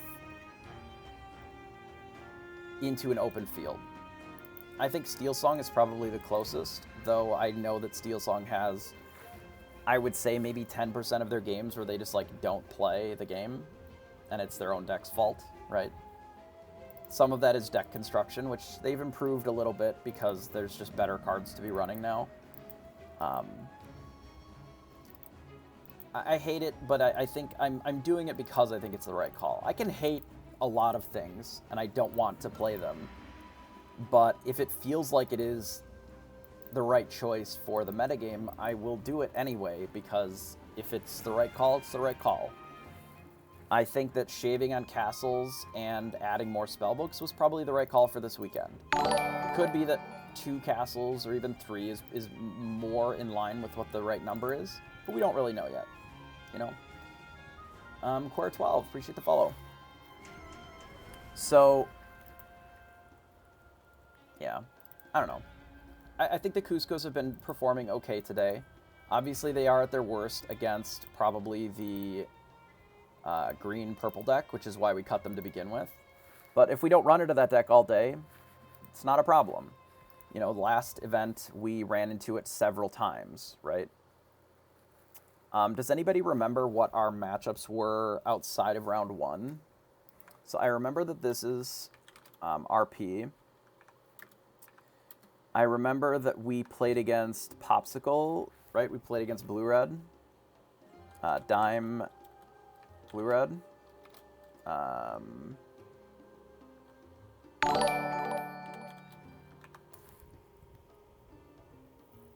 What was it on... Yeah, was it the mirror in round 1? I think it was red-blue round 2. I think it was maybe the mirror round 1. And then... Oh no, we played against discard. We played against discard in round 1. And the mirror round 3, and then it was RB round 2. It just felt like RP all day, because that's generally what we run into. But we played discard. It was green steel. Bucky. GS Bucky. Because it was the full discard, because they also had Johns. Teeth has not come into play at all yet today. It was against Brindlewar, that's right. I was a little worried about that match because that is a tough opponent for sure. Because they have a lot of experience with that deck as well.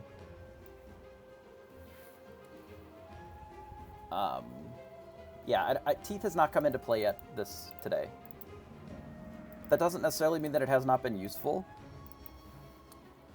It just has not come into play yet today. I think if you're going to run something like Teeth, you kind of have to run 2. If I was going to cut something for castles, it would either be completely removing Teeth. Yeah, Johnson, Big Herc, that's right. We just barely got them with the B prep from drawing cards. Like, we let them quest for a turn so that we could use them to draw cards into finding Be Prepared to clean up. That's right. That was a close game, too. A lot of these have been really close. Yeah, I think if we're going to cut Teeth, you would just cut all the Teeth instead of some. Like, 1 just seems like not enough if you're going to run it at all. There is a world, bear with me for a second, where we cut a mini, or we put this to 3 Chernobyls or whatever, right? We shave a 1-drop to go to 7, so 7 plus the 2 Kuzcos. We cut both Teeth, and then we go up to 3 castles, or 4 castles. Or possibly even 3 castles and the 4th dragon. Or sorceress, rather. Or even 3 Kuzco, 3 Maleficent, 3 castle. But then aggro. I mean, we still have the Rafikis. We still have the Pinocchios. Like, what aggro? This card isn't that good against green-purple. Right? Teething their 1-2 or their 2-1, it's better to just Pinocchio it anyway. Because you have to discard a card either way. You may as well just discard... you may as well just discard whatever you want instead of specifically having to deal 2 damage to one of your things. Hey, Determined Doug. Appreciate the follow. And, like... this doesn't beat Ursula, which is really the only card in their deck that we care that much about. Because it's the only card that allows them to get card advantage in that matchup. I mean, they have Rabbit and the like, right? But they're a worse big mana deck, right? They're worse at doing this stuff than we are, just because we have a better top end. You know, their top end is Genie at best, right? Which just gets Medusa. So they're more of a lower mid-rangey deck, and sometimes they just goat you a bunch and kill you, and that is what it is. But in general, I would say that deck is not an aggro deck in such a way that Teeth matters a ton. Obviously, there's some draws where you like you have a Kuzco out and you can sing the Teeth and Ambitions, but this card can be a liability in that matchup too. If you have Teeth and then they Ursulon 2 on the play and they just take it, not only do you not get to ink it, but also you're just down a card. Like, everything about that is terrible. I think if I would cut the Teeth, I would want to go back up on a Pinocchio, but then I don't know what we remove to be able to play the additional Pinocchio. Probably Dragonfire, but that feels pretty terrible. And maybe the answer is that we just don't care about aggro, in the same way that we don't care if you know, blue-red doesn't care about aggro. Because we still have plenty of cards to interface with aggro, just not as many.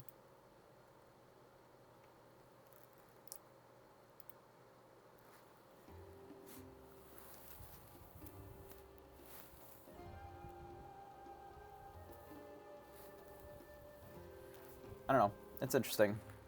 I'm going to take a quick break because we have a couple minutes left in the round. There's about 4 minutes left, 5 minutes. I'm going to take a really quick break, and then we will come back for the next round.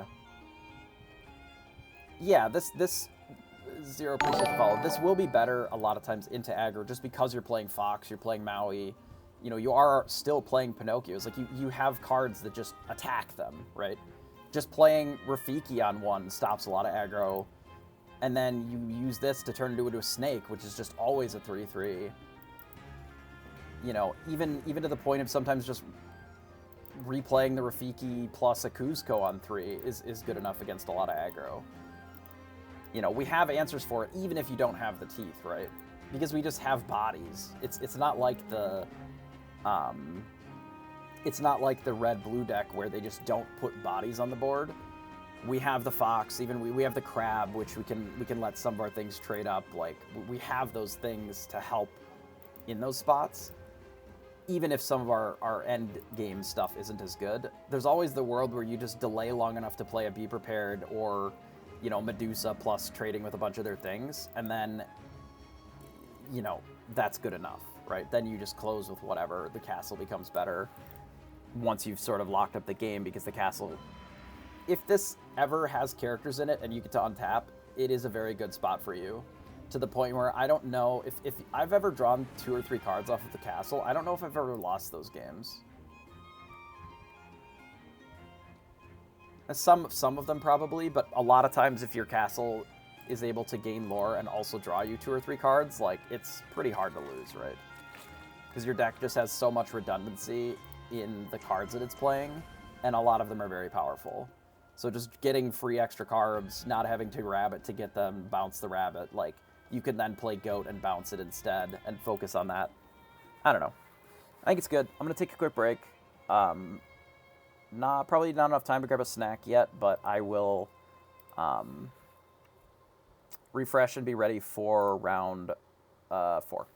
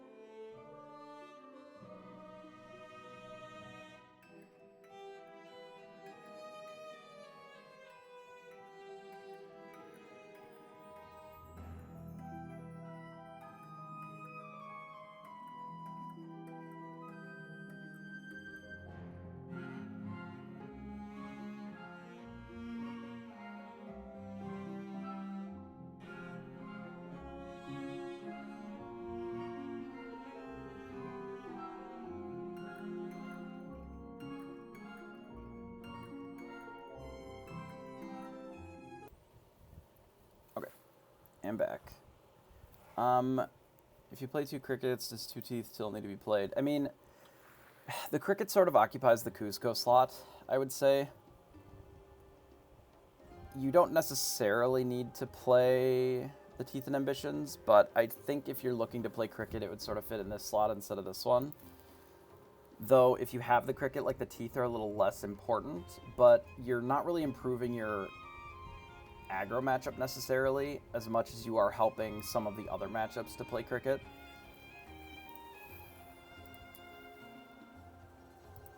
Obviously, in a few of those spots, the teeth can still be useful. Like, the teeth can still attack and kill Blue Fairy, right?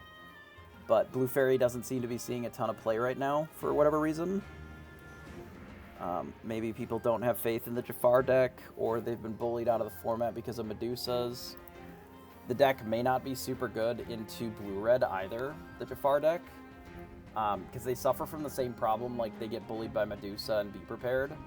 But, like, the Whole New Worlds are also not great because they're ramping. Like, it does everything that the deck can't deal with. Because most of the Whole New World decks do struggle a little bit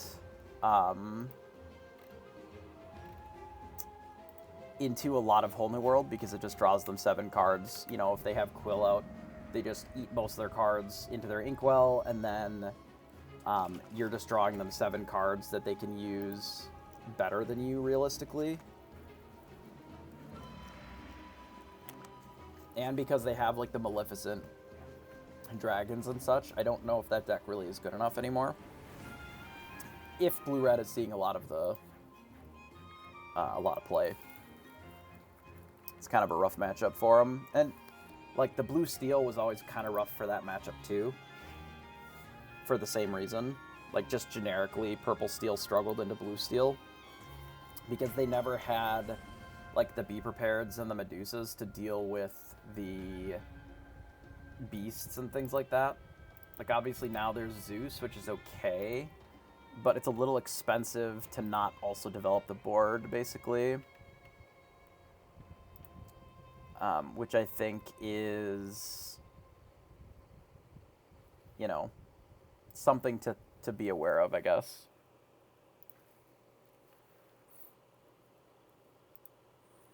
We're waiting on the last match or two here, it looks like.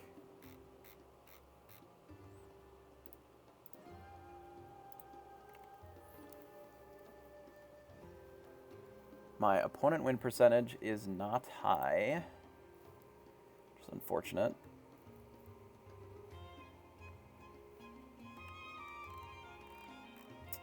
But we don't need to win on breakers, right?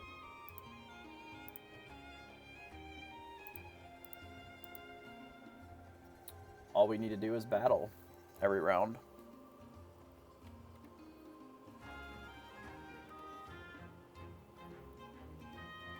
I do wonder if the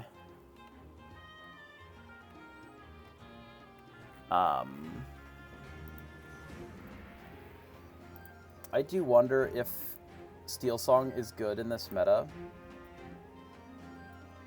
I wonder how bad their matchup is against the Dime deck right now, like the Blue-Red. Hey Greg, you appreciate the follow. I would assume that their matchup against the Dimes are not awesome. Especially the ones that are running like 2 or 3 Scar. I would assume that that makes it a little worse as well.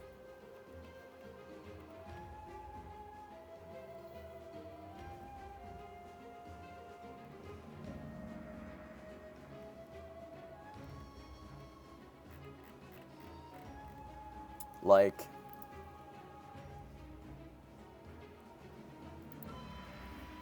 it's awful.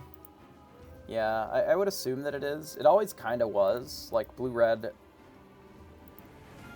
was generally pretty favorable there. Even some of the older lists that relied on a lot more items. Just because you get out Quill, you ink a lot, and then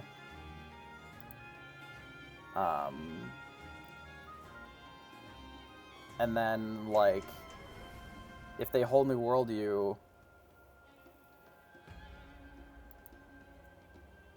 then it's the same problem. Like, it's just generically ramp decks into whole new world decks, right? Yeah, the best that they can do is just whole new world you 4 times and then try to mill you. But in those matchups, like, you just don't necessarily have to play out your Flower Shams right away. You can kind of sandbag them a little bit and save them for, like, when you absolutely need it, because they're doing things that give you ramp. And if you ever Be Prepared or Scar them, like, Scar was always really good. Scar with Popsicle could very easily kill a whole board even without the Be Prepared. So I would think the lists that are running pretty heavy on Scar. Round 4's up, I see. I would think that the lists being pretty heavy on the Scar would be pretty solid. Who's my opponent this round? It is Florian. Okay.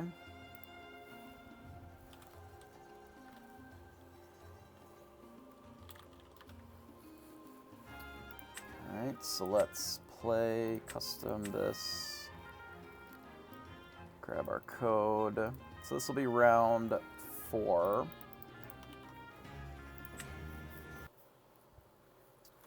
So we battle. We've been on the play every round so far, so going second is not a big surprise here. It will even out eventually. We don't know what our opponent is playing. We very rarely will need a second rabbit early. I think the rest of this is fine, though. We have this plus teeth if we're against aggro. Otherwise, we can ink the teeth. And I think the Maleficent on 3 is fine. This hand is okay. It's not stellar, though. Depending upon what they play, I may not even run out this Minnie Mouse here. So they ink the Tinkerbell. We don't know what their second color is yet.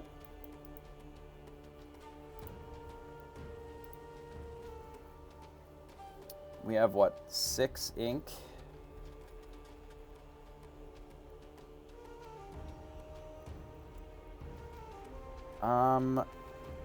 I don't know if we will have the opportunity to play these two.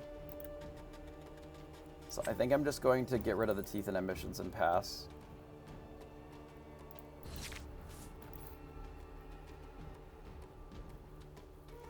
I would rather keep some of our mid-game stuff.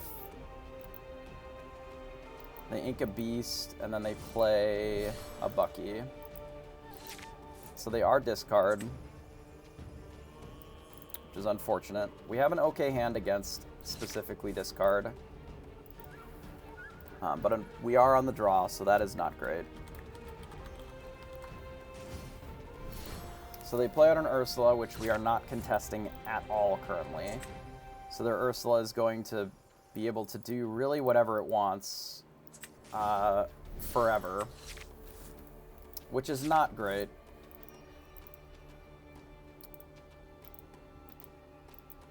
Luckily, we don't have a great target for any of their songs, since we only have 1 card in play.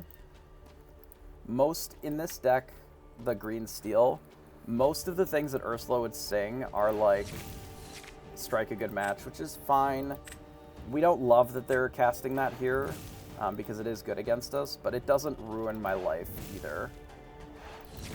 Because it is just giving them card selection instead of a ton of extra cards.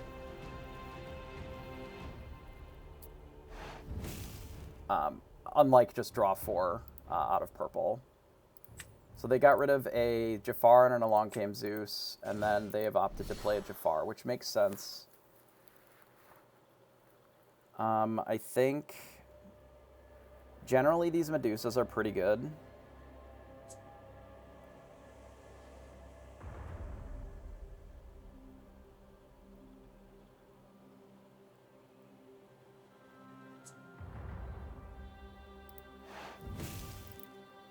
Generally, these Medusas are pretty good. This Maui will be good next turn. So I think I'd like to set that up for myself. I'm debating on whether or not I play this Goat to challenge versus just playing this Rabbit to draw more cards. I think I'm okay letting them draw a card off this Jafar so that I can do this. So we have Dragonfire against Beast, which will be very good. And then we also have the Maui. I think in this case I do get rid of the goat and I play out the rabbit. Given the rest of the cards that we drew, I think this is okay. We have an answer to deal with an individually large threat, and then we have the Medusas to try and claw back from here. We even have the option... Okay, so they're just going to double Storm Rage on the rabbit. So we even have the option of using Maui to clean this up too. I suspect that they had this last turn to let the Storm Rage on, but they couldn't really use it because of... because we hadn't presented anything that it would make sense. So I think I destroy the beast with my Dragonfire, and then the turn after we can start playing Medusas.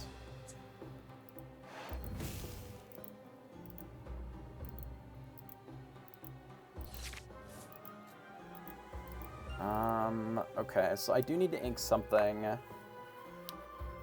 It is likely this Yzma, mostly because cost considerations. I do think I have to Dragonfire here. I'm not as worried about this Ursula right now, specifically. Obviously, it is still a good card, and they are using it with the Strike a Good Match to sort of bully us here. But I don't have the luxury of doing anything about it right now. So singing it here gives them draw 4, discard 2. So they end up being +1 card plus a bunch of card selection. So I should have known and inked this, that they had this, because they're trying to play around Be Prepared here. I should have inked this last turn and kept the Yzma. I got greedy by holding the draw. I need to be more aware of the Ursulas, I think, as a way of drawing cards.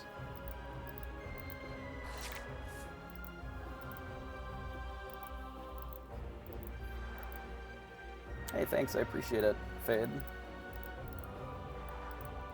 So we ripped a Fox, which is unexpected, I would think, for our opponent. We could just Maui and kill one of these, but I think it's probably better to ink the Maui here and Medusa, and I'm probably just killing the Morph or the Ursula. Probably the Ursula, I guess. I'm trying to think of how many shifts that they would have that make this really a concern for me. It's Beast, Robin, Herc, maybe, but they could just cast all of those anyway. So I guess we just take out the Ursula so that they stop being able to, like, double...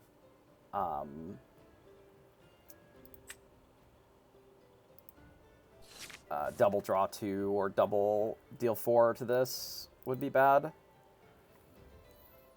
So they do have Shift. I wonder if this is costly. So they have Cindy in their deck. That's not good.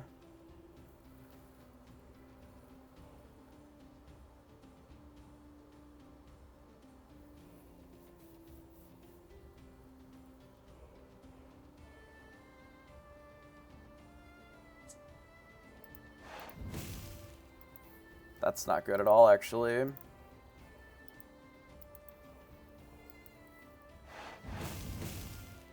Are they going to double let the Storm Rage on, or are they going to attack the card with the Medusa? It would be better for us if they attack it, I think, than questing. So I had thought about the Cindy, but they still could have just cast it on their turn, too.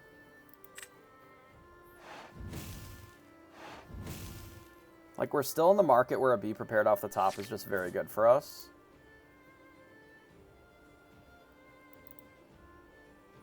That hasn't really changed a ton.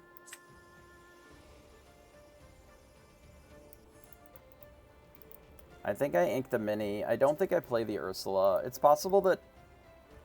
Or I don't think I play the Medusa. It's possible that since I knew that I wasn't going to be able to play it, I probably should have just... I probably should have just gotten rid of that instead of the snake. We do this to draw a card. We play the Fox to draw another card. And then I'm going to hit the Jafar, because I don't want them to draw an extra card. And they can just kill it with the Cindy for free anyway. And then we just hope that they don't have another Ursula Deceiver. Tinkerbell's fine. We discard Kuzco. And then we just be prepared the board, I think. I wonder if they're going to quest with Bucky now. I would assume they would quest with Bucky, but a lot of players seem to just hold it back forever, and I'm not really sure that that's necessarily correct. Because at a certain point, like, you've made them discard enough cards. I don't have to ink here. I can just pass. We're not in an amazing position, but we do still have the second Medusa, which is good. So we'll play out the Medusa. I don't think I need to play this Rafiki, but I'm going to, because we drew the Pinocchio specifically.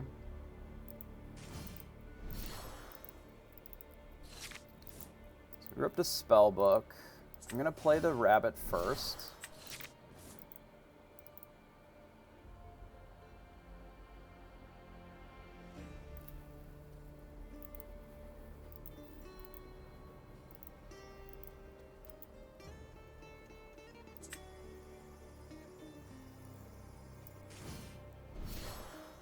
I suppose that's true. I think we do this. I don't ink, and I just quest with the Medusa and pass.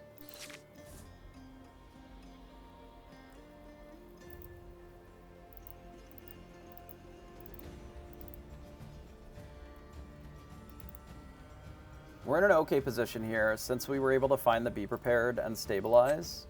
They used a lot of their resources to get to that point.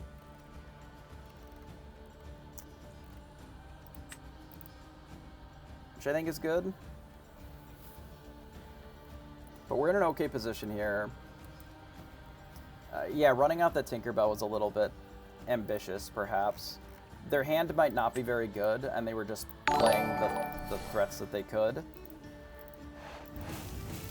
So they used Strength of the Raging Fire just to kill Rafiki. Okay. Well, that was a good draw.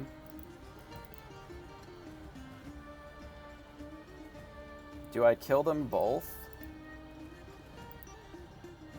And then they get to draw a card? We don't get to ink then, which is unfortunate.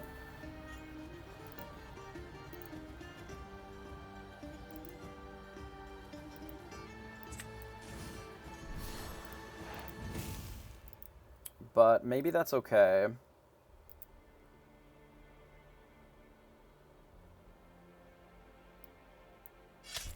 I'm going to let them draw one card. And then pass.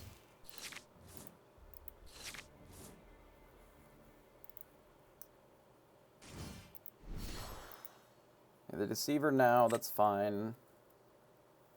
Card's not really something we need to worry about in this exact scenario here.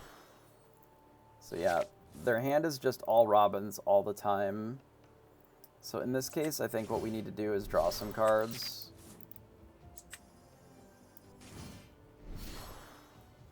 There's a world where I like to bounce a Medusa because it's very good in this matchup, but I think for now, we do this. I can hold this, actually.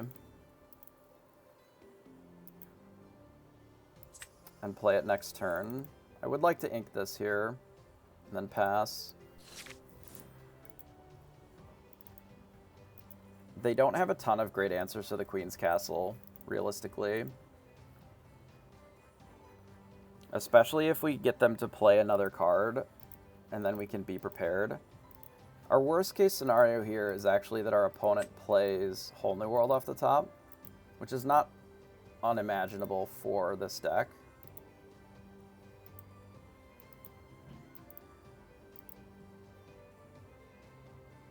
Which that is likely a Whole New World, if they're thinking this long. I think they're debating whether they just cast it or they sing it here, probably. Or this could be Zeus, and they're debating what to kill. I guess if it was Zeus, they just snap kill the Medusa, right?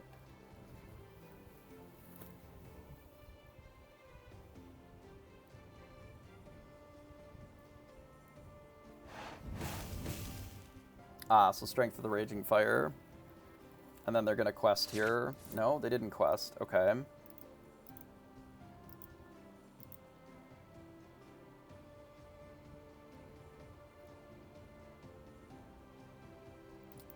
So...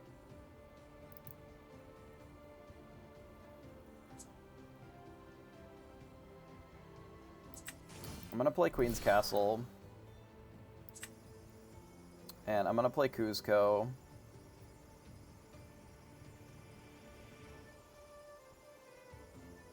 Am I going to play Kuzco?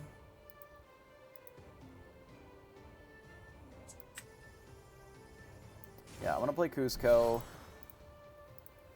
And then I'm just going to put 2 cards in here and pass. And then if they have an answer to the castle, that's fine. But if they don't, then the game is just over.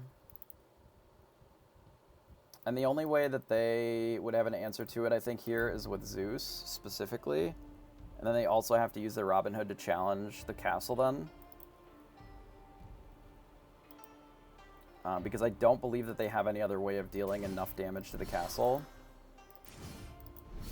And if they just play shit out to the board, then I'm going to draw cards and then just be prepared, and then that'll take us to game 2. Draw a card, draw a card. I'm not going to ink Rafiki. I'm actually going to ink the Maleficent here. And then we'll quest. We'll be prepared. We'll draw. Play Rafiki. And put it in here and pass. They do play Rise of the Titans, which is another way that they could have killed it in that spot. But I think that's okay. So they ripped a beast off the top. That is a good draw. It does allow them to kill the castle here if they want. We can't really prevent it. We can put enough threat that they don't feel great about doing that.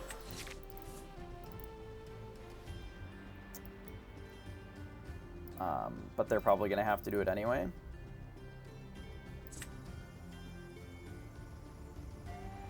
Is there ever a world where I just Pinocchio this so they don't get to draw an extra card?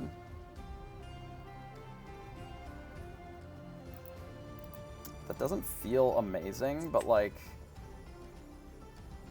I've heard of worse ideas.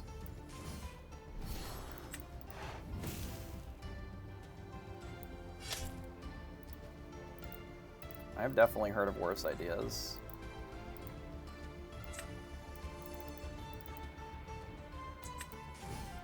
I think we just do this and pass, and then they don't get to draw the extra card. It still kills the castle the same.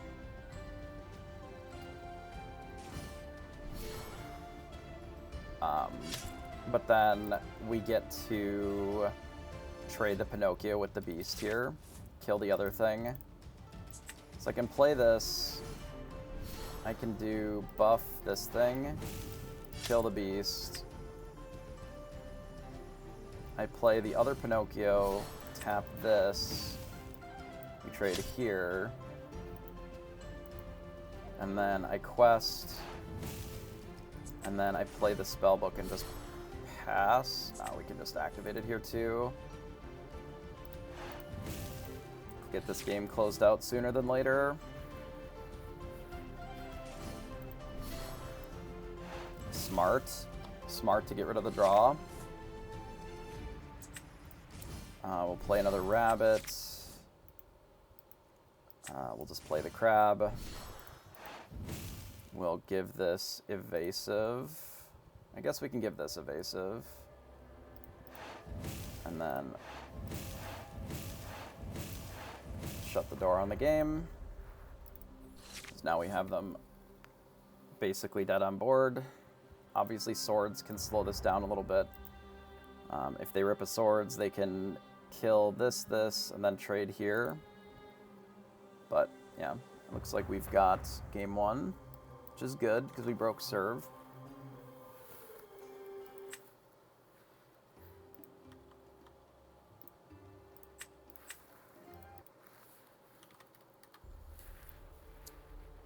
Alright, we'll go to game 2.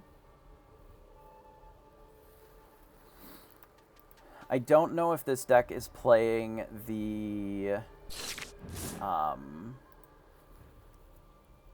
anything more than just Bucky as far as their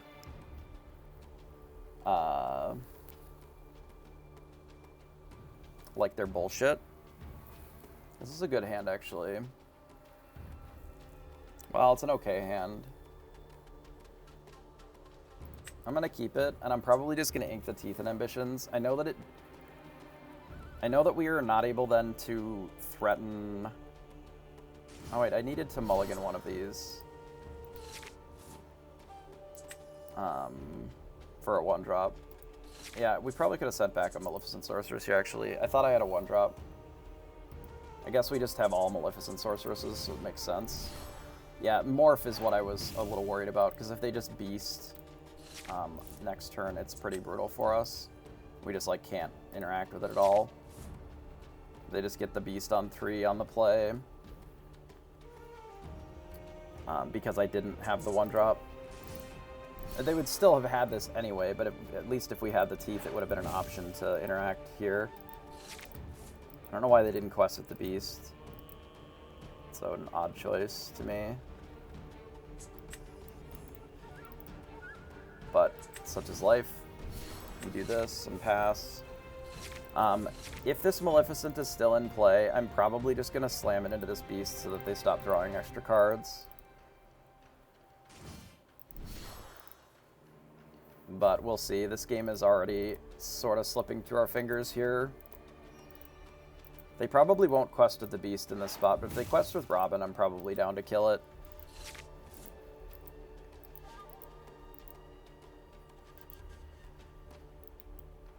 The alternative is that we draw 2 cards. What are we looking for if we draw 2 cards here? A better answer to Beast, I guess.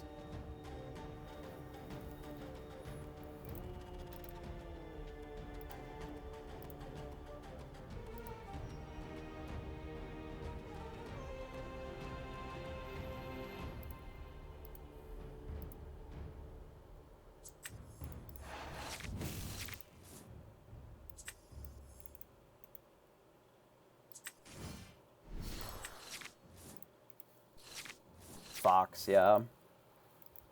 Just like something to interact more. Obviously, a Deceiver is still not great for us here. We have this as an answer to what they're doing. Luckily, this deck doesn't play any good cards, so they're just drawing into nonsense, which doesn't matter as much. Like, we can eventually clean it up a little bit. They opted to trade. That's interesting. That is interesting. That's kind of surprising, actually. I would have not assumed that they were looking to trade in that spot. It must mean that they don't have a Robin. Yeah.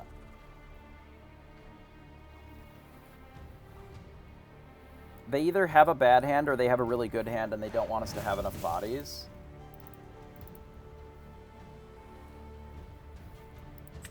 Okay, so they sing. I assume that means that they have another Beast. Otherwise, they wouldn't have used this Beast this way, I don't think.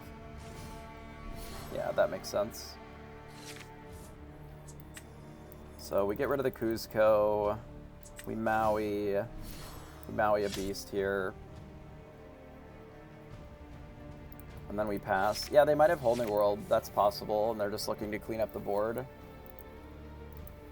I mean, Whole New World is not great for us, certainly.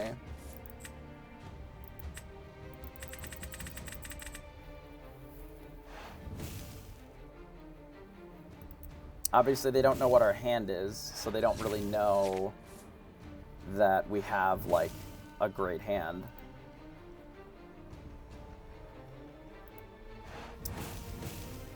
Yeah, their turn 3 beast did not do a ton. This is why the Ursula is, like, not at its best with these cards, I don't think. I think it's okay. But Ursula just, like, double Let the Storm Rage on is fine. Like,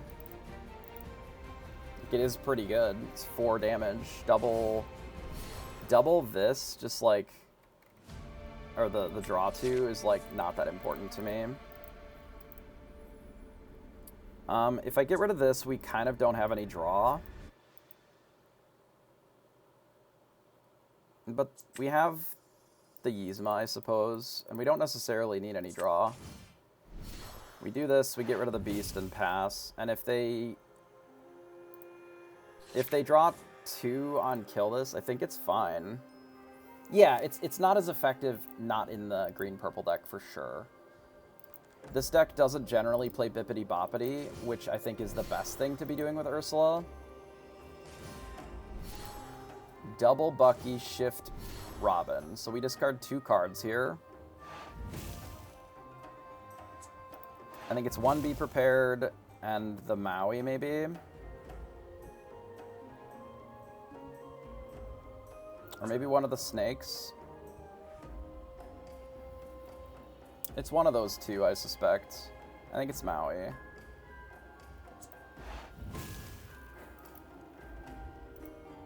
Because we have to ink a snake. And they whole new world us. Well, that's not good.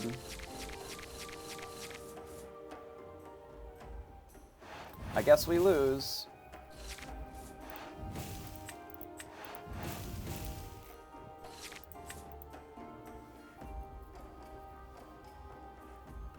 I guess they got us.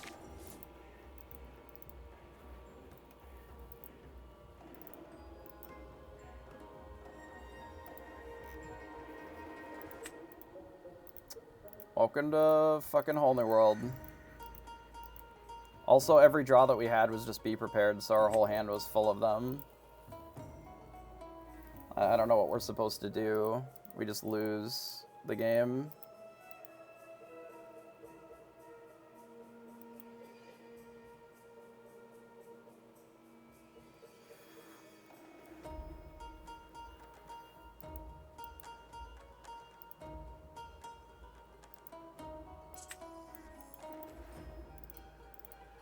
I mean, they were always whole new worlding there, like 100% of the time, regardless of if we discarded whole new world or not, right?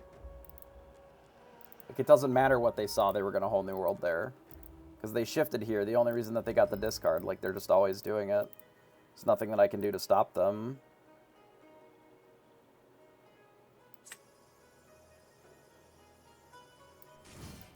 I guess I Maui here. And then just play the Minnie Mouse. I don't even play the Mini, I just pass. Yeah, it literally didn't matter. The discard was secondary to them whole new worlding. Like, the Bucky was able to do things, but it was mostly secondary.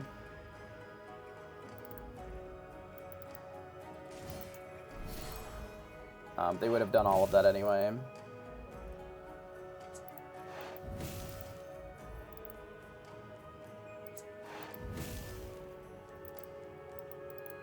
Well, both teams fought hard. But we were on the draw, so our opponent with Bucky just gets to apparently whole new world us and kill us, because we drew 3 Be Prepareds in the top 15 cards. We love that for us.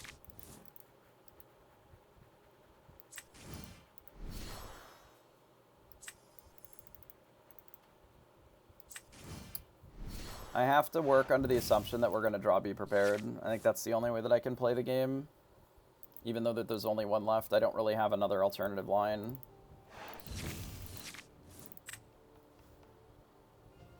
Like, even killing this with Dragonfire just, like, isn't enough. I mean, that's it. Even the Be Prepared isn't... I'm just going to concede. What a waste of time this is. I don't know how much round time is left in the round, but this is just a waste of time. Let's imagine that we be prepared this off the top, which is unlikely already.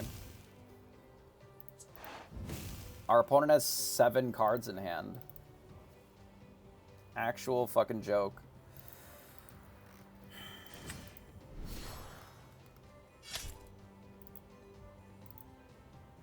Our opponent massively overcommitted to the board. So if we rip the Be Prepared, like, we can still participate in the game at least. Alright. If we don't, we'll just concede.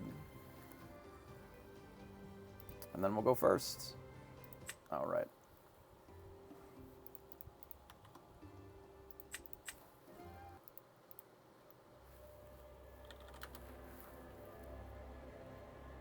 Nothing I can do. We were on the draw.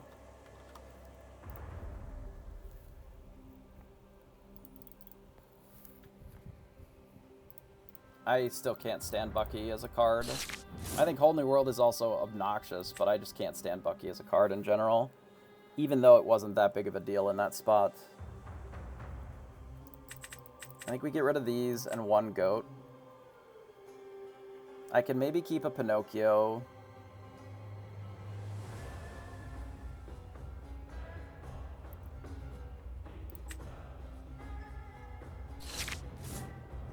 Yeah, this is an okay draw, but not great.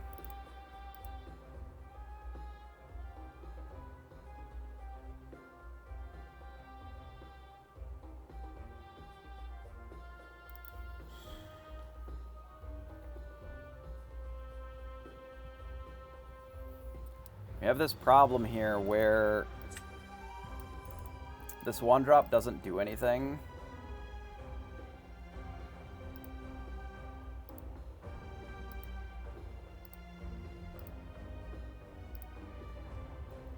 One, two, three. Maybe it's okay. We may not play the Cusco, though. We'll see.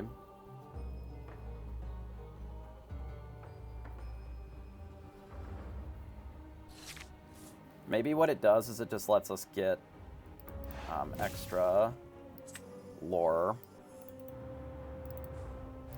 Do we run out the Cusco or not? If we do, we have to get rid of Maui. And Maui is generally very good in this matchup.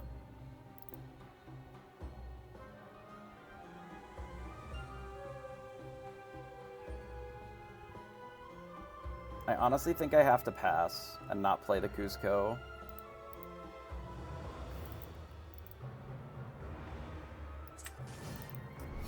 I think this is going to cost us. If I have to get rid of this Maui, I will, but I think this is not a great position here. Okay, if it's just Bucky, I can choose to dump the Fox to play a Fox. Or I can just bin the Maui. Requesting both of these for sure.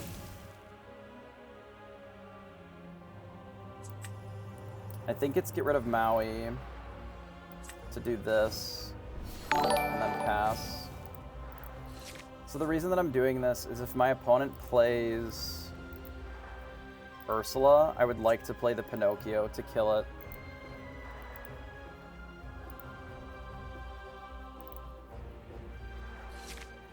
They don't play Ursula, so they don't advance their board at all.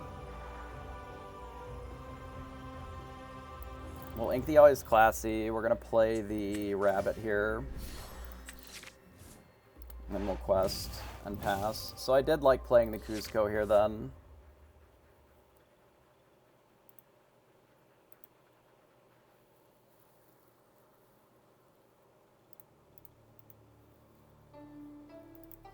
Their best play, I guess, is a 3-4 to make us discard a card.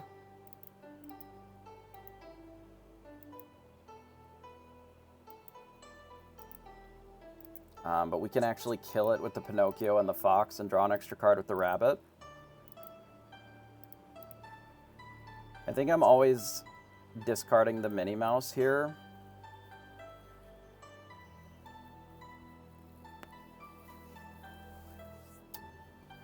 They could kill our rabbit, which would be probably their best line. Yeah, that is what I figured that they were going to do. Which is definitely a choice that they can make. I think we quest out. And then I play Pinocchio, bounce the rabbit with the fox. And then I hit here. And then I pass. And we have sort of two choices next turn. I can do rabbit plus the snake to bounce what we're doing. Seconda, appreciate the follow. And Coop, you as well. I think here I have to get rid of the goat. We go to 11.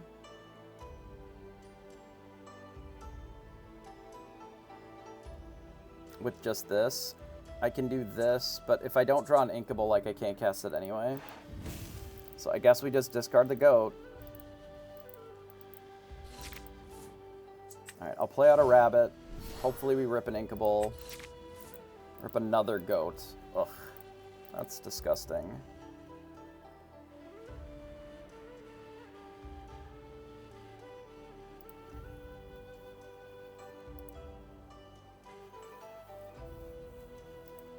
How are we ever going to close without these goats? I mean, that's a future problem, I guess.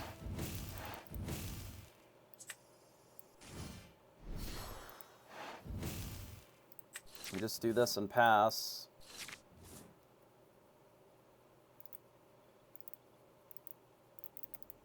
I mean, we might be losing basically our whole board this turn, too.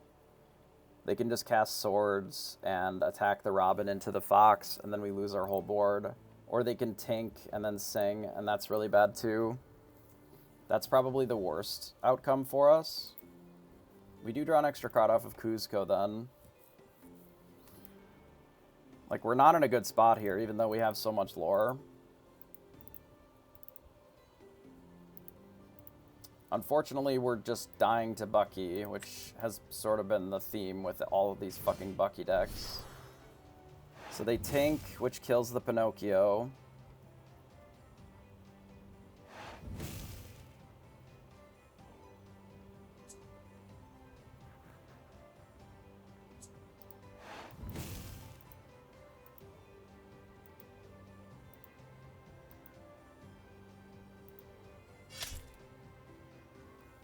I see, so they get rid of the Bucky because they're going to whole new world us.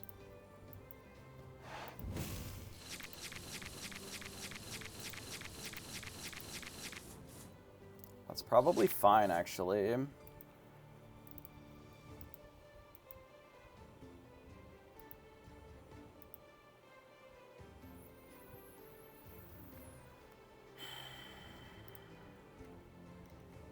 Honestly, if we...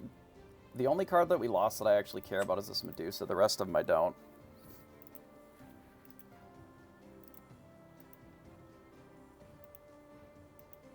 I don't know either. So... I can either deal with the Tinkerbell or the Robin. I can look at their hand. Yeah, it was just Whole New Worlds. I can also crab. I don't think that's great either. I don't think I need this. I would like to remove this Tinkerbell, I think, because it has the ability to kill too many cards at the same time. So I think we're going to Pinocchio here.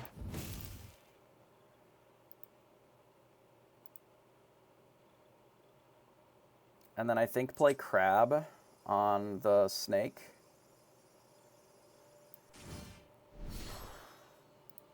And then use the Snake to kill the Tinkerbell.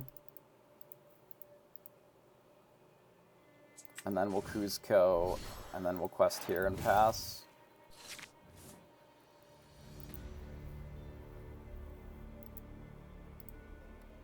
Yeah, I mean, if their whole hand is just Whole New World, like, this is the reason that I inked the draw 2 here, so that I didn't lose it to the Ursula, because I wasn't planning on casting it this turn. I would much rather develop a wider board, and then our follow-up turns are better, because, like, we can do, like, Maui plus this, or we can even just double this up. Like, if they play Beast now, we're in a very good spot. So I want to get Lauren as more than I want to clear. Like, I don't want to clear the board. I don't care enough about clearing the board. What are they going to do? Whole New World us? We only have 3 cards in hand. They have a full grip of 7. I don't care that much about this Robin on its own. The best that it can do is attack and kill this Fox. But I'm trying to win the game more than I'm trying to deal with this Robin Hood.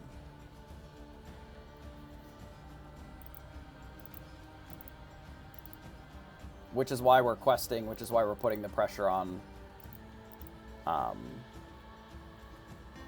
Because, like, I could even slam this and this into that if I want, but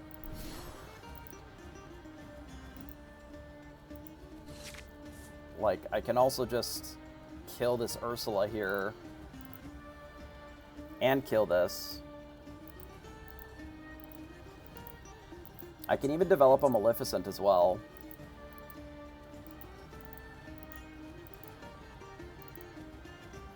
Like, I would like to remove this Ursula, and I think now I can remove the Robin because it's cheaper to remove here.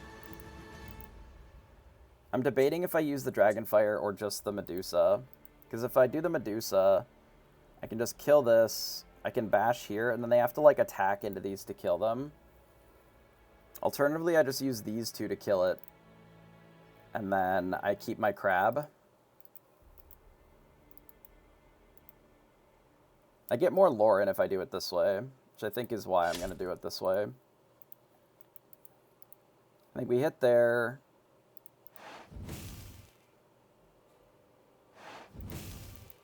They draw their card. I do Medusa on Ursula to make their removal less effective and less of it.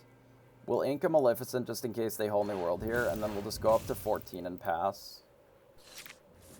Because now Whole New World is not that great for our opponents. They don't know that we have this Dragonfire either. The shift here is pretty obvious. That's not surprising. It does allow them to keep progressing the board for themselves, but I'm not really surprised by that line. I do still think that the Ursula was a better target to hit here, though. So we have to be prepared, which we likely won't need to use. If they play a Beast, I might, though.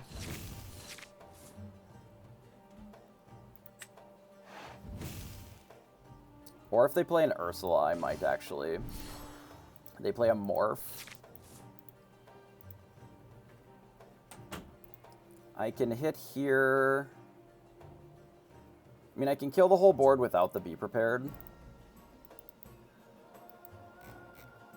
But I feel like the Be Prepared is worse than the Dragonfire. So I think I'm just going to quest here. Kill the board. And then ink Teeth. They got rid of just more junk with their Strike a Good Match. We'll do this and pass. So we're at 15. We have inked. I don't remember how many goats we inked this game. None, I don't think. So they just play Robin. So I'm going to play Maleficent Sorceress.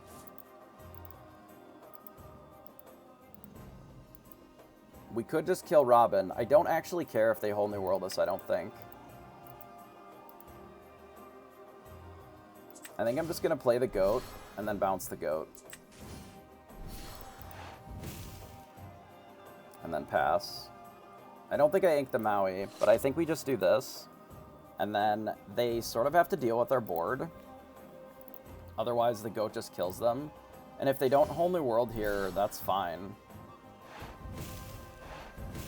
Yeah, they Zeus there. That's okay. I don't really see how they beat just this goat plus Dragonfire on this.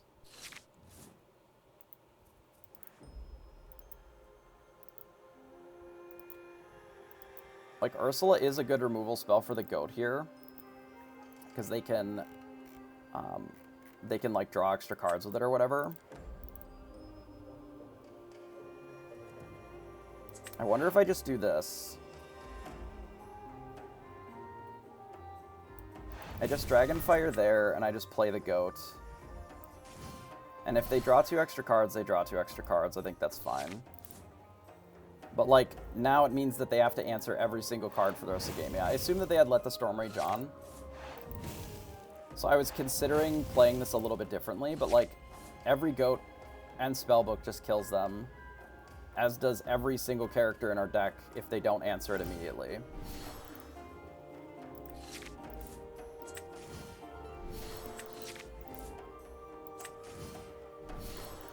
So we do this, we do this. I honestly think I'm just going to kill the Ursula instead of replaying the Maleficent.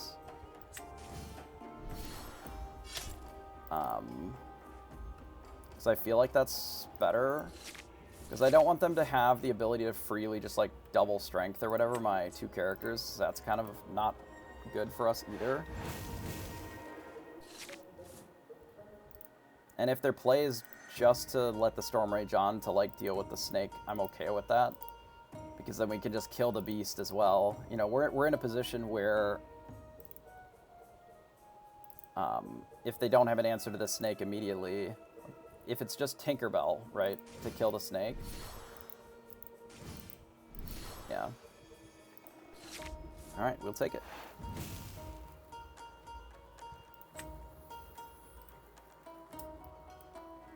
We forced them to run out of options, and then they lost. And this is why I think gaining lore, like changing the deck up to have more board presence and more characters, I think is probably wise. Like, you saw the Kuzco gained a lot there. You know, the Maleficent Sorceresses have been very good. This is not our worst matchup that I've ever seen, but it is certainly not the best matchup either, especially on the draw to start. There are a lot of situations where they can just have those really obnoxious Buckies or Wheels that are very good against us. But we have a much lower curve that we can operate on that gives us more answers to stuff. And it lets us play a little bit closer to the ground, right? I still don't know about all of the numbers on our cards. But overall, I feel pretty good about the deck today. I feel like there are some choices that we could have made differently. Crashing the Bucky. I mean, yeah, because it forces us to discard. I mean, I think they were assuming that we were going to be prepared anyway. But yeah. And sometimes that's wheel, right? You Whole New World sometimes or you don't. And there are times when you don't have a choice except for a Whole New World. Because your deck doesn't really do much. I think my issue with Whole New World a lot of times, and I've said this before, is if you're Whole New Worlding and you're not doing a bunch of stuff with the cards that you drew immediately, your opponent just has a whole brand new hand and they're able to play with their ink immediately. So then the card has a very real downside. Something like singing it when you have all of your resources, and I think this is the reason that against Steel Song, the scariest card for them to play against me is Lantern, because it just gives them more resources. Like, that's hard to deal with a lot. The more resources that they have, the more things that they can play in a single turn off of their whole new worlds, and it makes their whole new worlds a lot better. Yeah, I guess they were afraid of Be Prepared, would be my assumption. You know, if they do that line and then we Be Prepared, they just, all they have in their hand is whole new world. So they were playing a little scared there, which, you know, I can understand. Like, Be Prepared is a scary card when your deck, like, especially when your hand is bad, right? Their hand was Zeus. It was like Zeus and then 2 whole new worlds, and that was basically their whole hand. Yeah, it was 2-wheel Zeus.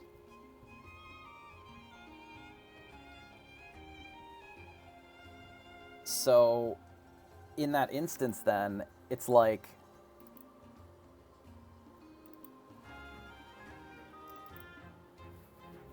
you know, if we Be Prepared there, you know, if we untap on 7, because we were at 6, we were untapping to 7. If we Be Prepared, they're bored.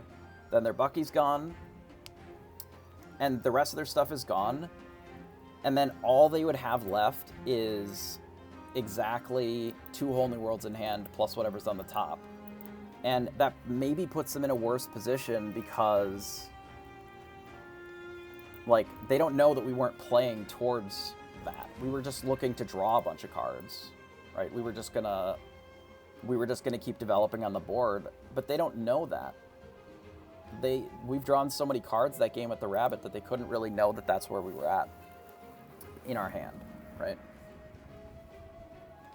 But hardcast wheel after a B prep is not good. Like, then it's even worse because now they have no board and we have our 7 cards again, which puts them kind of in the same position, except then they have nothing on board as well, which is also really bad for them. So it was kind of a crapshoot from their perspective, right? Because all their hand was uninkable, and they're in a bad way against Be Prepared. Either way, you know, either they assume that we maybe have one in our hand, or they hold the world immediately and hope that they hit some. You know, live by the wheel, die by the wheel. Nacho, appreciate the follow. It is a bit of live by the wheel, die by the wheel. And there's not much else that you can do there, I don't think. You just have to get got. In the same way that they got us in game 2, because we had 3 Be Prepareds in our hand and then they wheeled us, right? Yeah, maybe. You know, but if we just get to develop more, you know, rabbit plus more characters, you know, the way that we were playing the game, we were they had to assume that we had a B prep there, the way that we played it, because we were just tapping all of our characters and letting them get killed.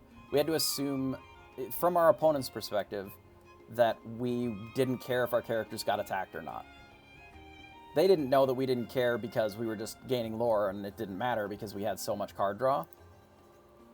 But they had to assume that we were playing towards Be Prepared to let them just kill our stuff like that.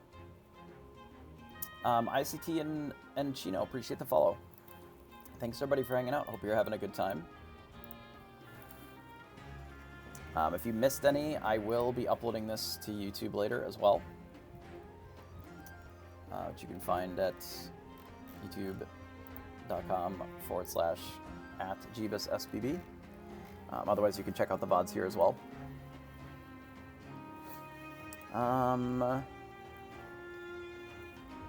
There's apparently a bunch of red-blue going around.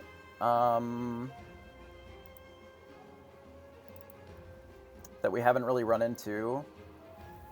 Bucky is probably pretty good into those decks, actually. 4 was an okay spot.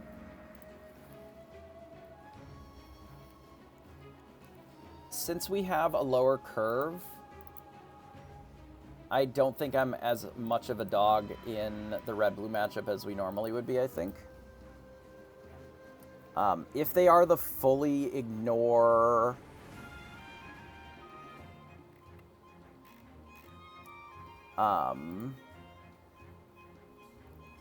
if we fully ignore the early game, right? If they're the all-in dime combo, I think it's a lot closer because the dime functions very similarly to like a spellbook. So if we're playing like the really slow, non kind of character heavy version of this deck,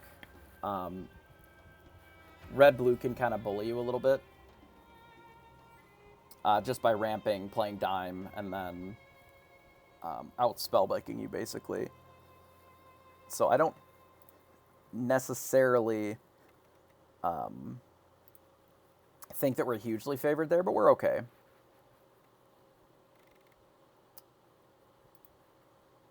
We are okay, I think.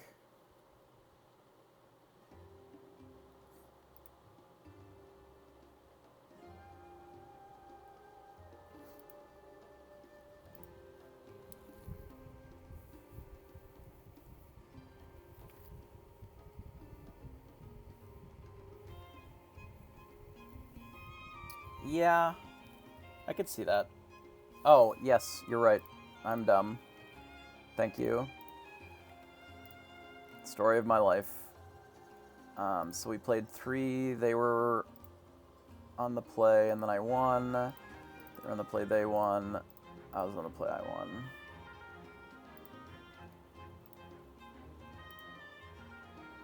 Yes, thank you. I saw that you got kind of unlucky with your Inkables. It's unfortunate. It does happen sometimes. Certainly with this deck, more than most. I think almost every Whole New World deck will struggle a bit into the giant blue-red deck. Because they play all of the cards that you hate the most, which are Be Prepared, you know, Medusa's very good against a lot of steel stuffs. A lot of times they're playing Scar now. They play a lot of giant-bodied things, you know, dragons and Tamatoas and whatever. Also very good against steel cards because their removal is generally geared towards smaller characters. But then they also ramp with Quill, and they ramp with other, you know, one jump ahead and things like that. So your Whole New Worlds aren't as good either because it just refills their nearly empty hand.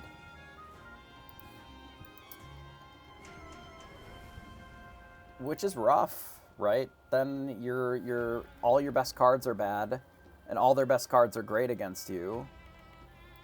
You know, there's a world where they don't even, you know, they play Flaversham, draw some cards, send them to the Inkwell right away, and then they don't even necessarily, especially if they're facing some of the discard, they don't even necessarily need to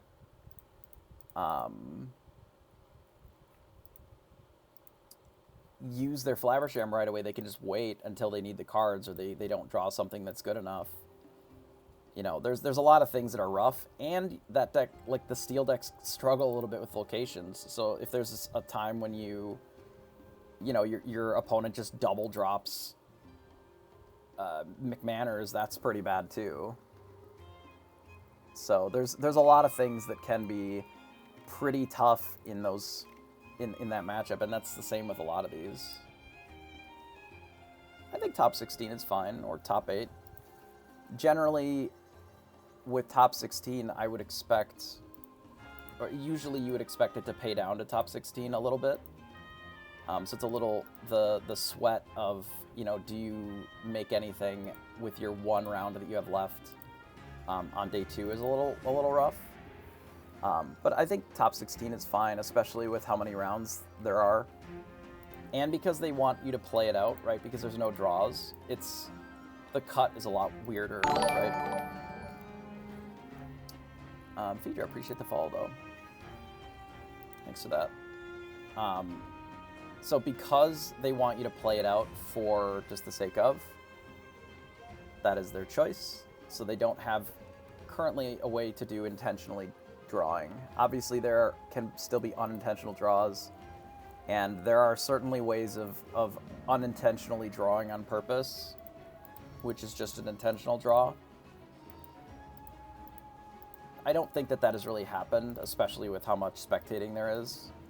But we were able to top 16 last time because we had an unintentional draw in the last round. Not because we necessarily sandbagged or whatever. We played out our game as much as we could, and it was just a long game in the mirror.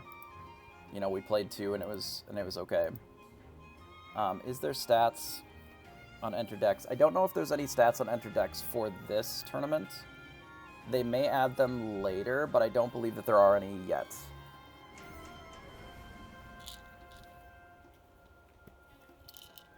I was just looking at what other people were mentioning as far as knowing what's going on in this tournament. So I would assume that we're getting close to time here. It is time in the round, or should be, unless there's an extension.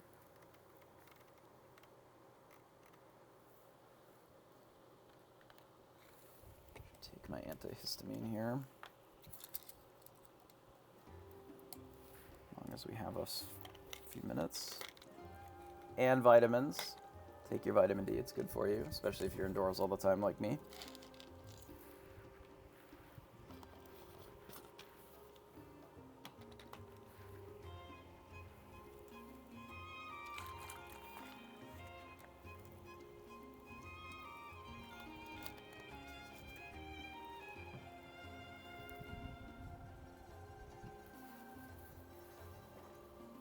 Vitamins.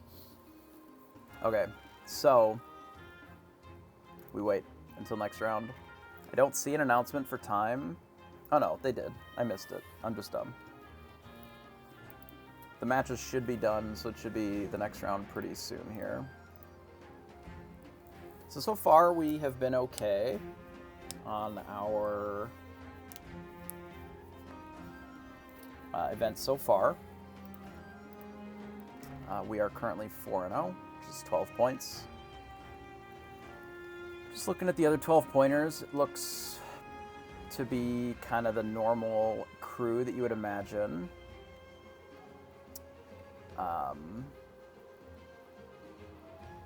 Our opponent win percentage, so our breakers, are even worse than they were last round. They are now sub 44. Which is nice. So round 5 is up. Let me refresh the page completely here.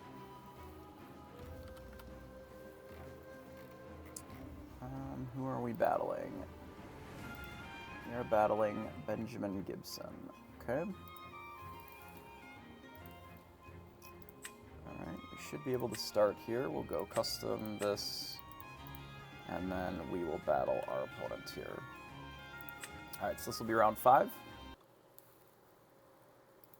Looks like we get to go first again, which is nice. Very nice. Has been good for us today. Get rid of the Be Prepareds for sure. I will keep the rabbit. The rest of this I'm actually going to keep. Because we can even potentially send the Yzma to the Inkwell too. I don't know what they're on, obviously. I think given what we have, I can send the Yzma to the Inkwell because this early. Because I'd rather keep the crab. We know they know what we're on now. Obviously because we've inked purple and played red. There's something to be said for playing Olaf here, because then they don't necessarily know what you're on, but I would say in general it doesn't really hide that much information. Chernobog's followers into Rafiki. Okay. I believe that I ink Rafiki here, and then we'll just run out the snake. And then we'll pass. And it is likely that our opponent will do the same. There's a world where they Pinocchio and they trade up, but... Ah, they are blue-purple. Interesting. Well, that changes... What does that change? Nothing? Kind of nothing. I guess I just play the crab. Do I bother with this Rafiki? I'm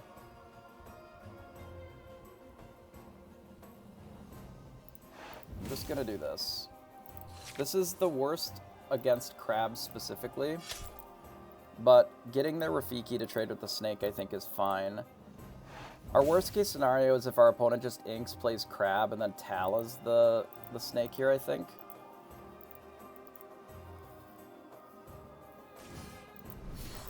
They end up running out Maleficent, so I'm probably going to not Pinocchio it. I think I'm going to use this to draw 2 cards. Given that we have so few inkables here, I'm going to just try and draw some cards to start. This is generally a tempo match, but we can do well with Spellbook in this one as well, just like we can in the normal mirror.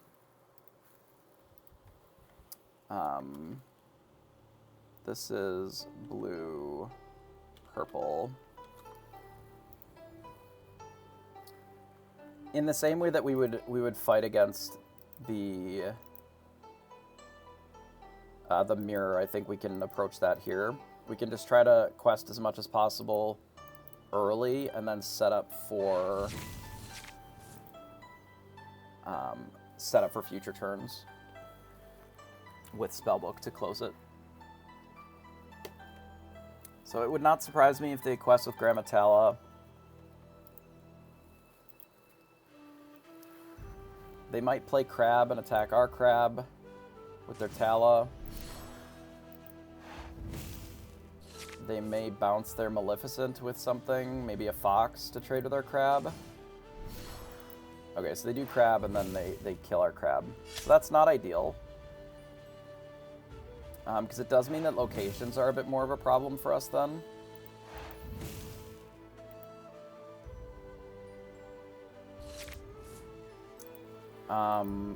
At least a little bit more of a problem than they were last turn.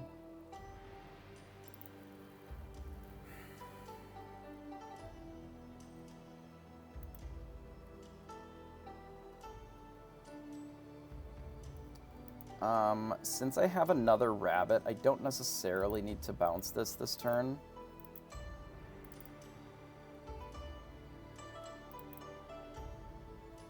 I do want to do it before I just play another rabbit. I would like to kill this, but I don't think hitting it here makes sense. Maybe I do just bounce it and then we re-snake my fox. Yeah, let's do that. So let's quest here, we'll bounce our rabbit. And then we'll hit here. I am going to ink the goat, even though I do think that it's good in this spot. Mostly because I'd like to protect our snake. Yeah, I think this is fine. It does mean that we no longer have snake plus the rabbit next turn. But it does open up a line of doing Pinocchio plus something to kill whatever. We can kill the crab, we can interface with their stuff. We are falling a little bit behind on board, which I don't love. But maybe because we have Be Prepared, we should just be playing towards that.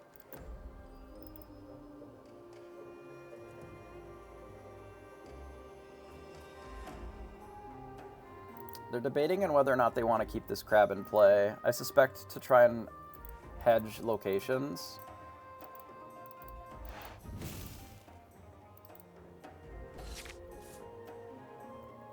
So we can just smash that Flaversham with this plus this if we want, but not this turn.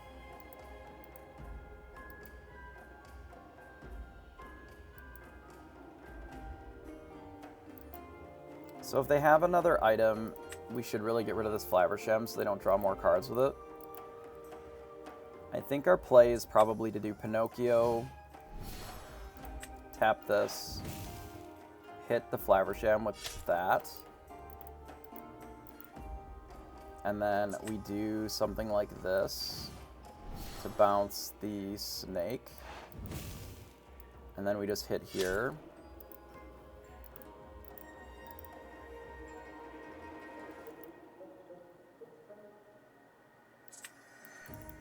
Yeah, okay. I'm going to do that, but I don't really love it. It does take out the Flaversham, which I think is important, but I don't really like our position here in this matchup with just the amount of ink that we have. Or, sorry, the amount of lore that we've gained. It's possible that we should just be dealing with this crab here, too.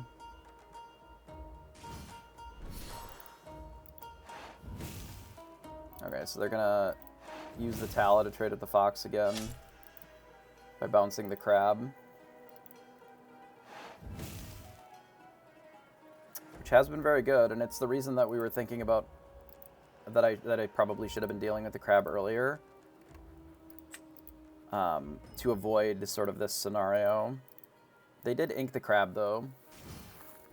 And they run out of goat. So yeah, we are a lot behind here, not just a little bit anymore.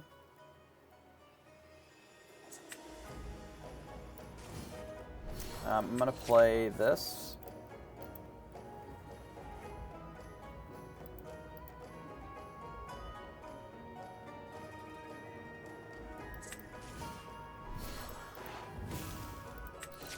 We're going to bounce it. I don't think I need this.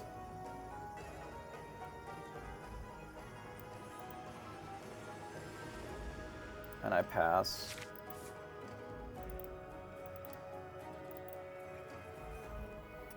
We have lost the initiative this game because of the 2 Grammatalas, which is unfortunate. The way that we can get it back is with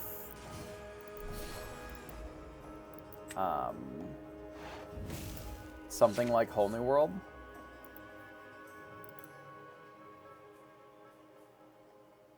Not Whole New World. Be prepared.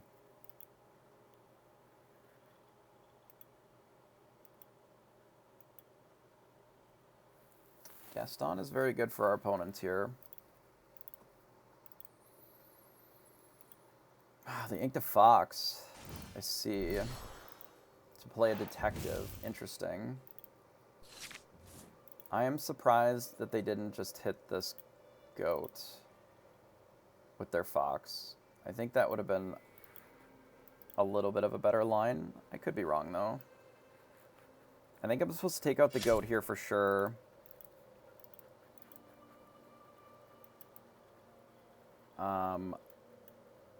Probably also take out the Gaston with this Dragonfire.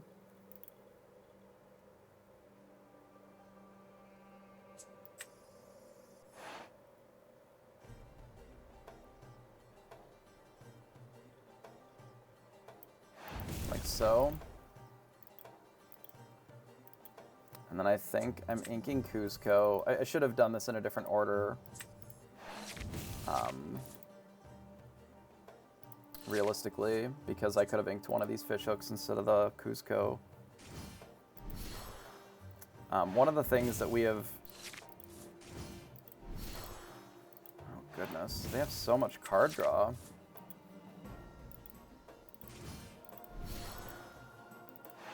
Oh, Lord. Okay.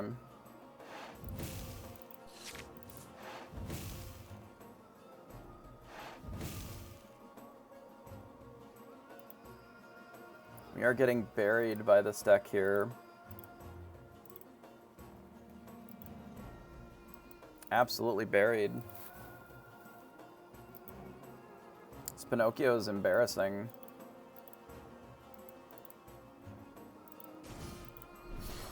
That might have been a little greedy. Because if we just have Whole New World here... God, not Whole New World. Fucking Be Prepared.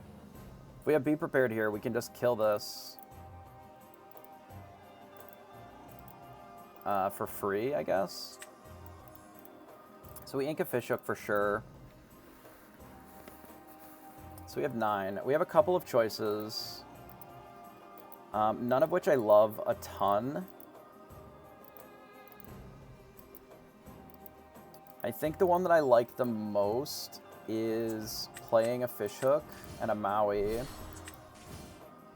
And then we buff here to trade with the Fox. And then we use the Maui on the Mickey. Like this. And then we don't slow them down a remarkable amount. But it does help some.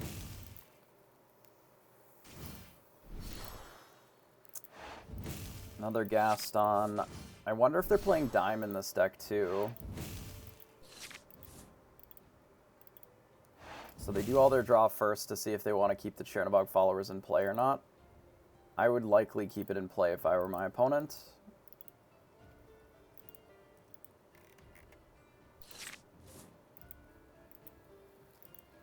Okay. So I don't think we're in the market to be Yzma-ing. I can play a Rabbit to start. Because we need to bounce so that we can play this Fox, I think. We can do it this way. Medusa's not at its best here. I think I just need to draw 2 cards. And then we just have to bully some of this stuff as best we can. I guess here and here, or here is also fine. Let them draw a card. Can't really stop them. They're going to gain 4, 5. I suppose we give the Maui evasive and pass. Yeah, we're just dying. There's no Be Prepared.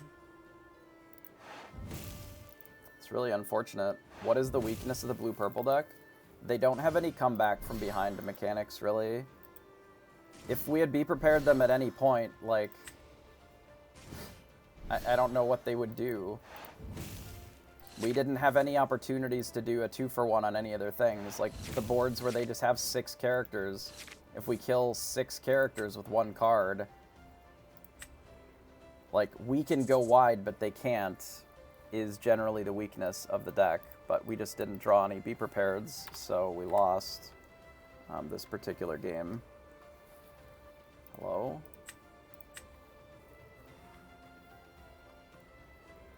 Yeah, they have no board clear, no damage spells. Like, any Be Prepared that game, and I think that it is very different, but our opponent was able to just play all their stuff kind of unmolested to what we were doing.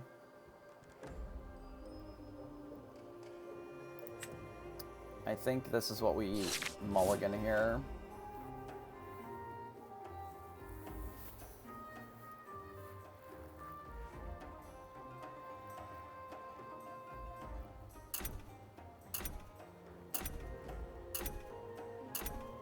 It isn't a matter of bouncing less and going wider. We needed to Be Prepared. We drew 30 cards and didn't see one. Going wider isn't the problem. We needed to kill what they were doing to be able to compete with what they're doing. All of their literally every card in their deck draws a card. So if you're not getting 4 or 5-for-1s, like, you're just not keeping up with what they're doing. Like, the only thing that we needed to do in that spot was to cast a Be Prepared. Everything else is irrelevant. You can't go wider when they can trade evenly in the same way, but more of their cards draw a different card.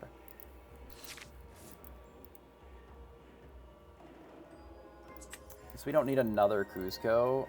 We're in a bad way if they decide to just kill this with their Rafiki, but it does draw us a card at least. Yeah, Elsa is their only comeback mechanic, and it can very easily be bullied with Maui and Maleficent Dragons and such. But obviously you have to have the Be Prepared to be able to get to the point of doing that. Because if they just go wide, this deck sucks against go wide decks too without the Be Prepared. And that was all that they did. So they played Grand Metalla here. If they quest with Rafiki, I'm looking to play crab and kill it, I think. So let's do this. We'll play crab. We'll do this and then pass, which is very good for us here. So this is sort of what our opponent was doing to us last game, but we get to do it now, which is nice. Even though we were on the play both games, I still think it is working out better. Now that I know what they're doing, we can plan a little bit better for it.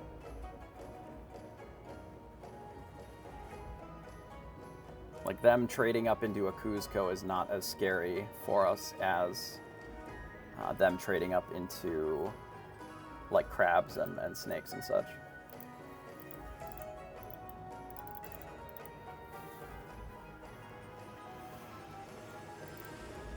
Like, I would honestly be fine with them crabbing and trading here, which I think they're doing so that they can get more ink.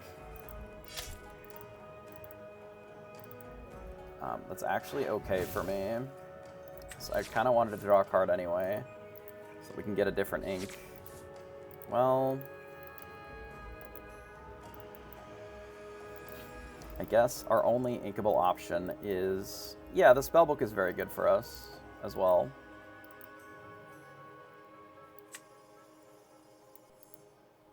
I do like that the snake is cheaper, but...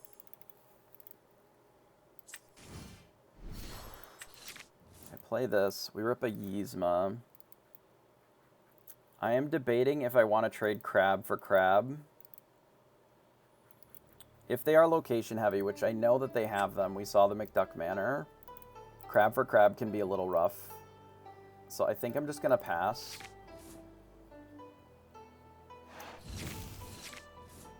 So they end up singing, which is fine.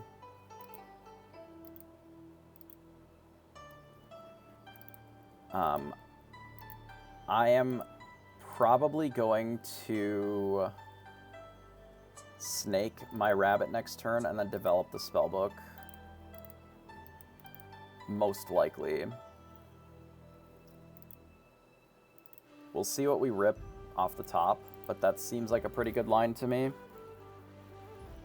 We'll see what they play on 4 or 5, because they can ink here as well. Just more draw, okay? And they don't play a card. So let's quest here. Snake the rabbit. Draw. So we can ink Teeth and Ambitions. Now I don't care if they play a location. Because we have double Fox, we can just kill it if they do. So I'm debating just killing this crab here.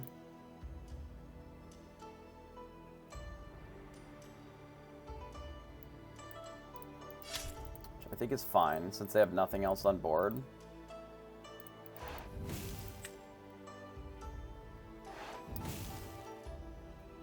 And then we'll do this and pass. So now we have Spellbook as well. Obviously, we haven't gained any lore yet.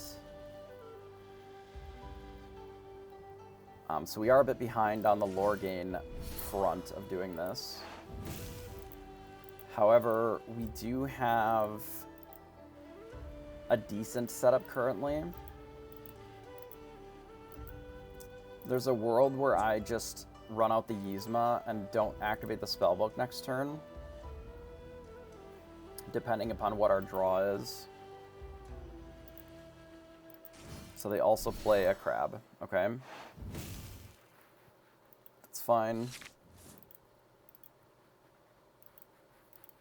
Since we ripped another rabbit, I'm fine just to play a rabbit here, I think. We'll quest here with the spellbook. Do I hold back with the snake? So if they decide to bounce crab, they can kill this. I don't know if I care about that. I think that's fine. Like, I don't think that really does anything to us, because it just wastes a fox or a snake just to kill our snake, and I think I'd rather just get the lore. So they have drawn a decent amount of cards, more than we have. I am looking forward to playing this Yzma.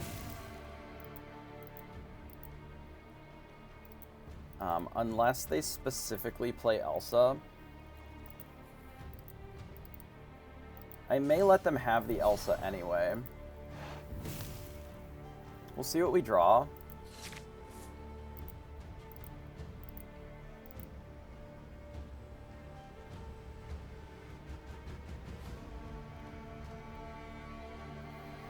Like, I'm actually strongly considering just putting this rabbit back in the deck anyway.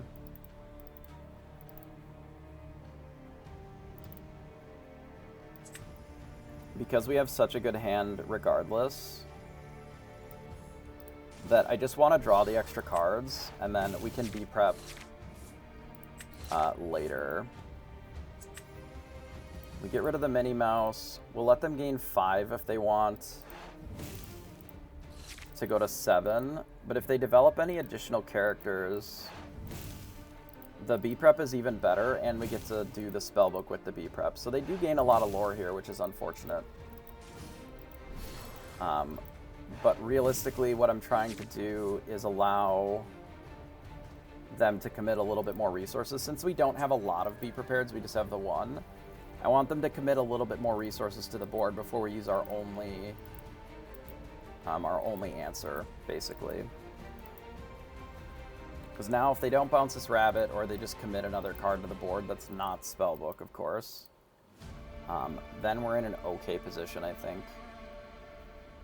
And if they fox and kill our snake, I guess that's fine. Our worst case is if they just fox and bounce the Elsa, just because then the Elsa's in their hand. But then we maybe don't even have to be prepared this turn. We can just bully their cards a little bit and then and draw a little bit more of our own.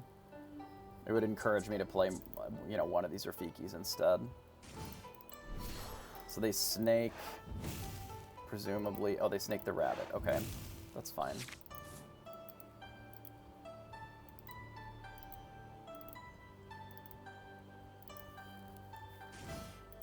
And then they play another snake on the Elsa.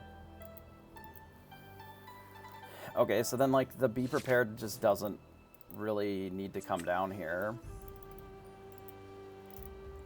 We can just attack their board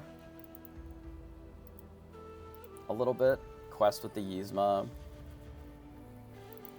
and then draw some cards. Like, I can kind of kill this for free. Well, if we're not doing Be Prepared, we may as well just do the rabbit first then.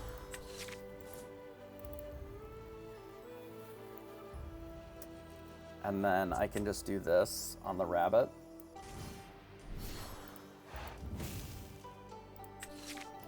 And then we can kill the crab with this.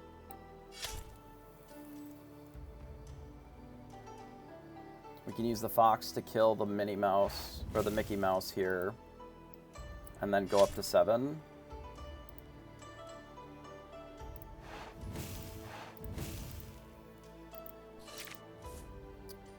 And then we know that they have Elsa, but we also have this Dragonfire that can answer Elsa at some point as well. And they can't kill both of our cards with what they have. They can double hit Yzma, which is an option. We're getting to the point where this Queen's Castle might be pretty good as well. No, it's only on challenge on the offense, not on the defense. Crab doesn't do anything on your opponent's turn. Yes, I wanted to draw more cards, and I wanted to kill, I wanted to quest here.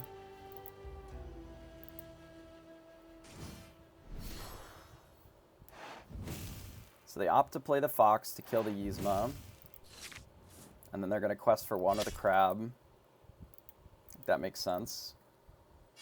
Though it does not present a particularly threatening board from our opponent. I would assume that they're going to play one more thing, and that makes more sense. So they'll quest with the snake. So we untap. So now we have the Medusa. I'm famous. Yeah, big famous. Medusa's pretty good in this matchup as well. Like, I'm wondering if I wish I had one more to be able to do this plus the castle. I would hold off on the spellbook then. Why not ink something there? Just chillax. Okay, let's play Medusa. Wait here. I don't actually think that I need to play the Rafiki. I think I'd rather have ink here. And I think what I can do is I can spellbook and then put the Medusa back in our hand and then pass. We have inked every single turn so far. Our opponent has ramped with Mickey Mouse and a Tala thus far.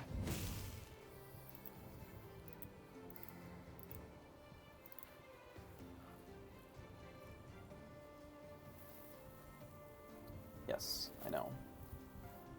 Inked all of my Rafikis so far, because they are the definition of very mid.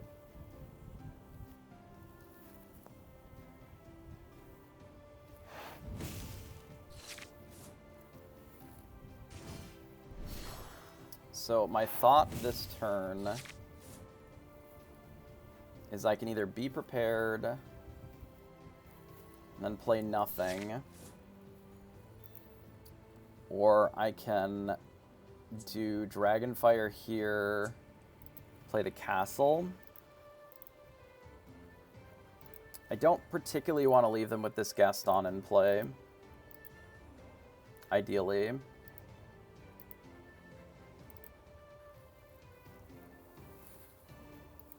Because it is pretty bad for us. They have a lot of ink. They can do a lot of things in a single turn.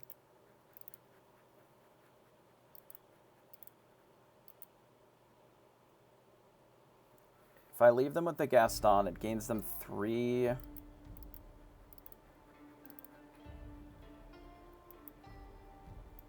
We are very limited to just one thing a turn. I would agree. I think they're playing very well. I don't know that I play the castle. I'm going to Dragonfire the Gaston. I'd like to keep the crab if I can. I'm going to play the rabbit. Okay, so we ripped another Be Prepared. I'm going to ink the castle.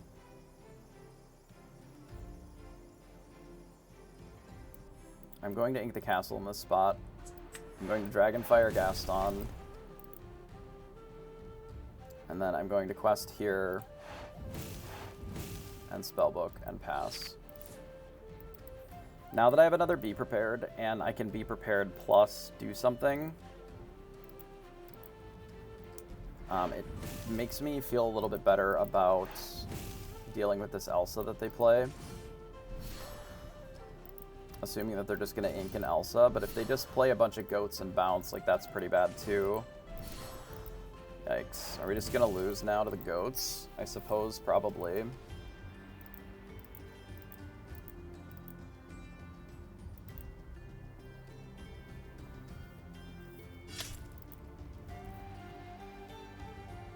So we know that they have a goat in hand.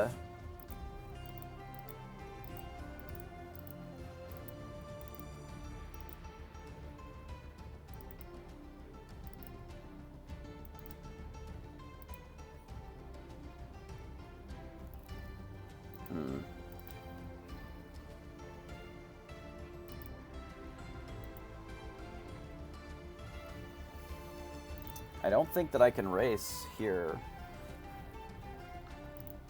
very well. Especially if they play a location, I think that just kills us. I can actually just fight these instead of using Be Prepared here. I just don't know if that's necessarily a winning line.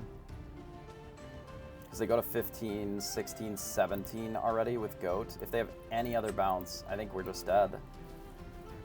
But if I be prepared here, they go to 15.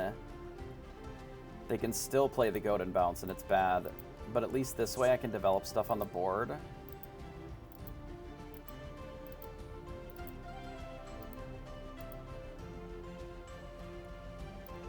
Okay, I'm gonna do this. I'm gonna hit here.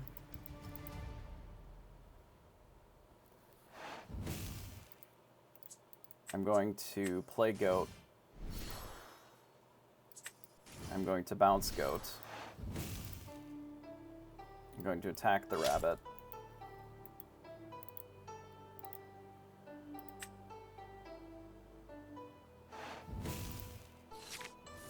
I'm going to Spellbook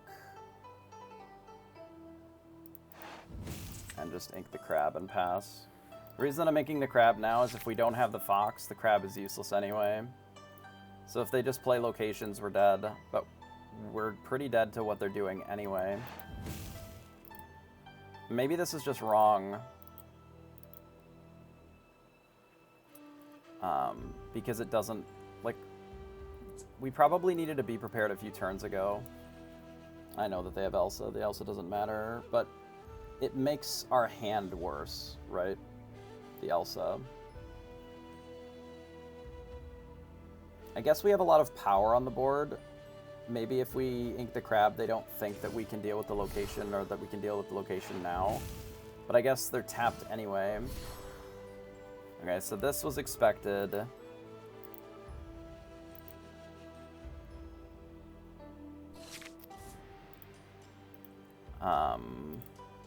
Or at least I expected this. So we always do this. We don't really have a choice.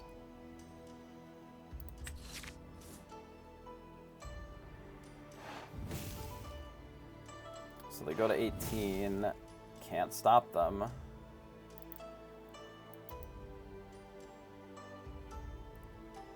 I don't necessarily need to play the Goat here. I can play the Goat next turn. I think we play this. I might need to use this to draw, but I don't think that we have the time to draw cards, because likely we're going to have to do the dragon or be prepared next turn anyway. If we do be prepared, then we may as well keep the 1-drop. And we do this. I think I have to keep the 1-drop because we have to work under these. Oh, they have a Goat.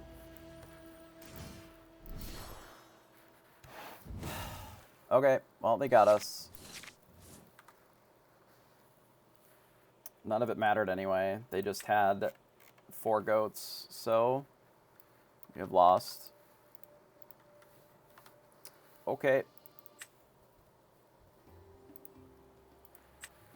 I don't know how I'm supposed to play that matchup differently. I feel like we were supposed to be prepared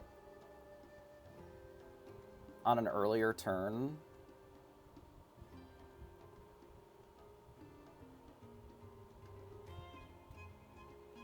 I think the turn where we fought the Gaston differently, like we dragon fired the Gaston. I think that was maybe the turn where we were supposed to be prepared. I mean, I definitely played the matchup wrong. Like, I have no question in my mind that I played that matchup wrong. But I think the turn where they had the Gaston plus the 2 things, I think I was supposed to be prepared in that spot. Because it does limit more of their lore gain.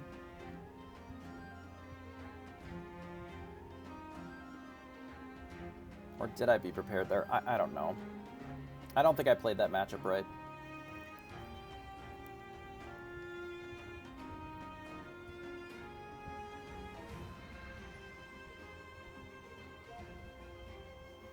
But I'm not sure how to play. Like, I don't have any experience playing it. Like, I don't know what I'm supposed to do in that spot to be able to race what they're doing.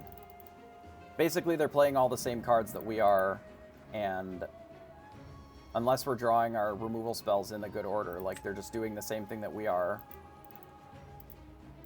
the entire time. Like, we got to play, what, one Medusa? Like, the reality is that we need to get a lot more of our Medusas earlier on. Like, the Medusas and the Mauis to trade up into their things to force 2-for-1s instead of... Because we were always really just 1-for-1ing and staying afloat. Which, in sort of an Amethyst battle, that isn't necessarily good enough. I don't think Surfer Mini is... It's fine here. Like, it is okay against this matchup, I would suppose.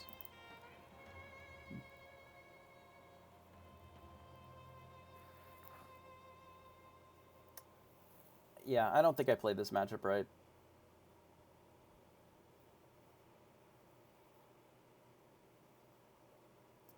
Castle would be really good in this matchup too. But I suppose that they have a lot of crabs to interact with that.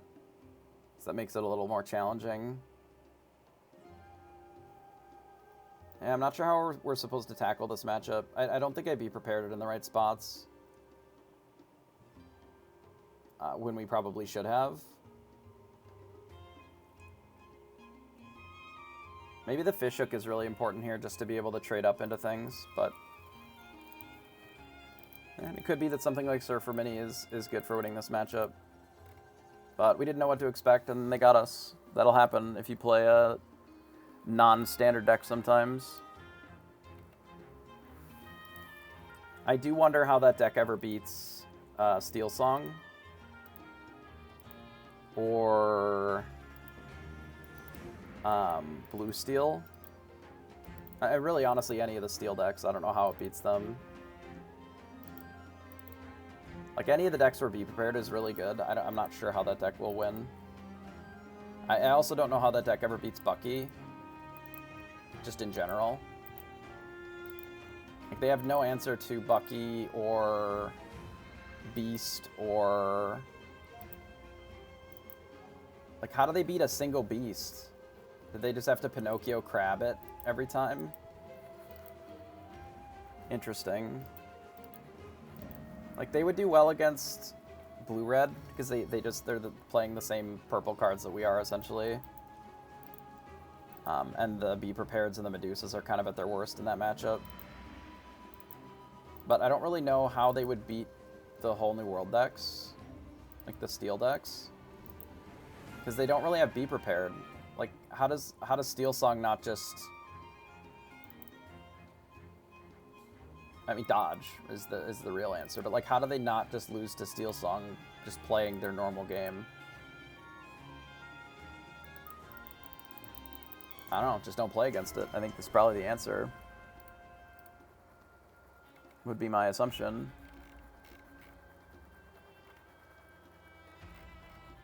But good game from our opponent, either way. I just really have no idea how they deal with Steel Song. Or Green Steel, for that matter.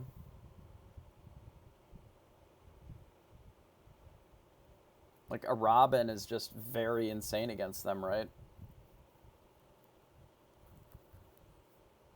I mean, fight against Red-Blue or Red-Purple all day, I suppose.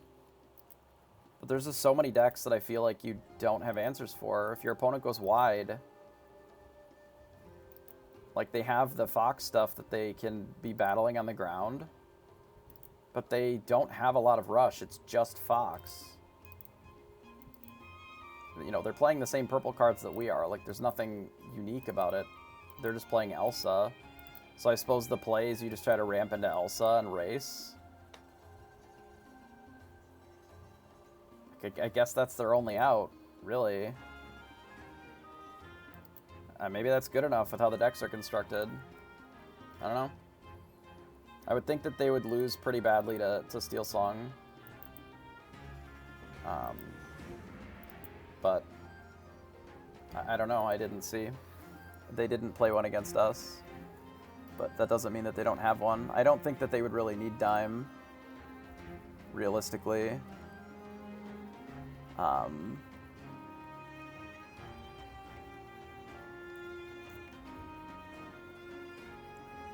because it's uninkable, I guess.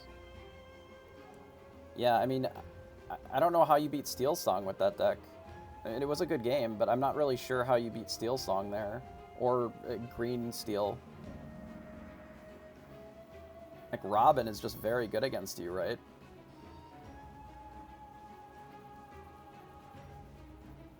I don't think that I played the matchup right, because I wasn't really sure what was going on for half of it. But I'm struggling to see how that... Like, what were your matchups? What did you play against today? Like, if all you play against is red-purple all day, then yeah, it seems awesome. But the reason that I haven't played something like that in a while is it always struggled against most of the whole new world, like the steel decks. Because you just, like, you didn't have a safety outlet. Yeah, red-purple all day, that makes sense. Like, if you don't have something like a Be Prepared or even Medusa, like, you don't really have a good answer for Beast, you don't really have a good answer for Robin. If they shift it early, like, that's miserable. Like, we played against Steel for half of our games today. We played against Bucky twice already. Yeah, red-blue is fine. None of their cards really do anything. You just are fast enough to race them because they don't stop aggro at all. It's the same reason that we're running more Maleficents and Cusco's, just the same strategy. You just race. Because at a certain point, you just, like, don't care if they're doing Lucky Dime stuff. If you just kill them before they can get there. It just doesn't matter. But yeah, I'm curious how your matchup is against a lot of the steel decks. So I would assume that it's not great. But the classic just dodge is probably the best strategy in some of these cases.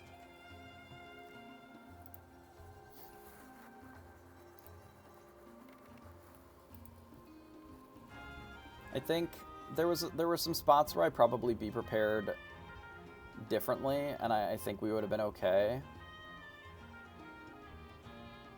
To try and race, but it was pretty close there. I just end up dying with Be Prepareds in my hand, which I think is unnecessary. Obviously, the triple goat plus bounce is not really great for us.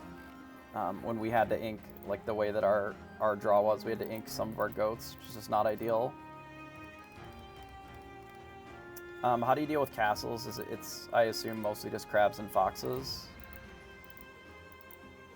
Probably multiple crabs, maybe even 4, I would have to guess.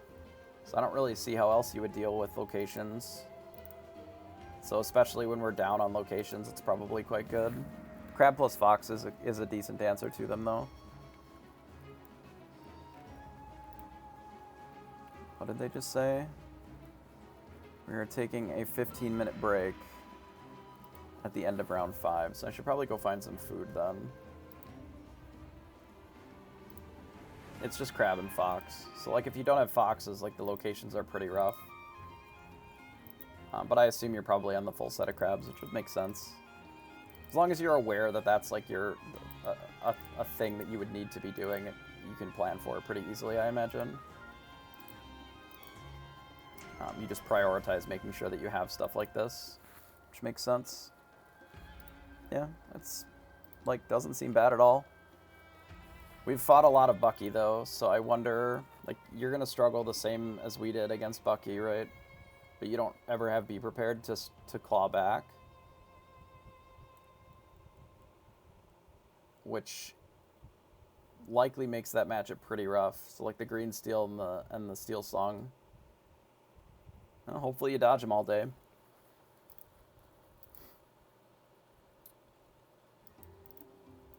And just play against the matchups where you're good, and then you'll be golden.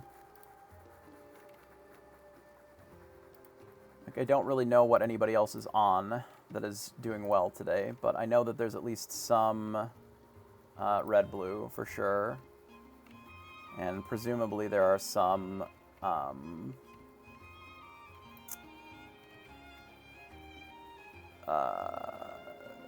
steel something as well.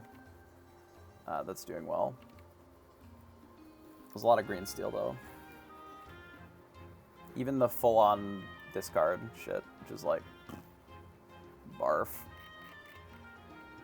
But our opponent win percentage goes up, so that's nice. So yeah, I'm gonna... This is Jafar at 4-1. Yeah, so there's a handful of steel decks. I don't necessarily think that he's that much of an underdog against Jafar, as much as some of the other steel variants. But there's not a ton of removal there, which certainly makes the Jafar trickier. It's kind of the same problem where all of the beasts and the robins are actually kind of at their best against a deck that doesn't have like the Medusas and the Be Prepareds, or even Zeus, right? There's just not really any removal in those colors. You just have to try and race, which is good enough a lot. You know, you get extra resources. Like I had a blue-purple deck set up a little bit last set, and it was a lot of, you know, you just ramp some, and then, you know, you just try to close out with goats, and if you got books and whatever, because you just kind of flood the board every turn. Since they are looking to take a break, it seems like we're coming back at maybe top of the hour-ish, from what I can tell. At least that's what they've indicated. So we'll probably be away for a little bit here. Our round was not that long, so there is still time left in this one as well. I will put that up on screen, and I think I'm just going to go find some food, and then we will we'll be back for the next round after this. So they started the timer a half an hour late. Whatever. We'll let it play. It is what it is, and we'll be back for the next round. So thanks for hanging out, and we'll see you in a little bit.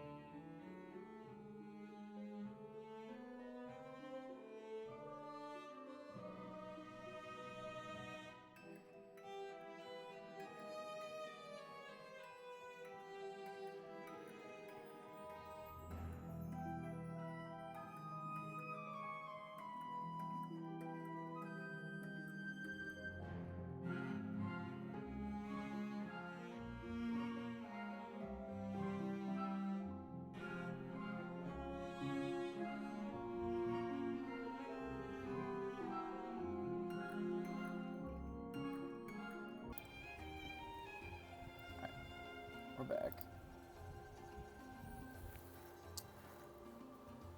Looks like we have about 10 minutes or so. Not quite, maybe. So we will do some other stuff, perhaps.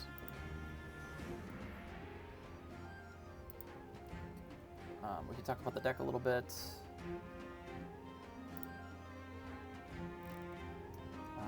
Basically, we got dumpstered by one of our probably worst matchups, I imagine. Given that they tuned their deck to more or less specifically beat what we're playing, which happens, you know, from time to time. But we don't let that get us down, right? Still doing all right.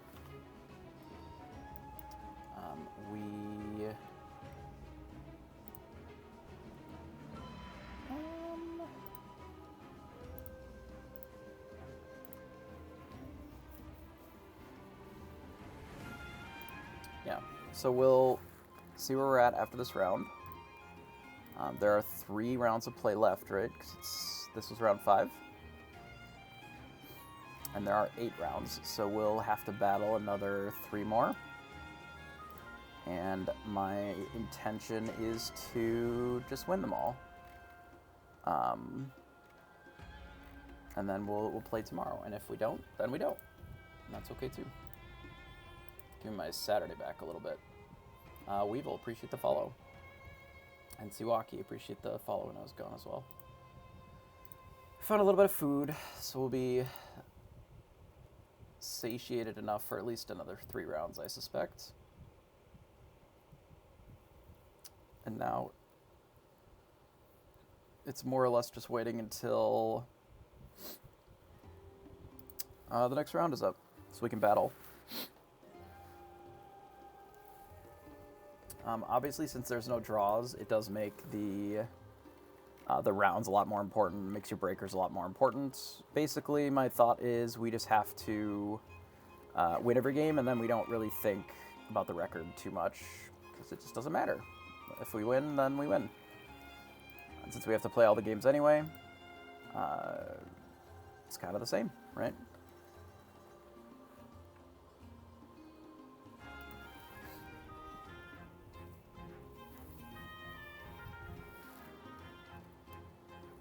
So we will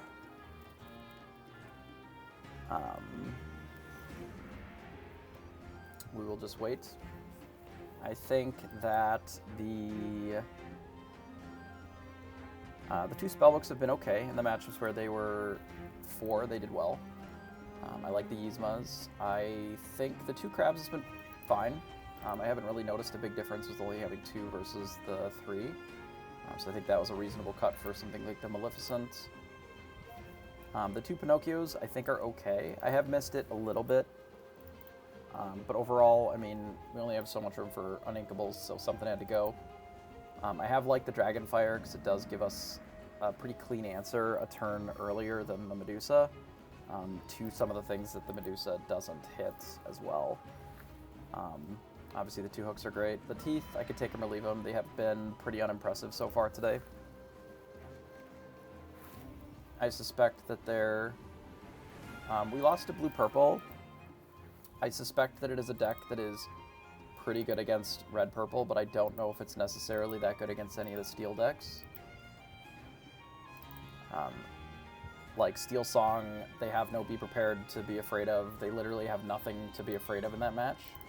You have no real answers to beasts outside of just Pinocchioing it or Elsing it to tap it and attack it. So you kind of just have to race, and it's very difficult to race Steel Song if they are just playing their normal game and you're not interfering with them and you're not interacting with them. So I suspect that they said that they ran into basically one red-blue and then mostly red-purple all day, which is what their deck is going to be good against. It has pretty much all the same stuff that we have here, probably in a little bit higher numbers. Then they also have some ramp for their blue as well. So you pretty much are just leveraging like the already good cards in purple, some of the ramp from blue, and then that allows you to do things like play Elsa or leverage your bounce to be able to do more than one thing in a turn sooner. And it also gets to play Gaston, which is in a pretty good spot right now, in a similar way that Yzma is in a good spot. It is just a nice questing character that also replaces itself. I think Gaston is even probably better than Yzma if you can find the room to play it uninkable-wise. But, you know, you cut out the Be Prepared and all of a sudden, you know, the Be Prepared and the Medusa and the Dragonfire, and you have some room for additional uninkables.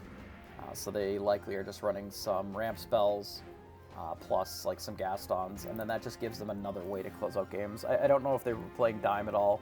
They likely don't need it, because they have plenty of draw, and the Goat is a better way probably of finishing a lot of the games. But again, I'm not really sure how that deck lines up against, for example, Bucky or Steel Song, or even to some extent the like Jafar deck, because yes, they have ramp, but I don't necessarily know if that is enough to keep up with what the opponents are doing. So you can't really stop, like, if they play Beast, or if they play, you know, Shift Stitch. If they don't tap it and they just play 6 cards and draw 6 cards, you don't really, like, are you just going to slam a few of your cards into it? Like, you don't really have a great way of defeating something like that. And if they shift a bunch, like, play out their whole hand, shift a few more times, whole new world, again, it ends up being a bit of a rough matchup, I suspect. Especially if they get to the point of just being able to do Tinkerbell plus a Swords, kill your whole board, have a big board of their own. I suspect that that's probably a pretty rough matchup. And the same is true for, like, the Bucky deck.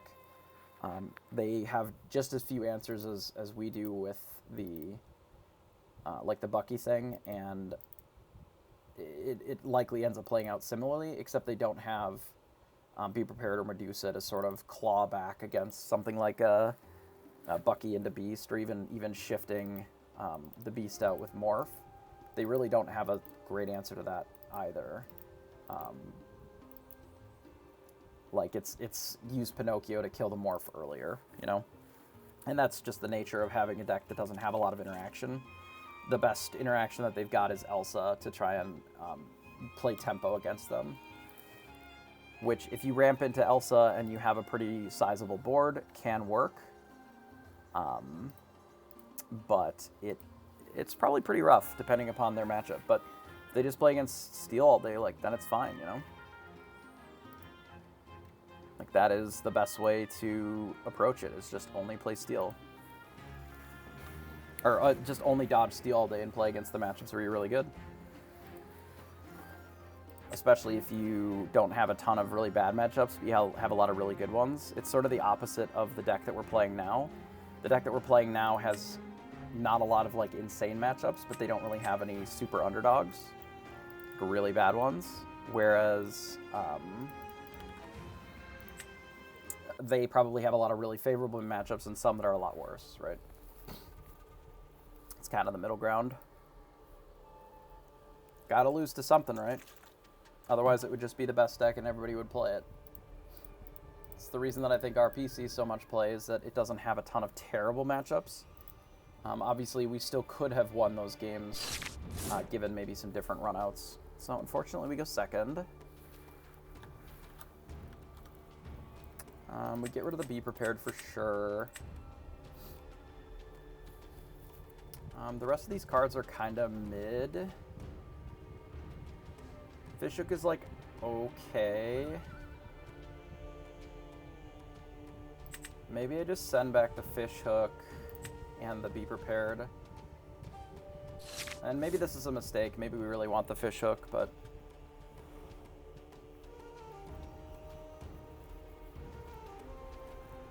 Alright, so they ink Friends on the other side, and they play Rafiki. Given that, I will play Mini and play Rafiki of our own. It'll be unfortunate if they decide to kill it, but if they do, they do. I am liking the Mini a lot less the more that I play with it, and I kind of want it just to be Chernobog followers.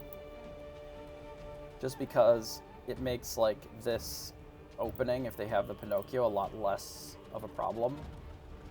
Because we just play... we just play a 2-1 instead, and then, like, what does our opponent do here if we have a 2-1 there instead? They sort of just lose their card. So we have double Spellbook, which, if we can somewhat stabilize, should be pretty good. Currently, we are not in a position to be stable at all, so we are having to take it a little bit slow here. It's unlikely that they quest with this Pinocchio unless they're looking at bouncing it immediately. They may be worried about Fox here as well, so they may not quest with either if they're not going to bounce. Obviously, if they quest with both of these, I have Fox, I hit the Pinocchio, then I hit here with this. And then that's generally pretty good for us. They ink Snake. They quest with both. No, they just quest with one. Are they looking to Fox? Like, what are we doing here? Okay, so they Fox their Pinocchio back, and then they don't attack with Rafiki. Which I think is fine.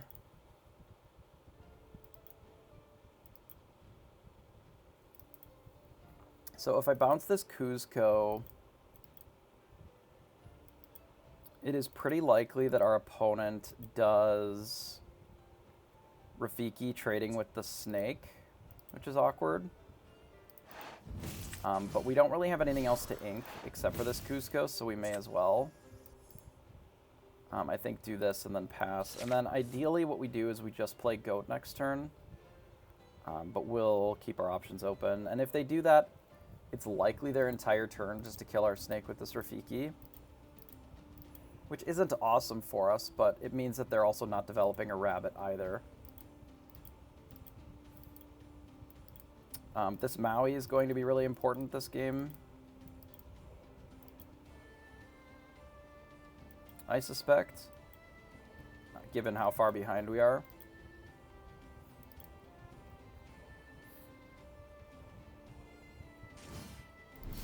So they do opt for the Pinocchio line.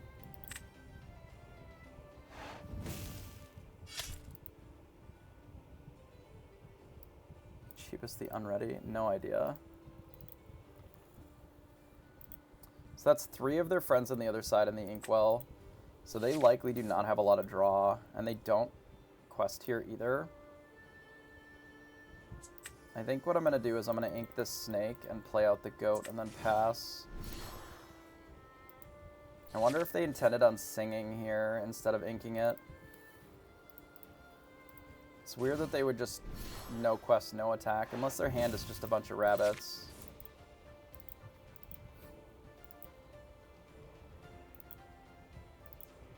Get rid of a Goat.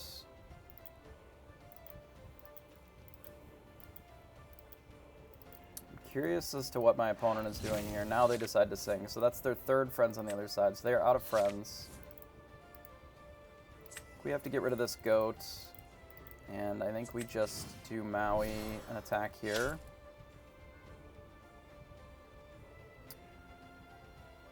And do I just pass? Yeah, I do. Because if they have a Maui, I don't want them to be able to kill the Goat for free. I would rather try to challenge these, because we're going to be able to win eventually with these spellbooks. And I would rather them not just get questing for free.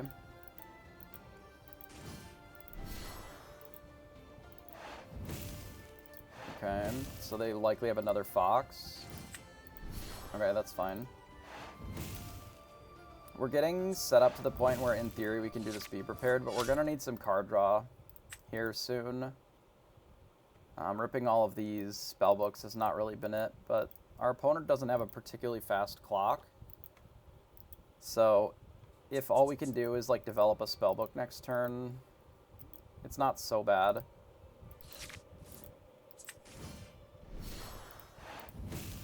We'll just play spellbook and pass. I mean, we can almost play another one and pass next turn or do the Medusa. I think either play is reasonable next turn. But we'll see what we draw. I mean, if we draw another Uninkable, it kind of forces our hand. Like, our opponent is drawing a ton of cards, so we're not in an awesome spot here either way.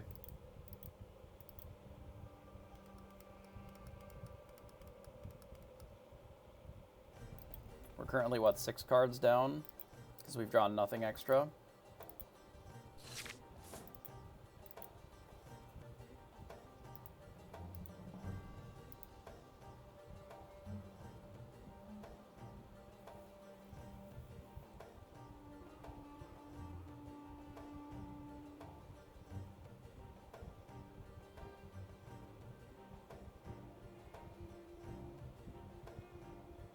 That's tricky. There aren't that many good targets for Medusa in these decks.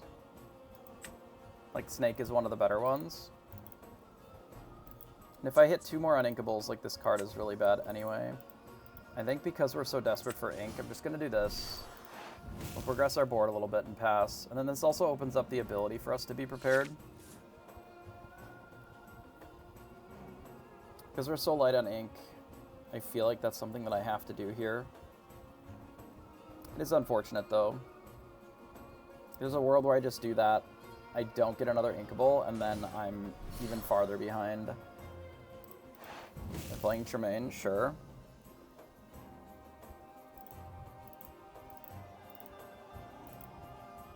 We are not particularly winning this race right now, so we're a bit too far behind on cards.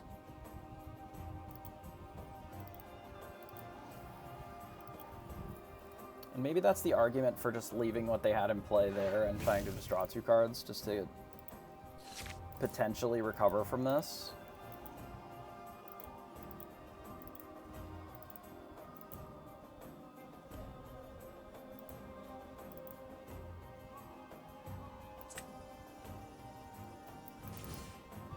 What I'm going to do is just do this and pass. And we'll just have double Spellbook in play. I'll let our opponent try to overcommit a little bit into racing here, and then I can B-prep. And hopefully that'll be enough for us to use these Spellbooks and close out the game. But as it stands right now, we're getting dumpstered.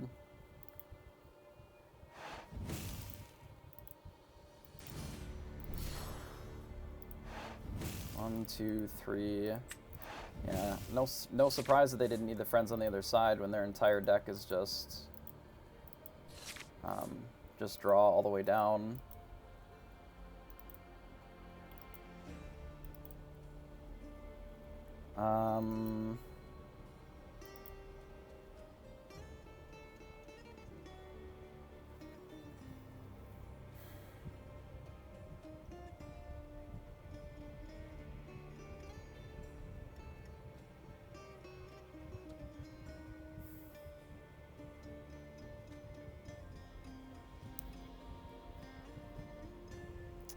This is really unfortunate, these draws.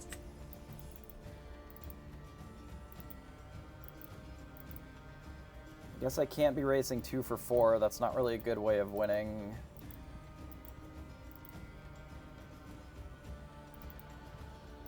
But we don't have a lot of resources to play with. If they just go to 11, like, they've already used 4 of their bounce. If they go to 11, we go to 8. Like, I can't really beat their follow-up then either. We're just dying here with no draw.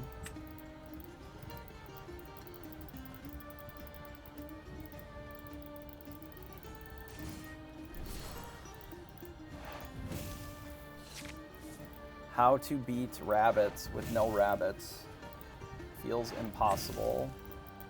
Please send help.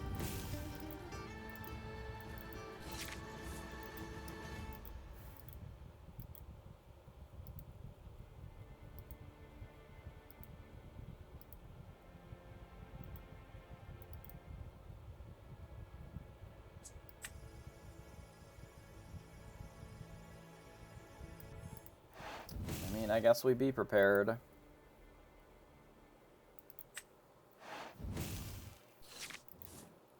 Do I ink one of these now to gain a lore?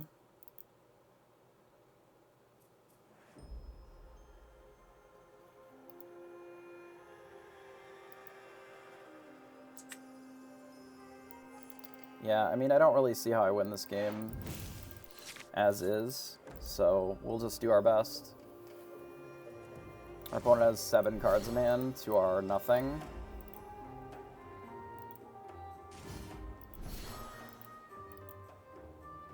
Surprised I didn't play the castle last turn, to be honest.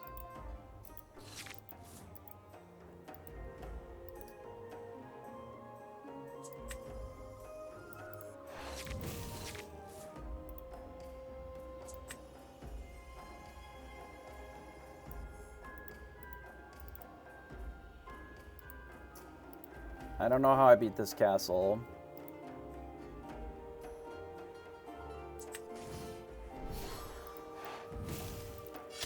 Sure. I guess we Maui it. I don't know. We're just dead this game. Nothing can be done. We were destined to lose, I suppose.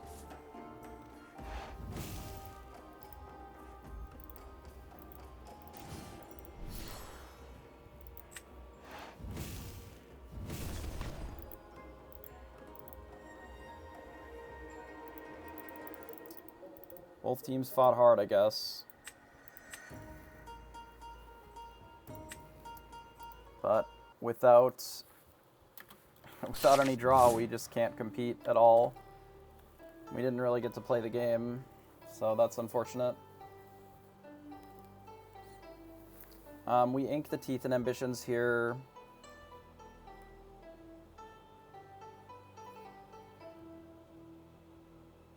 Ink Teeth, play this. Ink something, play this. We can crab in this. Yeah, this hand is okay.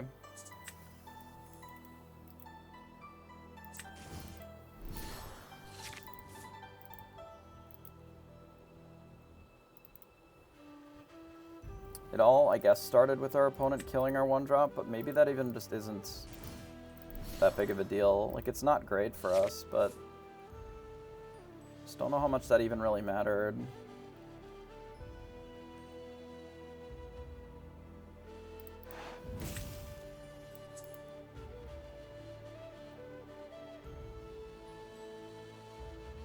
If we don't have Fishhook, then we're in like a really bad spot when it comes to dealing with locations.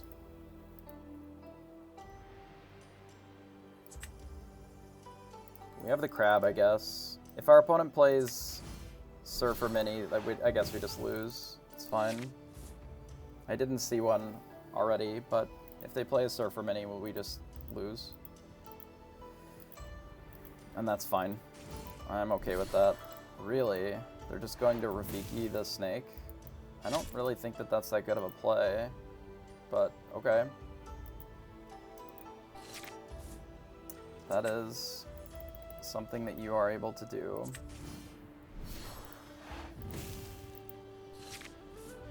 Especially on the draw, I'm not really sure that that's that good. Does the snake really matter that much? And maybe if their play is just a surfer, they just play a crab. Odd. If they have a bounce here, they can trade their Pinocchio for my crab.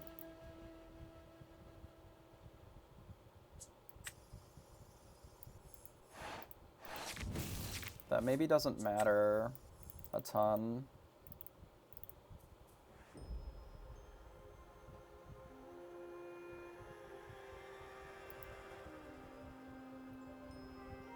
Can also bounce the crab now. I don't really want to do that, though.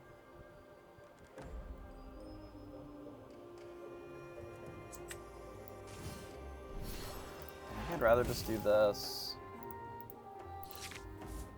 now.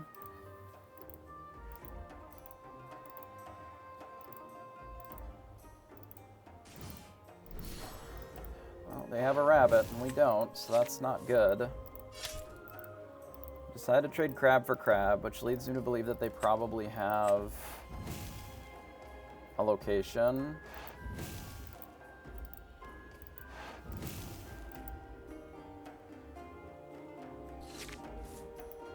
Rip another hook.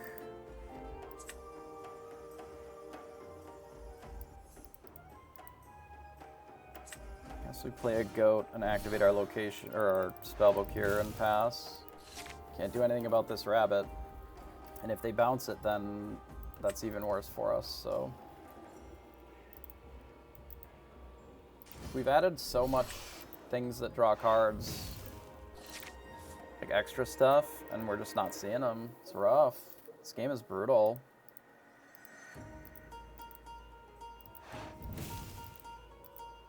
Maybe they just try to race here.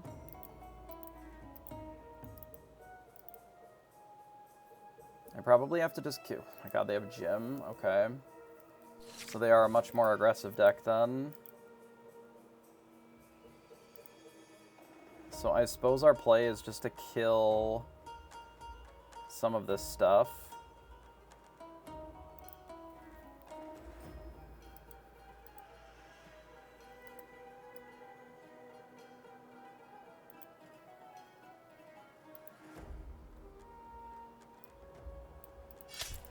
I hit here.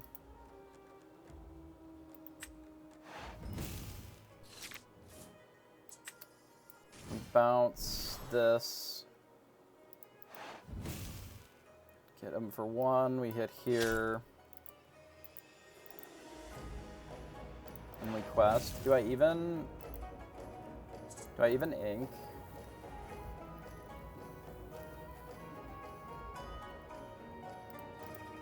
I don't think it really enables much of a different line if we ink here.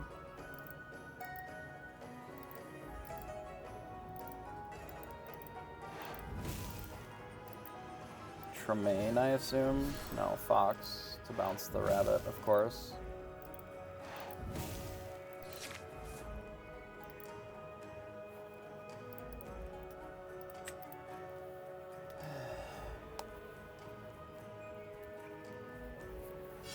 This game is very hard without rabbits. At least we got goats.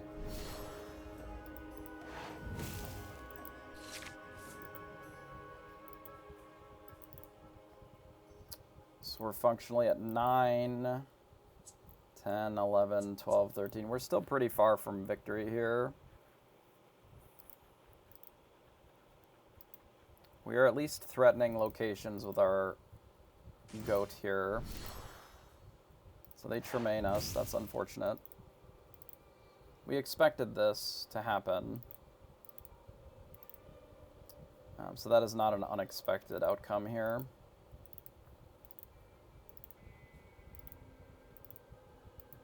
A good draw would actually be Medusa, probably, because then we can ink the fish hook and then just Medusa.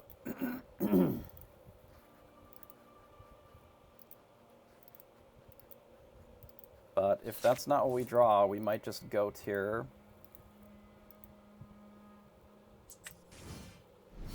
Just play goat. We do this, and I'm just going to ink a fish hook and pass. So we're inking the fish hook so that next turn we can play goat bounce and then maybe spellbook as well. I mean, this game without rabbits may come down to us just doing goat stuff.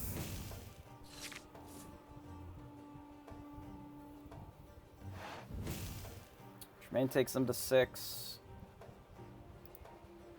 As it stands, it looks like we're going to have to race, which I don't love.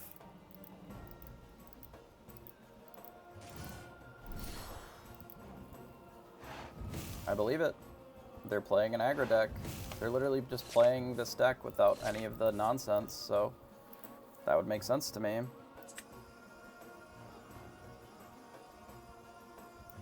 We send the mini. So they can go to 9. We go to 12, 13. I wonder if I just don't care about this Tremaine. I think I just don't care about the Tremaine. And we just do this instead.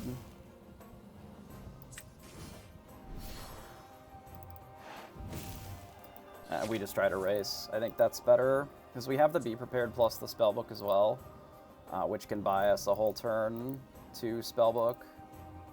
I think just racing in this spot is better. It's like they're encouraged here to actually be prepared if they don't have answers to what we're doing. Even if they go to 9, like, it just isn't enough necessarily.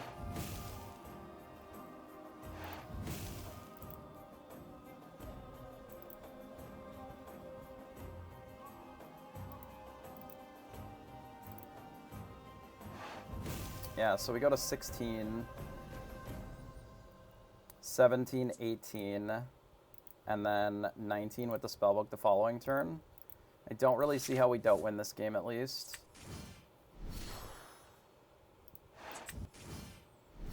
We do this and pass. Oh, we are currently down a game, right?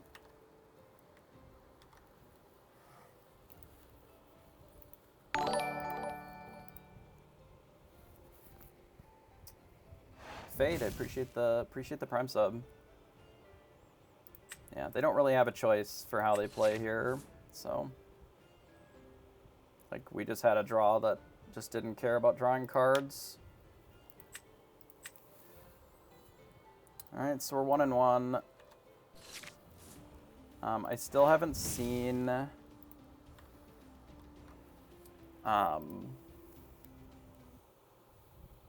I still have not seen any flyers from our opponent, which certainly makes this interesting, I guess.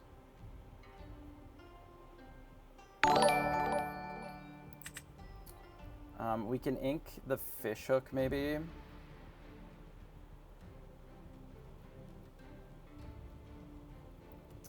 This hand is okay. We'll send one back.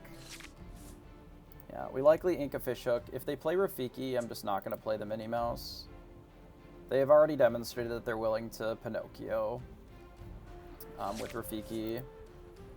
And if they don't do that, I think I do play it. What is our ink next turn if we play this? I guess this opens up Fox lines, which we wouldn't have normally. We'll see if they play a 2-drop.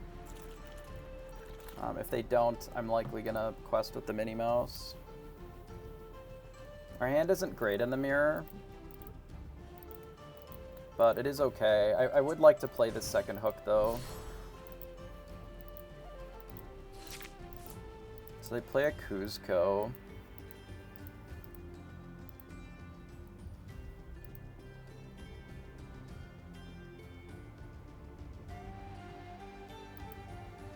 Do I care if they decide to quest with Kuzco, Fox it back, and then kill our mini?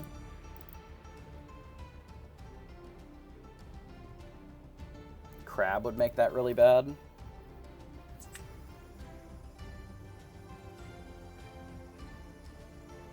Yeah, Crab makes that kind of awkward. I think I just pass.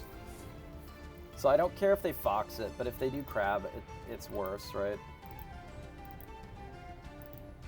I think we just take it a little slow. It's a second Jim Hawkins. I guess it's not for this matchup, right? At least not this early, which makes sense. They decide to snake it back. Okay, that's fine. And then they play a Rafiki. Since I drew a rabbit, I'm gonna ink a Maleficent here. Blue-purple. I think the play is just to run out Maleficent over the fish hook, draw a card, and then pass. So we have 2 rabbits, so we're going to want to trade a lot of our resources for a lot of their resources. Just kind of 1 for 1. They do have a rabbit, so this is just going to be one of those kind of games. They decide to quest, which is fine. If I use this Friends on the Other Side here,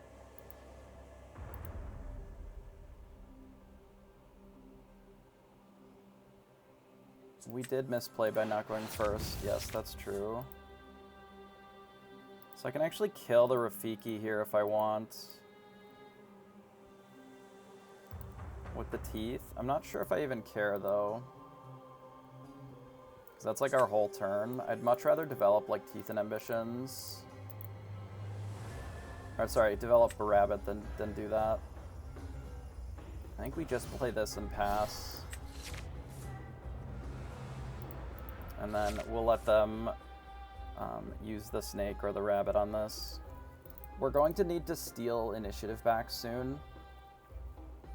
Because currently we are very far from having initiative. I likely won't even protect this rabbit next turn. I'm more interested in doing either the fish hook or just the Maui in general. To fight what our opponent is doing. I would assume that they're going to hit the rabbit here, which is totally fine with me. Yeah, that is absolutely okay. Because what we need to do in this match is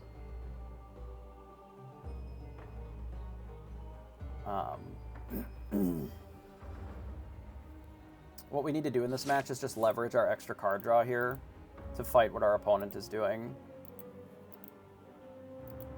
Because we are so many cards up on our opponent that, yeah, they had nothing to do on 5 except for Pinocchio. I don't think I care.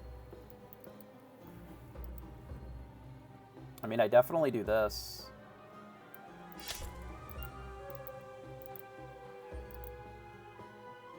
I don't even think that I need this Friends on the Other Side. I am more interested in doing either Spellbook plus Rafiki or Fishhook plus Rafiki. So if we do the Fishhook, then we're just not cold to locations. If we do this, it puts a clock on our opponent, I think, which I'm more interested in. We're already not super cold to locations as it is, because we have, like, the double fox here. So they don't have any bounce except for the snake so far, which makes the rabbit a little awkward. Their hand could just be another Pinocchio. Okay, so they do have a location.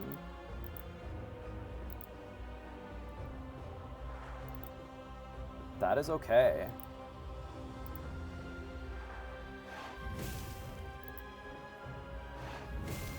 So they're looking to quest with both. So I have some interesting lines that I can take. I can double fox here. Like, I can kill the Pinocchio and then double fox the castle.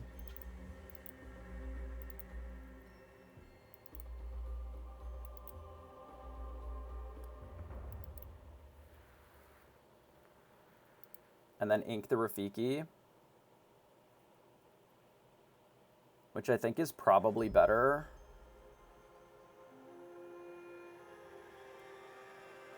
Yeah, so I hit the Pinocchio. I play the fox on the Rafiki. I ink Rafiki. I fox the castle. I play another fox on the fox. And then I fox the castle, and then I pass. And then not only do they still have the rabbit, which obviously is annoying. I could have left them with Pinocchio and killed the rabbit, but I think I like this line better because we can use the Medusa on the rabbit, which I think is probably what I'm going to do. I don't believe that I be prepared this. Yes, because I didn't have any ink. That is why I didn't do that.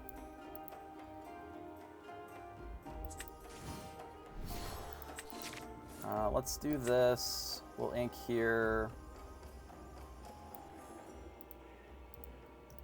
And then I'm going to bounce it this way. And then I think just hit that thing and pass. I am trying to starve our opponent of resources.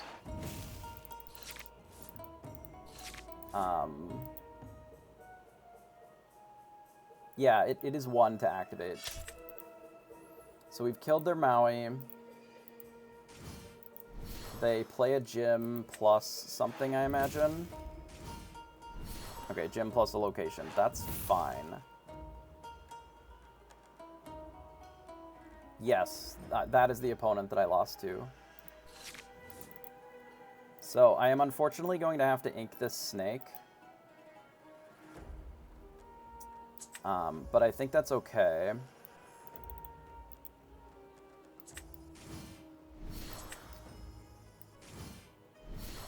We do this, and then we kill the castle. So they have 3 gyms in their deck. So we smash there and pass. Now, one thing that our opponent can do is play a Maui here and kill our Maui. If they play a Tremaine, I think I just be prepared, and I'm fine with that. Yeah, that's okay. Thanks. I'm glad you're having fun. They have 6. So we can... I would like to get more ink.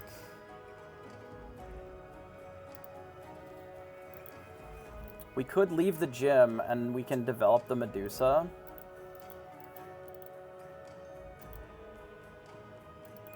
I think it's probably better still just to kill both cards here. It's just too free. I don't actually think I have to ink this because I can play it next turn potentially. I think we just do this and pass.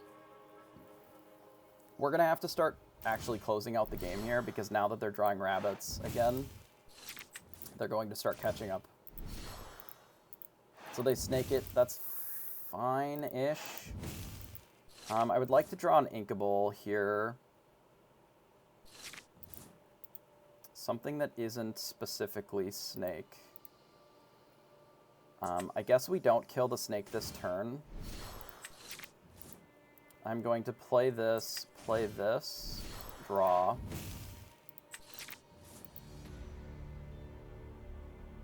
Dang.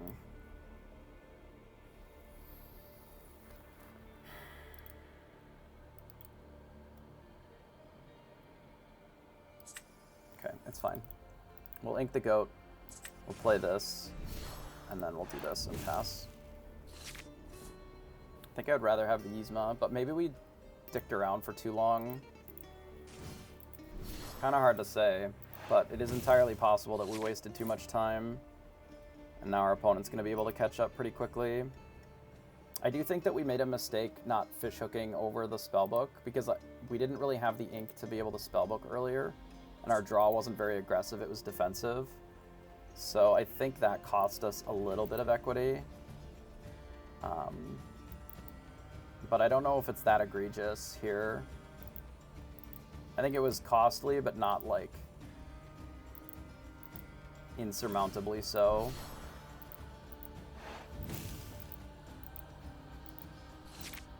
Okay, so our opponent...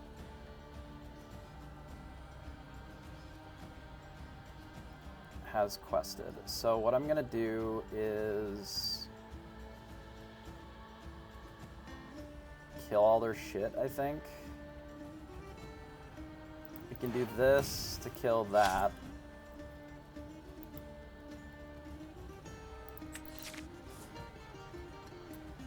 We can kill this and leave them with the classy. Or we can do it with Pinocchio. And then we can choose to do something else. Maybe that's better. We can do it this way, because we still have this to quest as well.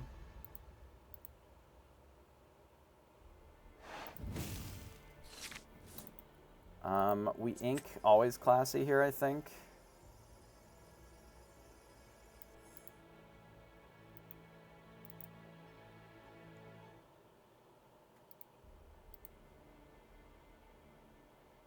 We have other draw. I'm just going to do this.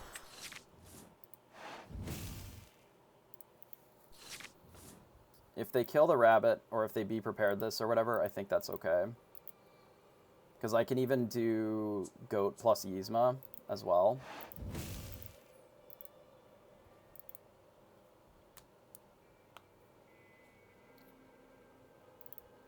Which I think is probably okay. And this isn't an incredible board to be prep either. Like, we don't have a ton of stuff on here, and we have enough other draw that I think it's okay. So I think our plan is just to goat, Yzma the goat,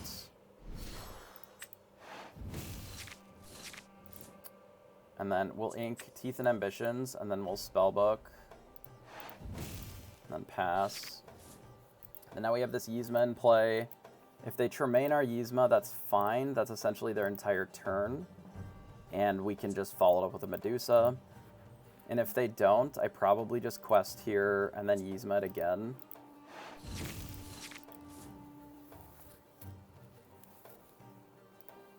But we'll see. We're in an okay position here, I think. We can also just give this evasive to...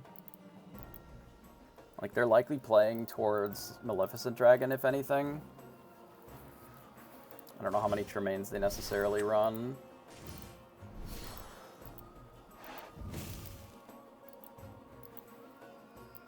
And they might be sitting in another Be Prepared. That's certainly possible.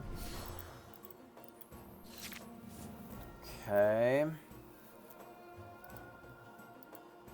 So... I can... Okay, always quest here. I can Medusa this.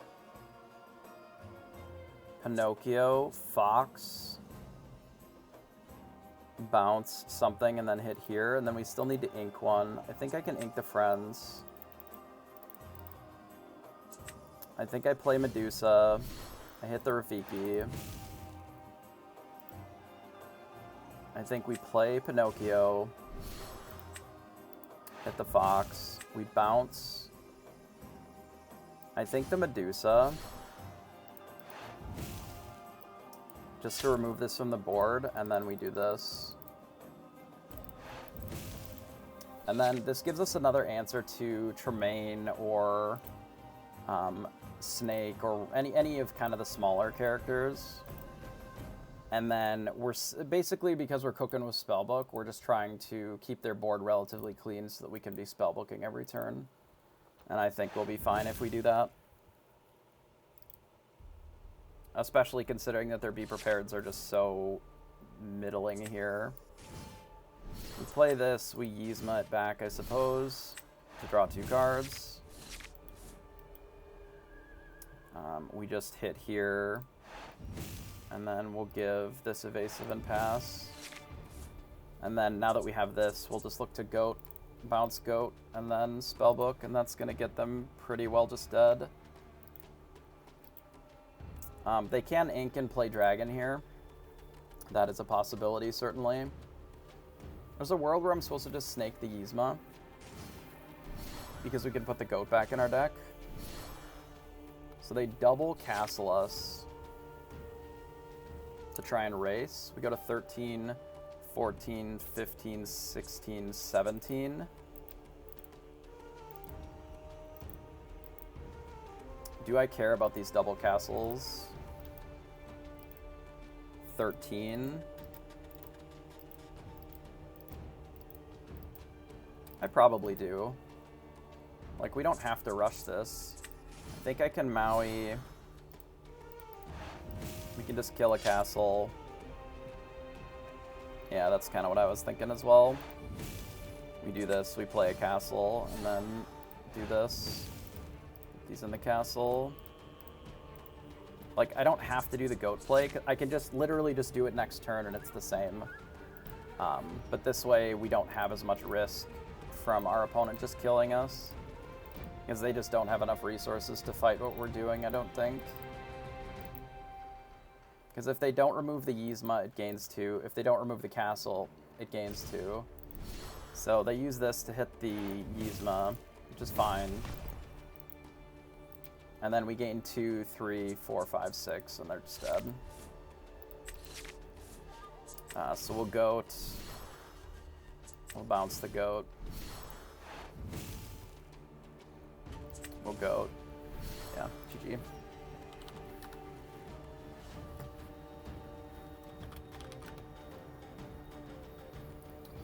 Okay. Yeah, that was a weird game. I definitely think in game 3, I probably gave them a little bit too much time to draw out of their awkward draw. It looked like they ripped maybe double B prep early, and then they just didn't have a lot of inkables. So I maybe could have capitalized on that a little bit more, but at the end of the day, it just becomes one person played Spellbook, and that was pretty good, right?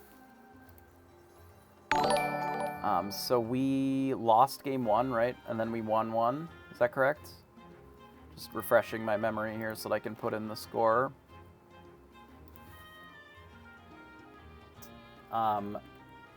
It was Superior Synergy Games deck, and they were basically just playing an Amethyst deck with all of the stuff in it, like all of the characters, essentially. All the random idiots, Cusco's and Maleficents, and it played Mickey's. And it played Gramatalas. Like, I think it played the full list of crabs. If you wouldn't have followed, I believe you. I believe you.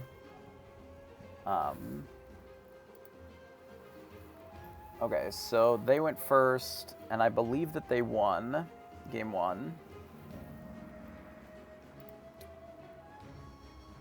Right, and then we went first and we won, and then we went second and we got there. I think that's right. I'm not sure. Yeah, because they just inked turn 1. Yeah. How are you doing today? I saw that you were X and 2. I assume that your last round went okay or nah. I don't know. I guess I can look.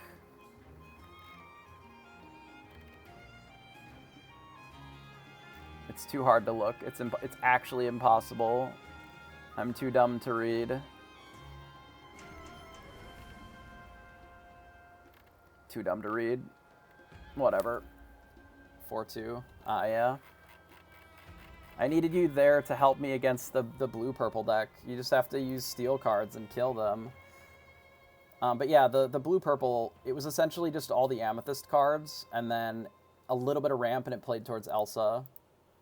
But yeah, you need to kill that. Like, why did I have to fight that shit? Apparently they fought red-purple all day, and they've just been pounding them, because red-purple just, like, isn't fast enough anymore to keep up with just playing characters and turning them sideways. And then they still have, like, the same rabbits and stuff to draw. But they also had Gaston, too, which is just, like, a very good card in this metagame, I think. In the same way that I think Yzma's pretty good. It's just like a 4/4 that quests for a bunch and replaces itself. All of those things are really good on a card. But between that, like Mickey Detective, Grammatella, they frequently had a lot of ink. And then got to the point where they're like, play a rabbit, Yzma, like, play a goat, bounce it, etc. Yeah, good luck. But overall, that was a good round. We are 5-1 now. Hopefully we never fight against blue-purple ever again in our whole life. That would be neat. You just want to play against red-purple every round? No, no thank you. Please no. I had to play against Bucky twice. Why don't you guys play against Bucky instead of me? I'll play against red-purple. You can play against Bucky. Barf.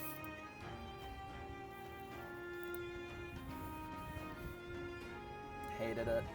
But yeah, that was a good game. We have a couple minutes left. We can look at the deck here.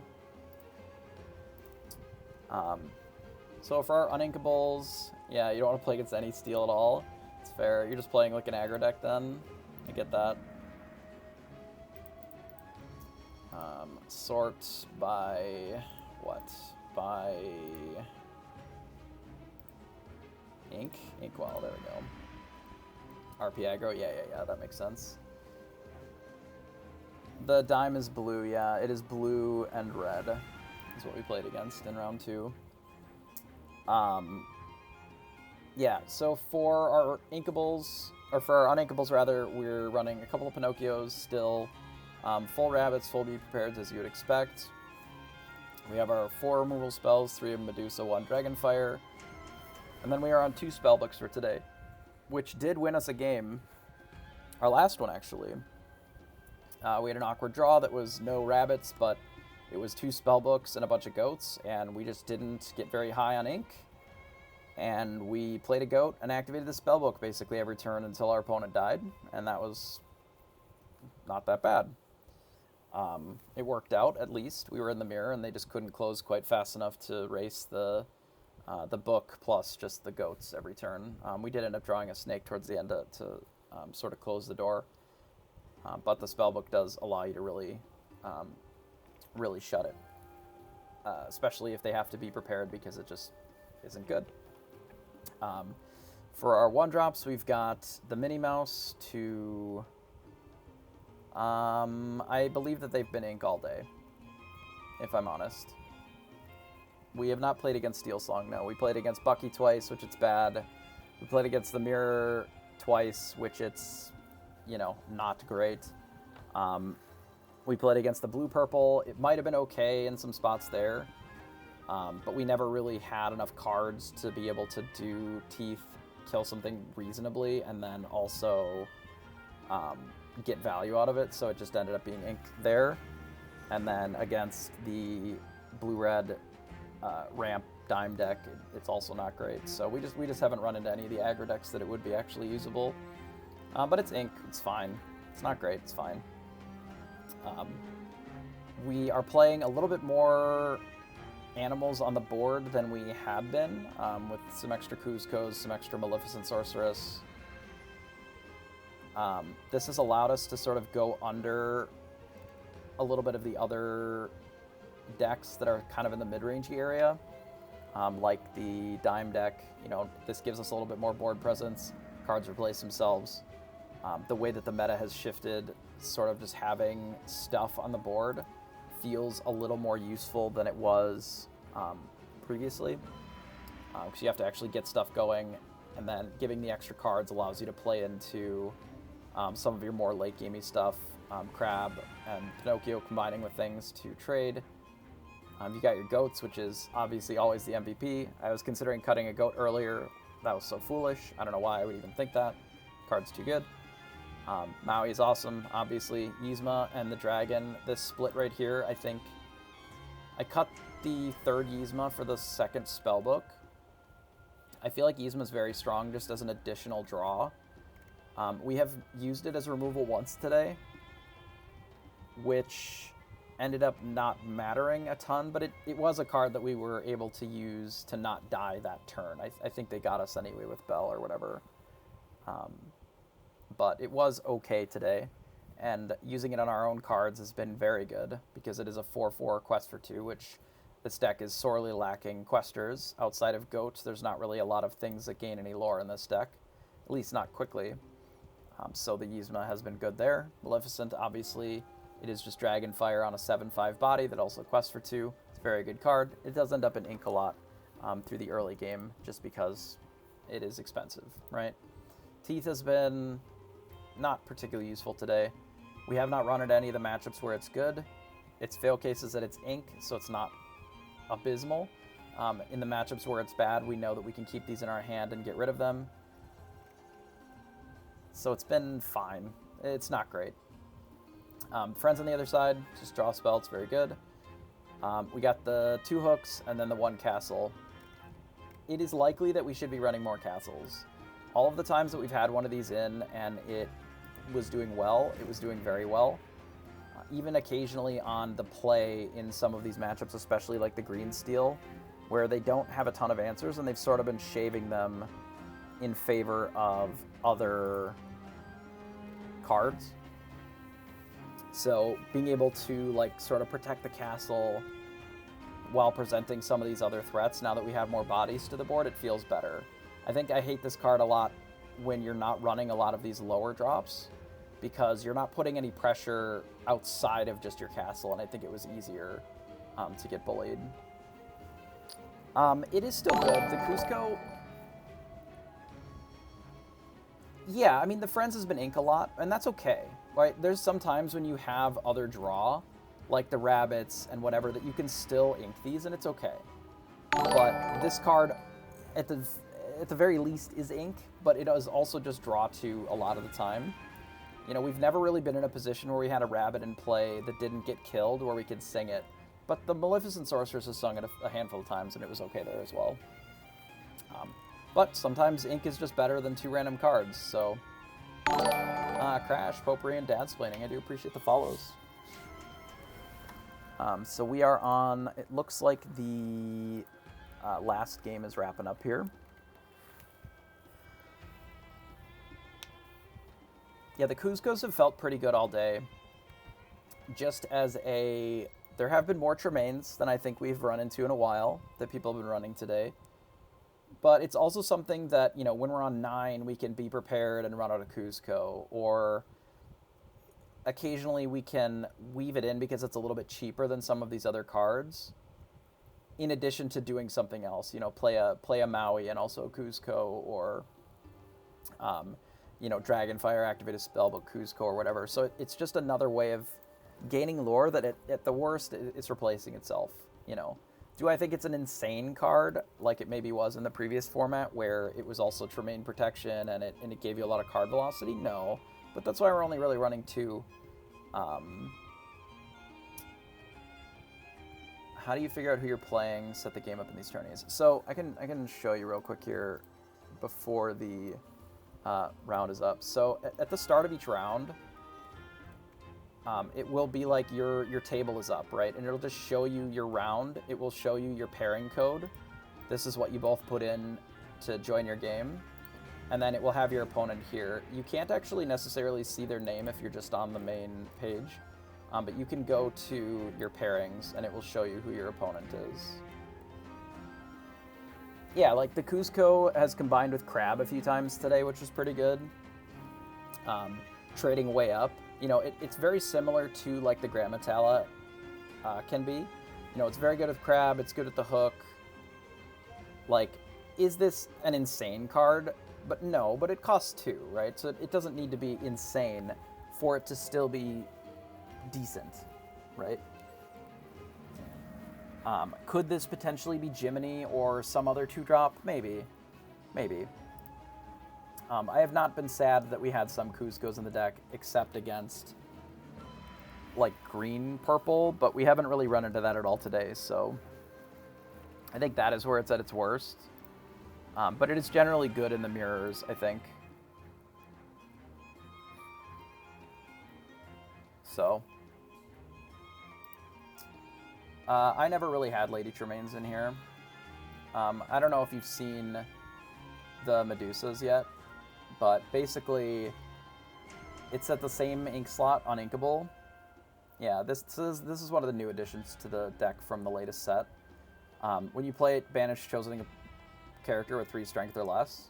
So it quests for a little bit less. It has a bigger body as a 4/4, which means that it can't get Medusa itself, but it answers most of the cards that are played in the format, to the point where people are running more just random 4/4s, Gastons and Yzmas and such, just because they don't die to Medusa. Like, it kills Beast, it kills Robin Hood. It doesn't require that you jump through hoops to answer the thing that it targets, right? Because if they have 3 strength, it just deals with it. So, because of all that, it has gotten the nod, I suppose, in a lot of these cases. Okay, so we are going into round 7. Let me join our game here.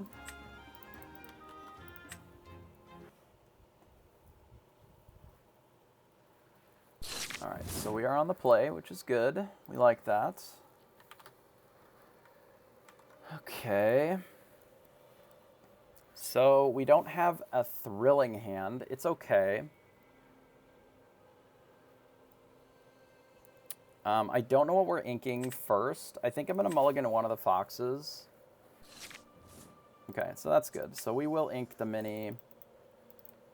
I do think I'm going to run out the mini, one of them. If we need to use this teeth, we can. If the teeth isn't good, then we won't. All right, so our opponent plays a Minnie Mouse. It looks like we're likely in the mirror, so it's probably not great. Interestingly, we do have crab. I think we ink here. I'm going to get rid of the Rafiki before I get rid of the teeth. The teeth may still come into play here. If they're playing some of the flyers, we may end up having to use them, but we'll see. Like if they were on Jiminy, or, for example, they just decide to snake, that's fine. Alright, we'll get rid of the teeth now then, and we'll just play a 2-2 and pass. Do this, pass the turn.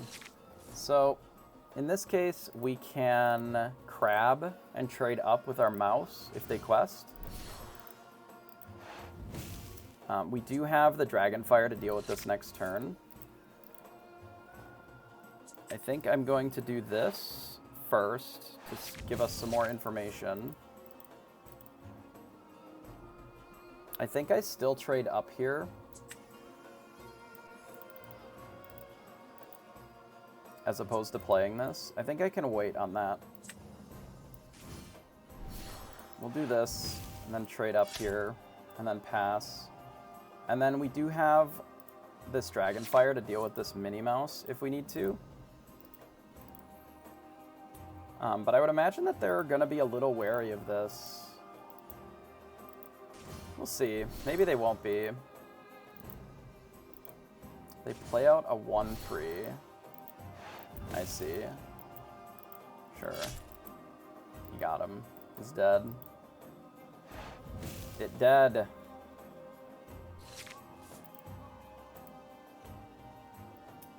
I guess we draw 2 more cards.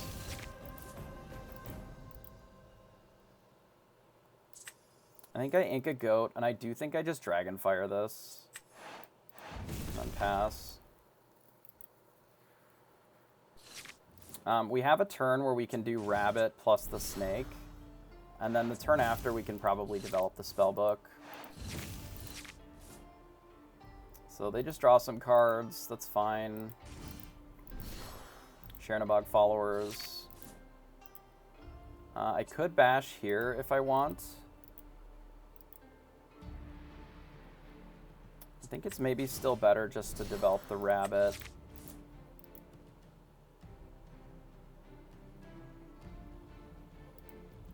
Do we assume that they are a more aggressive build if they're running Chernobog's followers and the Minnie Mouse? So much so that we need this Maui. Or do we want to keep this goat? I don't necessarily need this goat here.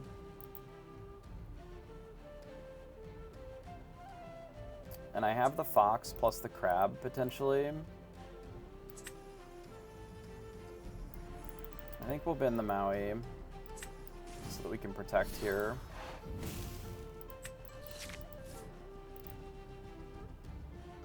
Do we just trade cards? I think I just pass for a turn. After this turn, if they develop too much more to the board, I would be looking to be prepared. But if they don't really develop much more on the board, then I don't know if I'd be prep. Rabbit. Yep. They decide to just quest out, which I think is fine. Oh, they don't even get rid of the rabbit here, huh?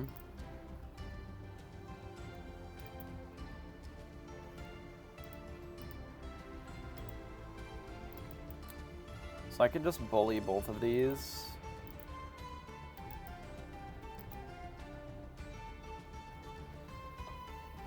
Do rabbit plus fox. Or I can get the spellbook in now. Kill just one. No, I think I should kill both. The question is, are we afraid of locations or not? Let's do this.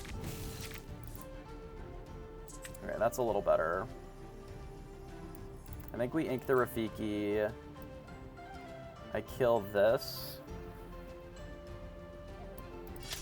And the rabbit with this. And then I pass.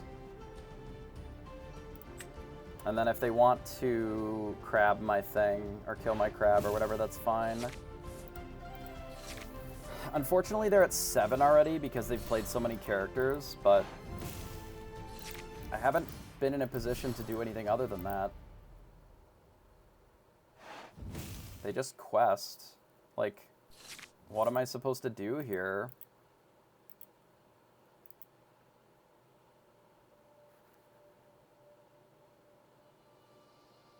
Like, I can't let them have this.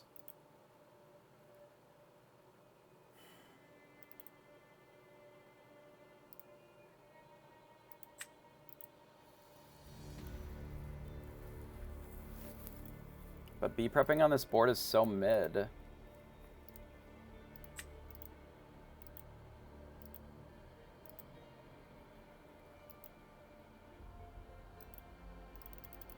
Maybe I do let them have it and develop the spellbook here. We kill this. Go to 3-4 with the spellbook. I hate tempo Yzma here. You mean on this? We kill this and then just have all of our stuff. Problem is that we don't have this spellbook in play.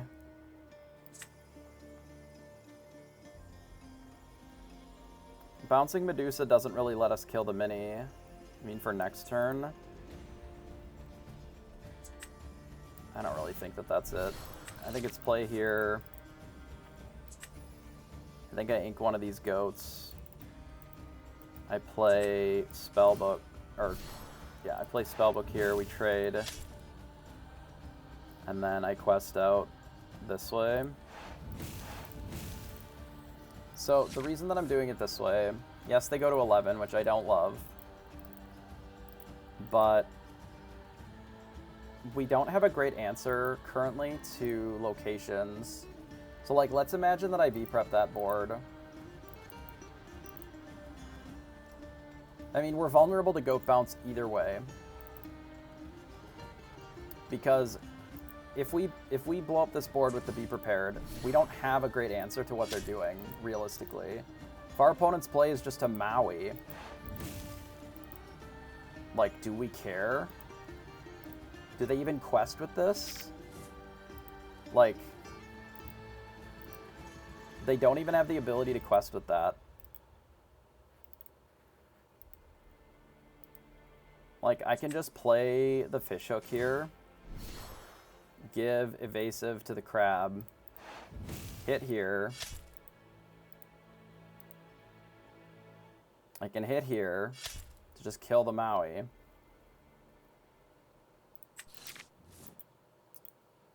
And then I guess just gain one. No ink. The fishhook was a nice draw. I could also ink Maui because I have the fox. But I think this is probably what I do and pass. Like, the fishhook is a nice draw because it lets me answer the mini here cleanly. Because they can go to the same 11 that they could the turn before.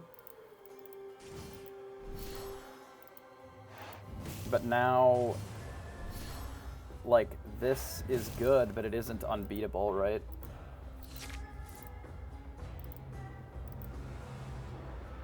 Because I can even just Fox this. Well, I mean, it's probably better just to Maui it. I'm just debating what I do against this gym here.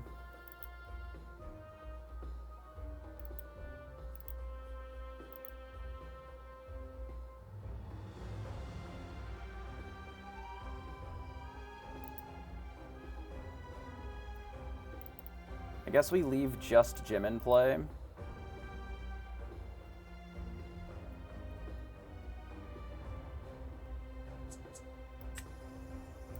I don't actually have to Maui it. We can Fox here. I can do Goat. Quest here. I can Fox the Crab. Here, hit there. We don't need the crab, we can use it as ink. Then I can just spellbook. It is possible that I messed this up a little bit. That maybe I shouldn't have Goat and I should have just dealt with the Maleficent as well. But my plan is to try and get them to commit a little bit more resources to the board, ideally, so that the B prep is a little bit better. But maybe 14 is too much.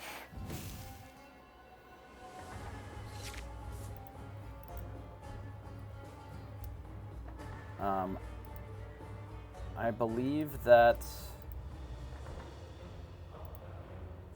having the Goat in my hand is pretty good. As far as racing. So I think I just ink the Cusco then. We go Quest with this. We do bounce the Goat, put it in our hand. We do this and this.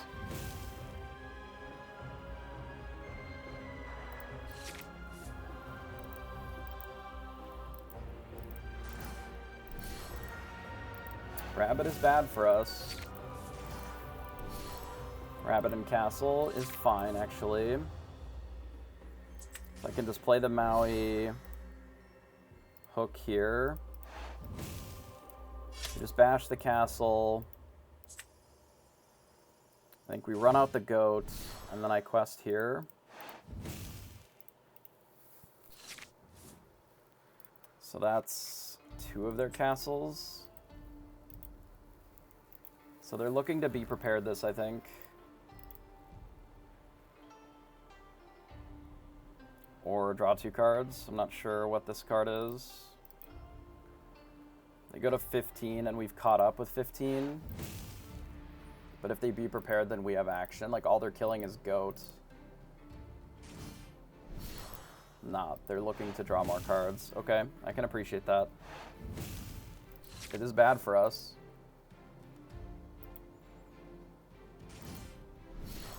They Tremaine.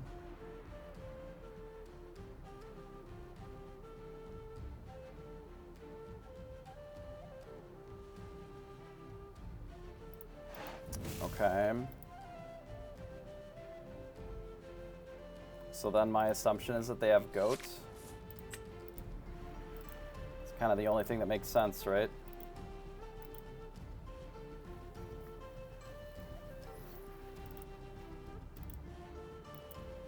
$16. Do we have to tempo them here with the Yzma? Probably.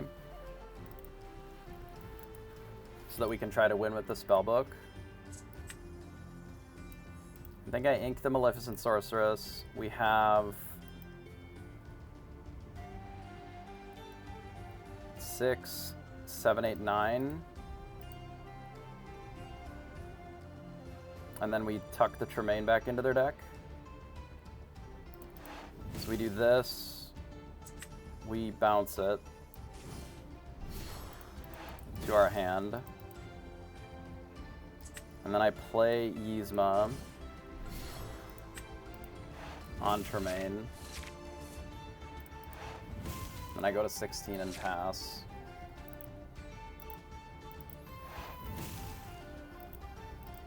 So they have to kill the 2 things on the board. Otherwise, they're dead. If they only kill the fox, they're dead. So Tremaine doesn't do it.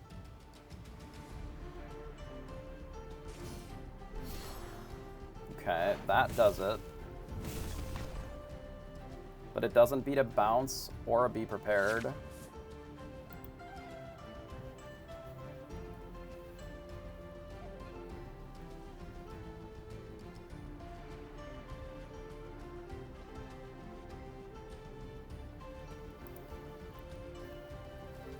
Eight, 9. 1, 2, 3. So if we drop bounce, we can still win. And if we rip a be prepared, we can just cast it.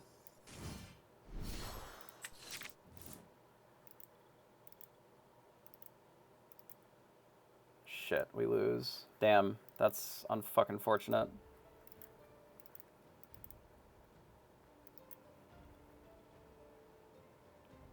If we assume that they have goat and a bounce, which is not unreasonable here, or goat and a be prepared. Because they have not played any goats and they have 2 bounce. Shit. Okay, well I have to do this then.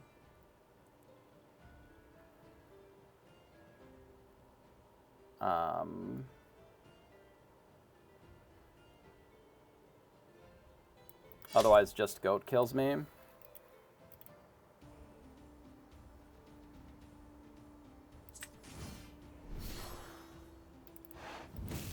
Guess we do this.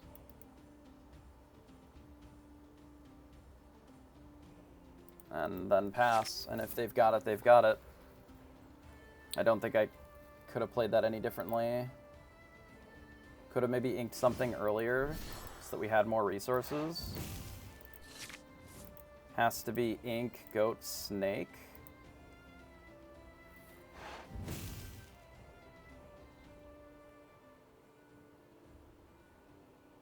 Maybe they don't have it. I think I had to put myself in this position either way. So if they've got it, they've got it. But if they don't, they didn't find the goat.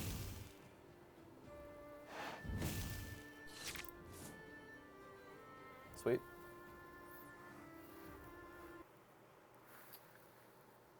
I think that they did play well there into their outs, and I played into my outs as well.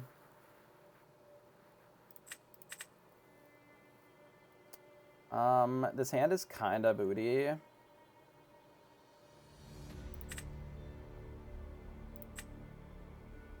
Get rid of these 3.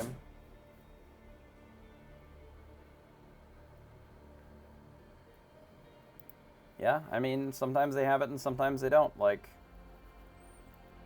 we positioned ourselves in the best way that we could to try and play around it.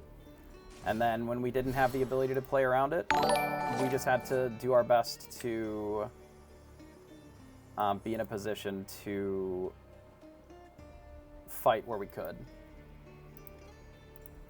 I don't think that I play this Minnie Mouse.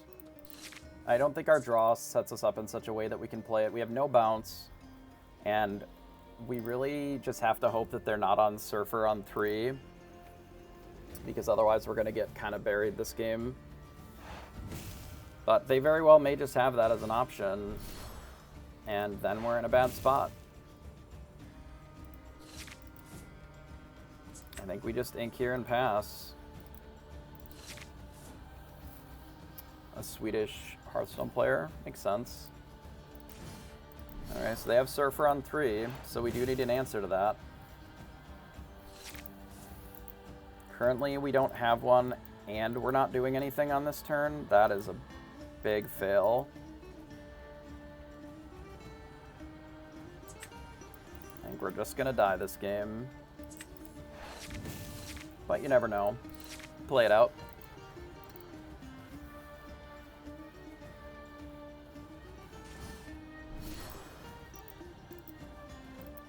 They have a pretty big aggressive turn.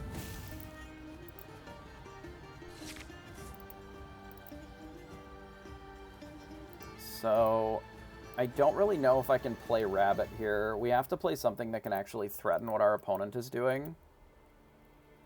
So I feel like we have to play goat this turn. We have to be like goat into Maui.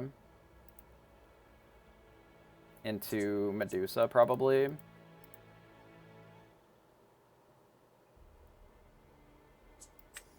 So I guess we have to ink the snake here and just play goat. And then we're likely just going to trade it into one of our opponent's cards. With an aggressive draw like this, they are not drawing cards themselves. Hopefully they don't also have a location. Okay.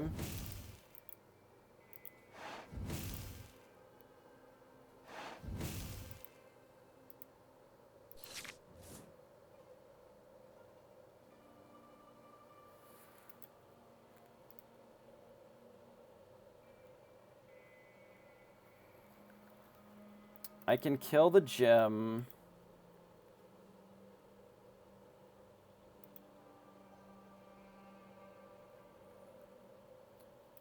And then develop like nothing to the board.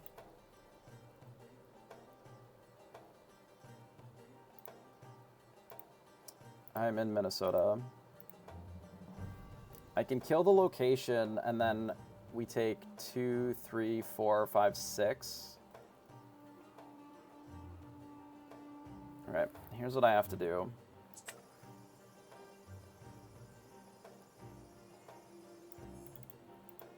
I have to just develop Maui and kill the location. And pass. And we might just be dead. Like, this is a very aggressive draw from our opponent. But next turn I can kill all but the snake, so we'll see what their last card is, I guess. If it's snake, bounce the goat, like that's really bad.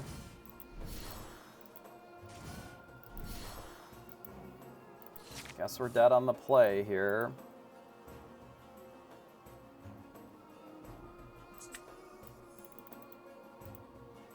Are we just dead no matter what?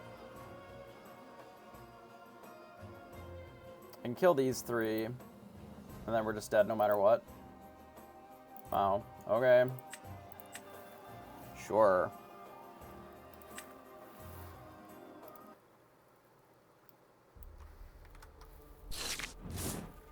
Welcome to being on the draw, I suppose. This is a pretty good hand.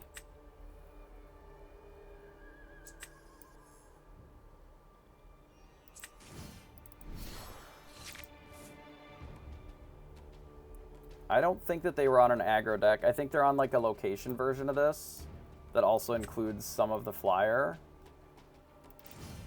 And they were on the play, so they just decided to do an aggro version, right? I think we quest here.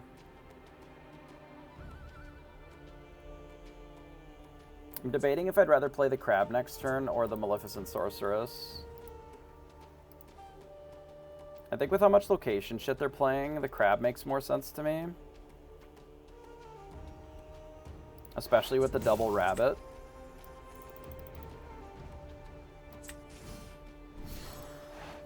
Do something like this and pass.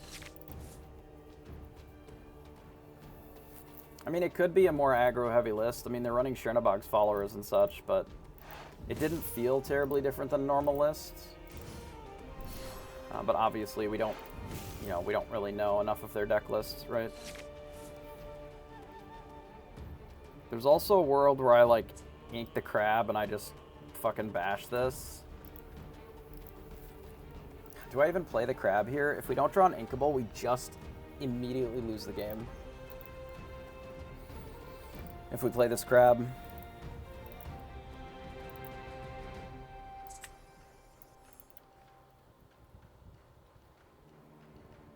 Like, actually legit lose the game instantly.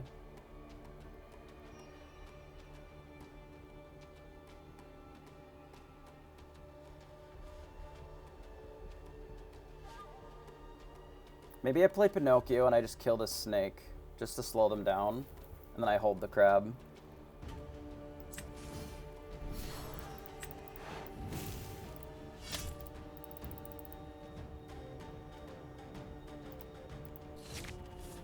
My delay is like 2 or 3 seconds.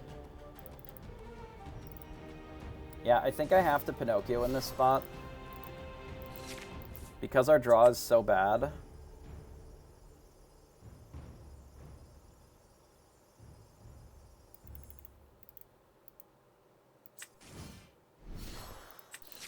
I am not worried.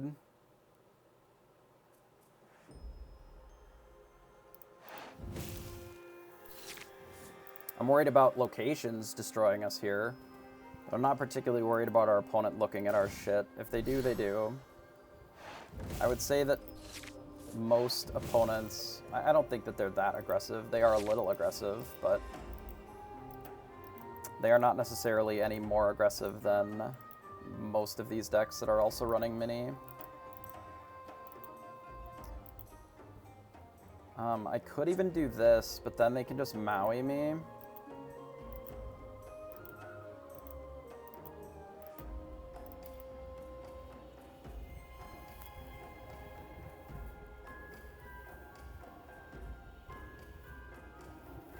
I think I'm supposed to play the goat or the rabbit here. Probably just the rabbit. I think we have to ink this. Yeah, I think I play another rabbit and draw a card here. I could even run this out and just quest as well to keep up with what they're doing.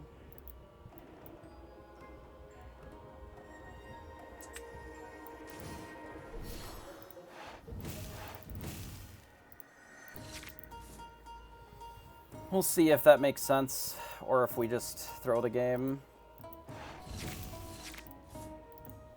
My assumption is that they have a fox, which we don't currently have. But if they don't, and they're just looking to race... yeah, they're just playing animals. But currently we are able to race, so that's good.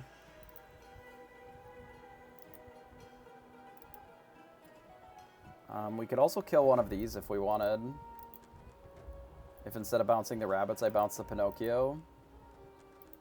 And we can rabbit one of these, fox this one, quest at the other ones. So we don't necessarily need the draw this turn.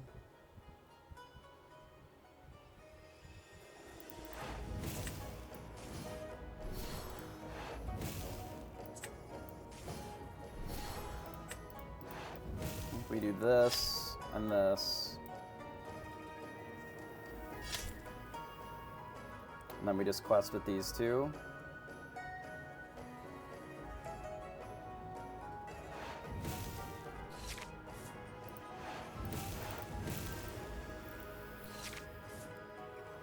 Not inking here is unfortunate. But I think it's our only way that we're keeping up with this. Surfer.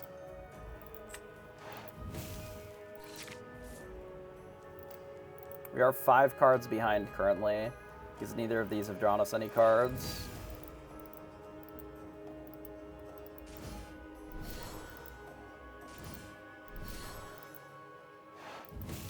Okay, I assume that they're looking to kill one of our things. It's actually fine.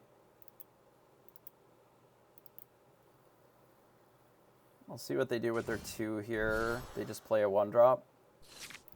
I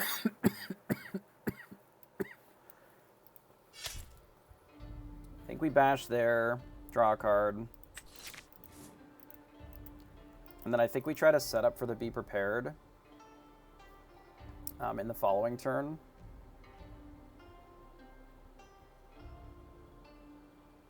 We could also kill the Classy. It would take basically all of our cards to do it. But we could snake this. Snake Crab? Nah, I don't think that's worth it. I think it's probably better just to do these 2. We bounce the rabbit that's in play.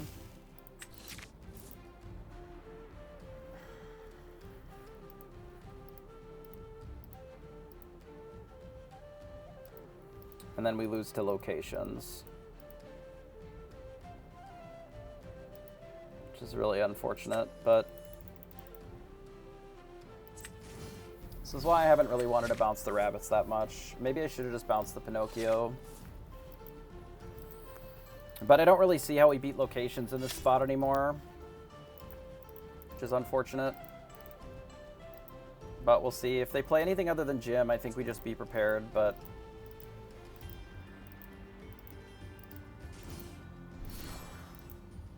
Medusa's okay, I think. As they go to 9.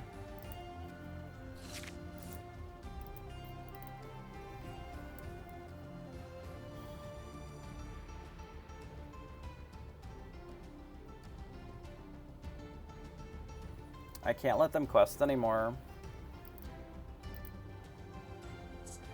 I don't know what I do here. Like, what do we ink? I think it has to be the goat, but we've already inked a goat.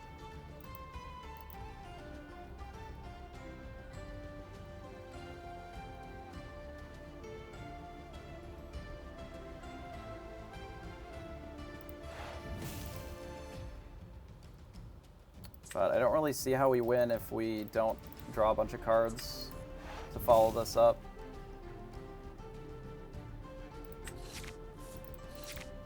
Or we may not win if they just play Jim into a location either. But we have to play the best that we can, and if they don't have it, they don't have it. Nice. We get a full turn reprieve. That is great. We play a rabbit.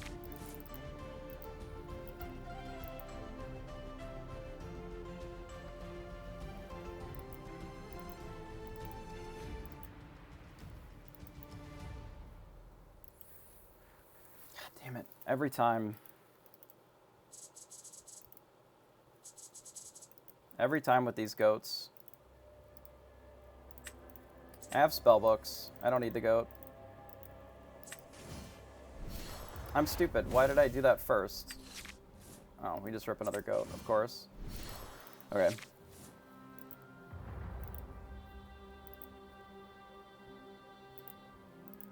So I play two things. We have the action, or the initiative now, to a point. Them playing a location here is so bad for us, because we don't currently have any answer to it, which is just abysmal. We might just have an answer for it in that, but then they still have all this other shit, which is still pretty rough.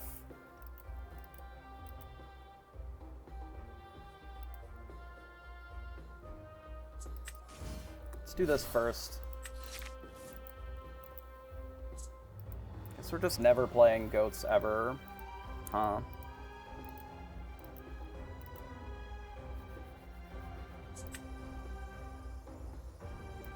Well, imagine having goats, it's fine. We hit here, kill the location at least, and then we quest with the snake, and then pass. So they did have the gym location, but they must have drawn it after, so they can go to 12. I don't know if we're going to be able to win with this spellbook, but we're going to try.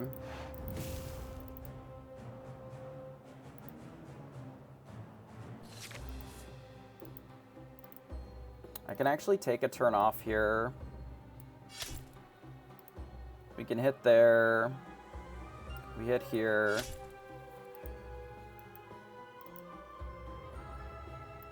I quest. I Yzma.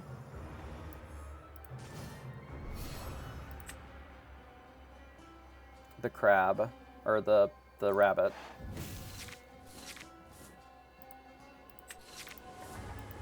I Yzma the rabbit so that I can ink the mini,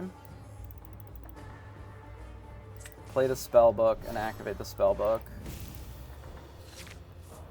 And now that we have the spellbook cooking, our Be Prepared is a lot better. Obviously, we're still at risk of losing to just getting burned out by goats, because they're at 13. But if our opponent is casting the Be Prepared into spellbook, that's generally pretty good for us. So they play out a Kuzco, which we can kill. Oh my god, we have another goat in the deck.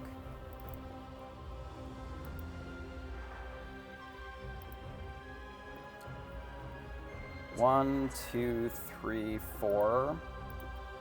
I don't need to do this turn. I can do that later. I think I would rather just remove their things from the board.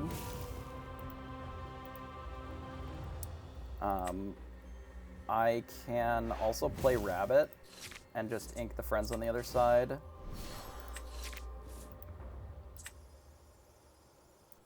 And then activate our spellbook here. We have plenty of cards, and we already have what we need to win the game. We just are not lose until we do.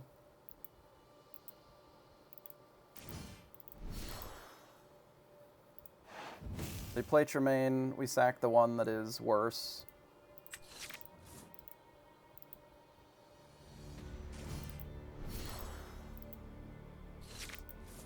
I quest here. I cast Be Prepared.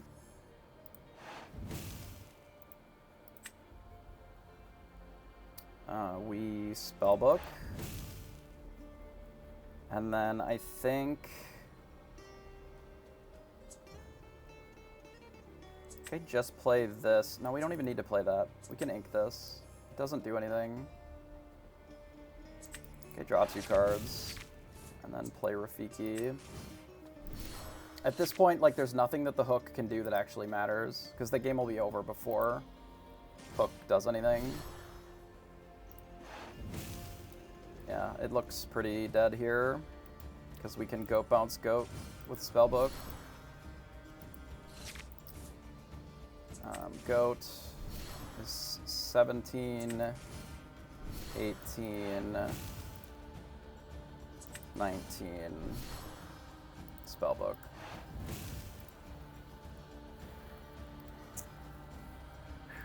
What a game. These games are so close. But we will take our victory here, putting us up to 6-1.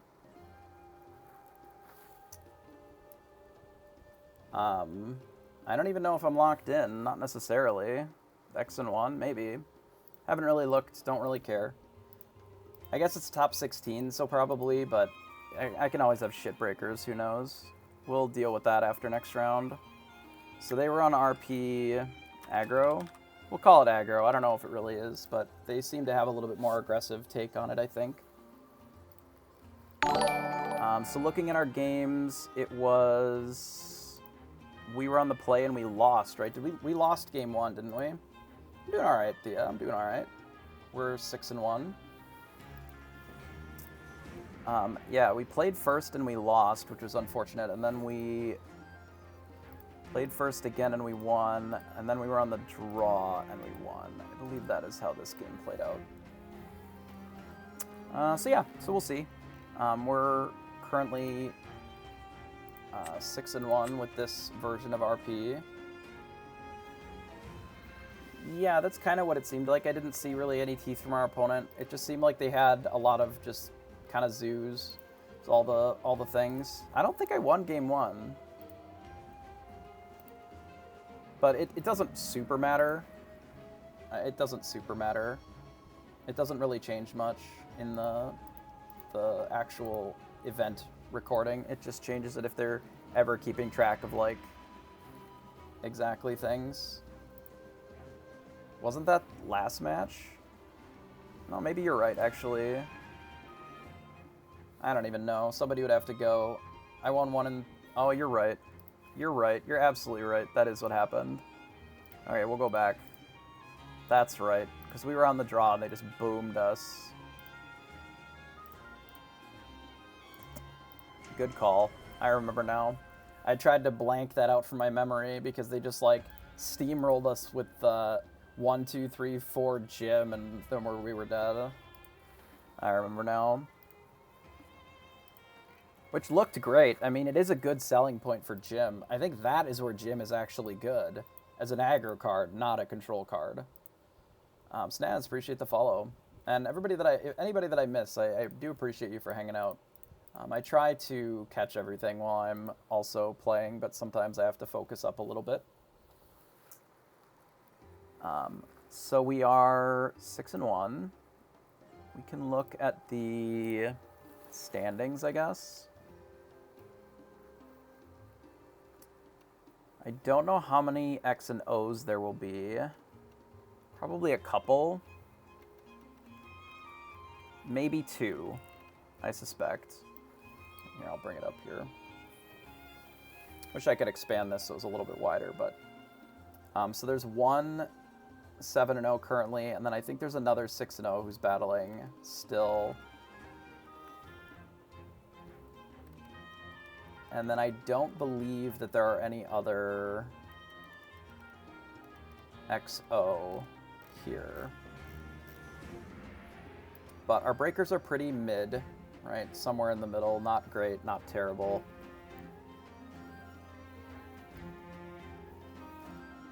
So it is possible that if we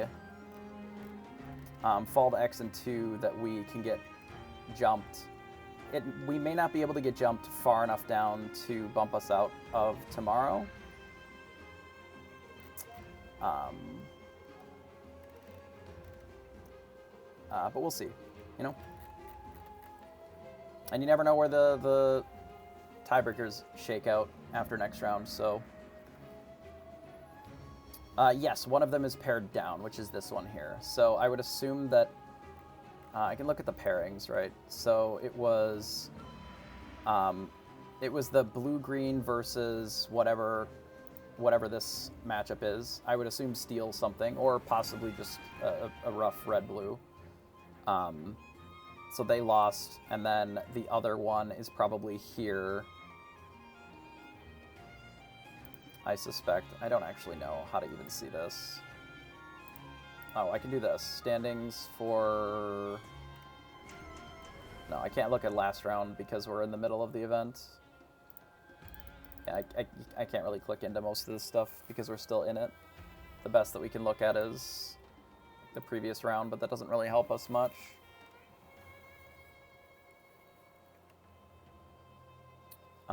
At least as far as who was undefeated, right? It's fine. Oh no, it was this, and there was the Nicholas was undefeated. So whatever they're paired against, yeah. So the rat can make it weird in this spot by winning here, and then it's all X and 1s instead of another undefeated. So this would be the game. That was the pair down. Presumably because the rat has pretty good, pretty decent breakers, 58. I mean, whatever. It really doesn't matter. We just win next round anyway, right? That is the solution to our problem, which is we just win next round. And then whatever. I guess we play tomorrow. They do not allow IDs currently, unless that's changed this event. I don't know if they have adjusted it or not for this tournament. Yeah, I think it's still no IDs, yeah. Which, I mean, like, I get it. Obviously, you want to watch people battle it out. It is difficult to enforce not intentionally drawing, which is why generally it gets added in. But they're able to run it however they want. They mostly want it so that they can do more coverage. Obviously, it is a little bit harder to do that if the top, 14 players all draw or whatever, and then there's minimal sweat for the last slot or two. They want it to be kind of shaken up all the way across, but since we don't have actual competitive rules for the game that incorporate intentional drawing or otherwise, the best that we have is the rough rules that they sent out, which is that you can ask if they'd like to draw one time.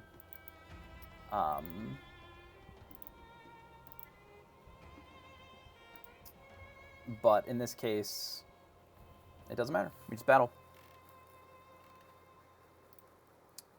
All we can do.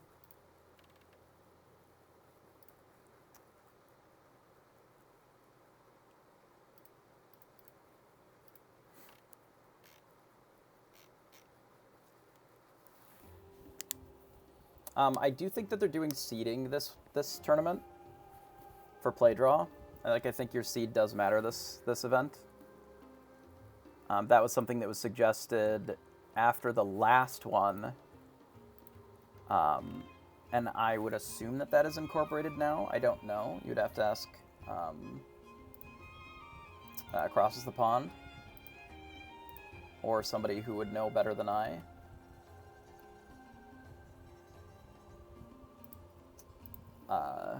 Because I don't know how to read. I just go by the pictures. I think what I'm going to do is take a short little break. Looking at the round, there's a couple minutes left in this one. We have one more to go for top 8, or for our 8th round, rather. I'm looking to get top 16 again, so we can play tomorrow. But I'm going to take one more bathroom break just to make sure that I am refreshed and ready to go for our last match here. So you're welcome to roam around somewhere else, but make sure you come back in about, I don't know, 5 or 6 minutes, maybe 10, and we should be on to our next round. So thanks for hanging out.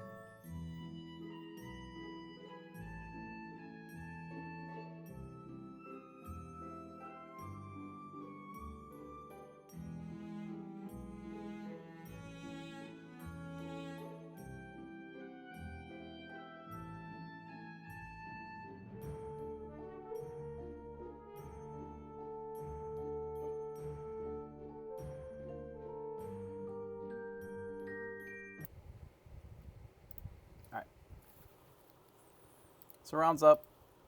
I would assume the time is called. Or if not, it should be pretty quick here.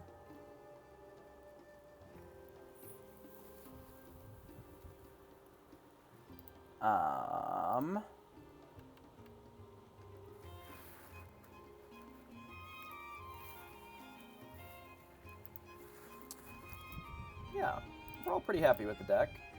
Obviously, these teeth have been sort of underperforming today, but the rest of the deck has still been pretty good for what I would want it to be doing. Goats have overperformed, not a shocker there. Rabbit overperforming, always.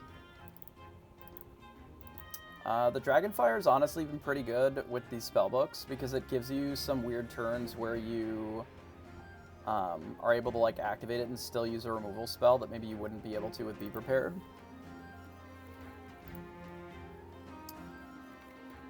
It also gives you another way of answering some of the bigger threats that we've been running into that Medusa doesn't always hit. So we have been very fortunate today with our play versus draw.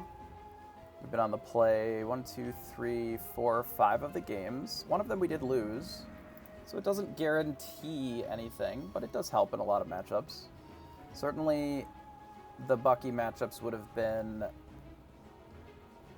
I think, they are a lot more difficult if you're on the draw. One of them we were on the play, one of them we were on the draw, and it certainly is a lot harder in those when you're on the draw.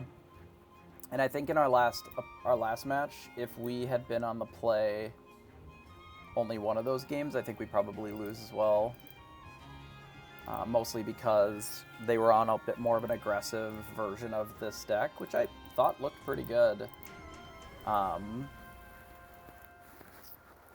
And the Surfer felt okay, you know?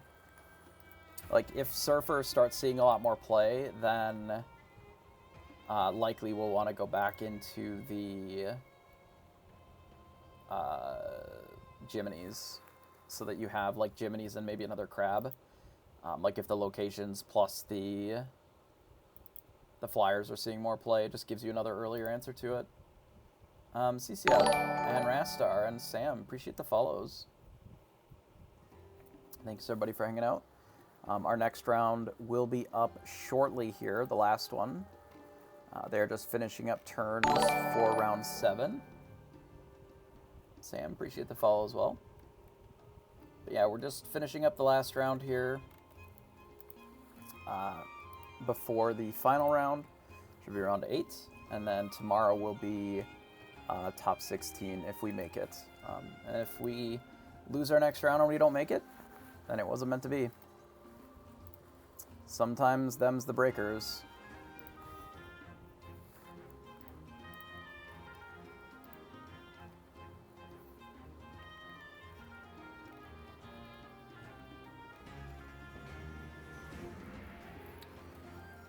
We are kind of in the middle of the, like, 18-pointers, I would say.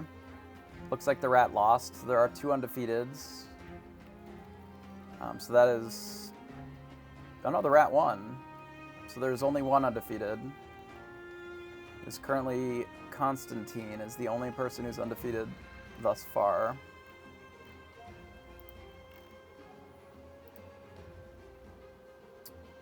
Because the Rat was able to win 2-1 there. Interesting. This tournament's pretty rough. It's active player, non-active player. So if the active player is the one that B-preps, then that's who will win. I don't currently have a list for the blue-purple deck. If they make top 16, it'll likely be published there. Otherwise, I know that they were looking at doing a YouTube video on it, I think. Is what they were saying. So you'll be able to find it there one way or another. But if they make top 16 with it, which they are X-1, just like us, they just lost last round. And I would assume that their breakers are, like, way better than ours. Yeah, they're at 64.5, so even if they lose, they likely will still make top 16. Though there are 15 pointers going all the way down to 39th, which is pretty far down in the weeds at this point. So, breakers notwithstanding, we just need to win this round. But there is a pretty decent chance that a bunch of X and 2s will make it, and not just the X and 1s. Since there are only 10 X and 1s or whatever, 10 or 12. But yeah, they will probably post their list there or the top 16 once it's once that's published. Usually it takes a bit of time before they get posted, but they will generally make them all live.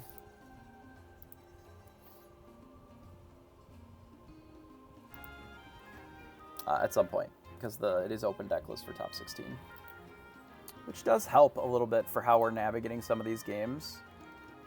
I don't know if it necessarily would have helped us in the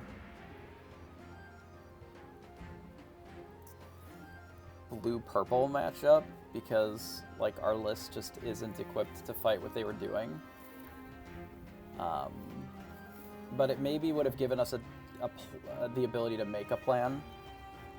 May have to review the list once they come up, just so that we have an idea of sort of what we're working with.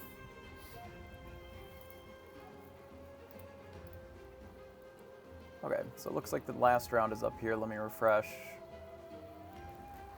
See who we're battling here. We are battling Schuler, who's currently in 4th with 65%, which is a lot. So here's our code.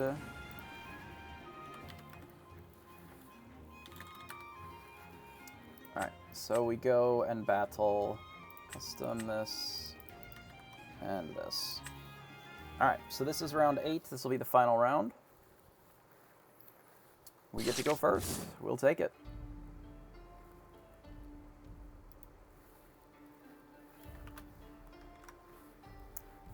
All right, so we don't need this be prepared for sure.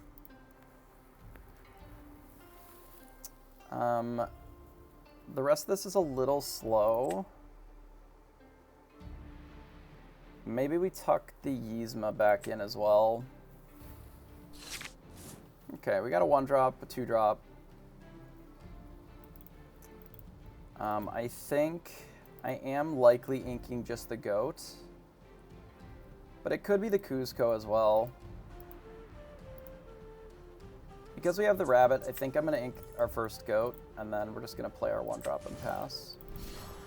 And depending upon what colors our opponent is playing, we may just play the Kuzco if they're on blue-red or something. McDuck Manor into... Okay, so they're playing blue-steel. So given that they're playing blue-steel, we don't mind this Kuzco.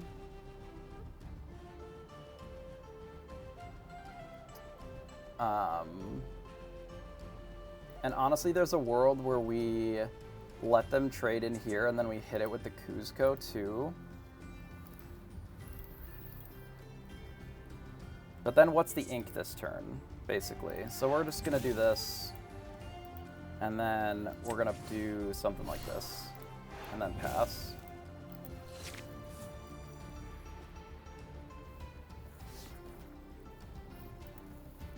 In classic fashion, it is always the complainer strats that work the best, which is what I try to employ whenever possible.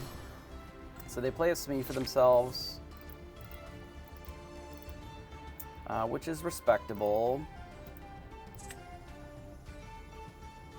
I think I ink the mini. We quest with this, and then we just flip it out with the snake here and pass. Yeah, I have great complainer strats. I am down to kill this Smee immediately with the fox. I don't want them to gain a ton of lore, unnecessarily.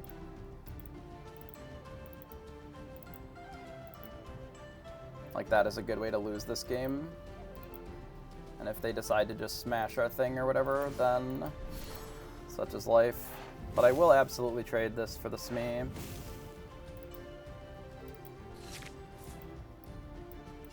We'll trade here.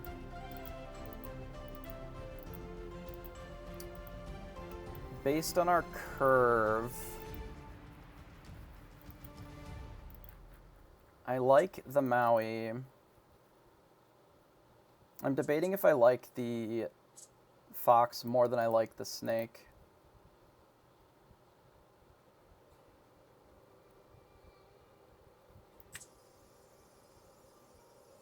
I guess in this case, I'm going to bin the snake, but that could be wrong. We're just going to play the rabbit and pass. And if my opponent doesn't quest with anything and just plays like a 5-drop, I'm probably interested in Mauiing. If it's something that has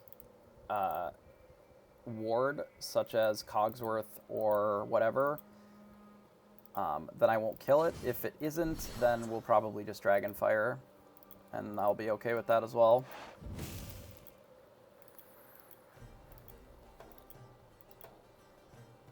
Okay.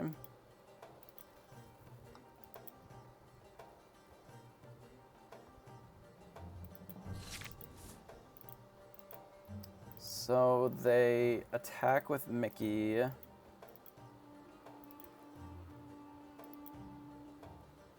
Guess we're getting rid of one Maui.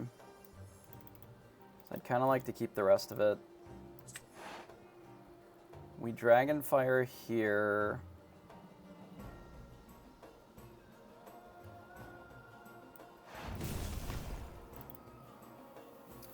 And then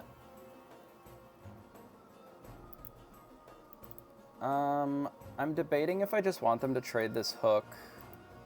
Not this turn, I can wait. It was just blue-purple. It played a very aggressive, like, purple play characters to the board kind of plan. And then it was just very good against us.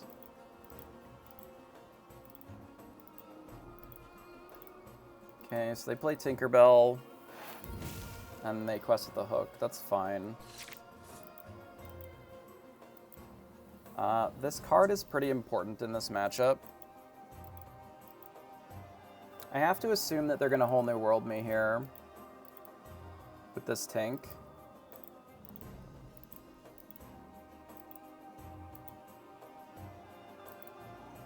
And I don't really have an answer to it, but what I can do is I can clean up the most of the rest of this. Like, we do that. Like, there is a world where I just play Maui here. But I think what I'm going to do is cycle that, hit here. I'm just going to ink the Maui and feel really bad about it. And do this and pass. And I do feel pretty bad about it, to be honest. And if they don't Whole New World here, drawing that Be Prepared was a disaster. Maybe that was a reason not to do that and just play the Maui instead.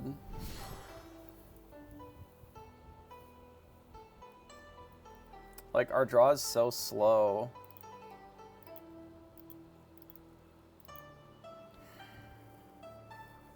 Annoying. I mean, maybe they don't have it.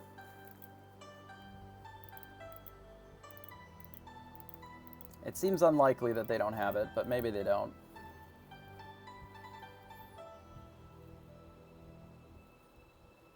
I mean, it's not necessarily the card advantage. I just didn't need the rabbit in my hand. So they decide not to cast it here. I can't be prepped, though, which is really obnoxious. I probably would have here if it was an option. I think we do this, and then this, and pass. Yeah, I would have probably Be Prepared there to get rid of the Tinkerbell, because this is absolutely Whole New World. Absolutely Whole New World.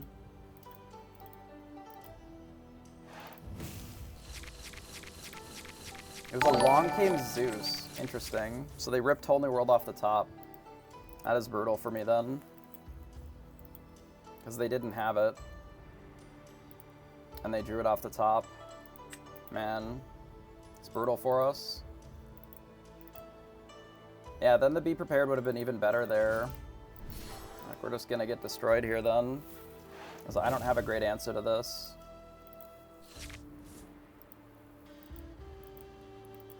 I can't tap this.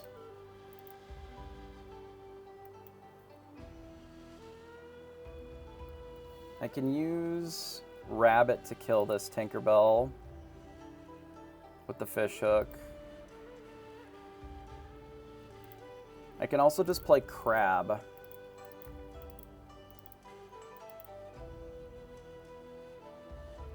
And do the same thing.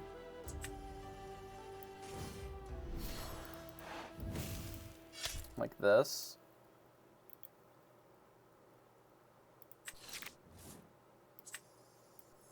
We ink here. This may be relevant. I guess I can't play the Sorcerer's Spellbook here. Like, we're one short of being able to use that with what I want to do here.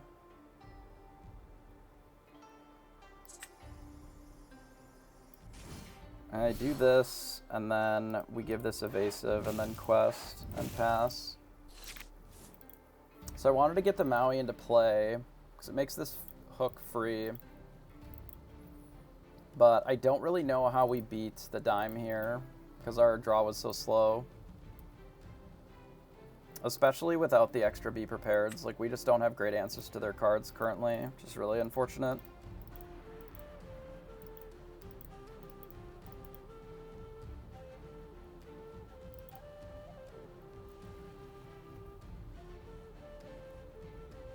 Yeah. I sometimes forget that if we lose our Be Prepareds, like, we can't win the game.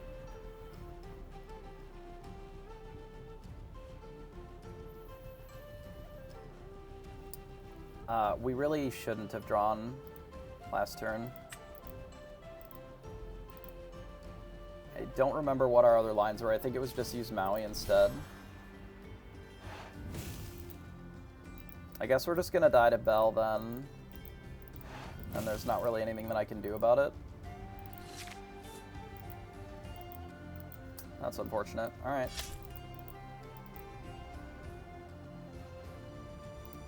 Request. We do this. 7. We play rabbits. I play... I guess this to bounce the Maui. Ink the teeth. And then give this evasive and pass. Okay, they just go ink, bell, dime, dime, dead. Okay, I know that he's playing a combo deck. I was watching him play it yesterday.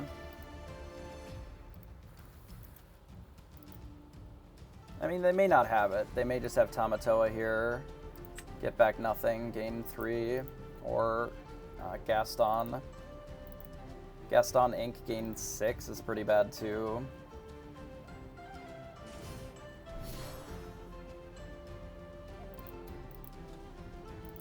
Okay, I don't really have an answer to that currently either.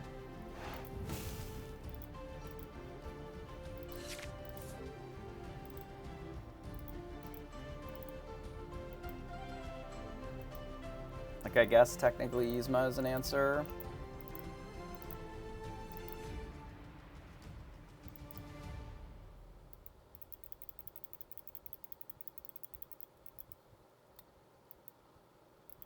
Yeah, I do still have friends. Like, the problem is that I need to win the game before... Literally, if they play any card, I just die. Like, none of my cards do anything, is the problem. They don't have any text.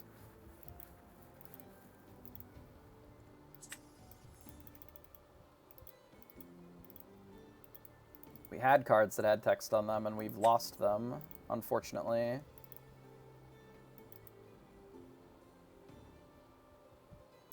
Drawing 3 cards here doesn't save... that doesn't really help me. I guess I have to just do this. I don't have a choice. I have to do that. I have to ink this. I already inked. I don't remember what I inked. I must have already inked. Like, there's nothing I can do. I'm just dead.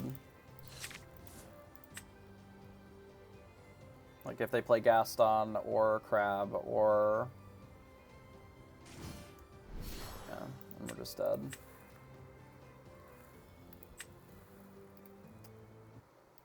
Okay.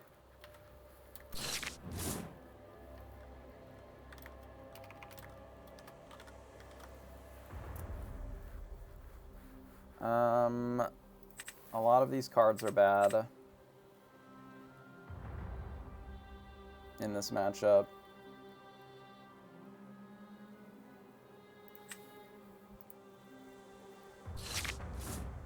I mean, our draw didn't, none of our cards did anything, so like, it isn't really that what they did was oppressive, it's just that we didn't do anything we didn't challenge any of their cards or do anything, so if you're not playing the game, they can just kill you, right? It's just a combo deck. Why did I play this? I really didn't need to. I can't cast this. And I can't quest if they hook either.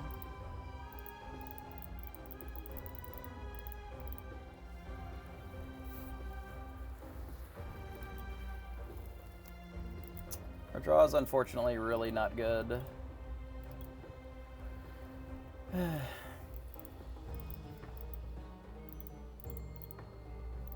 This is the problem when there is only questions and very few answers in the entire format, is you can afford to play a deck like this that just is entirely based around dime.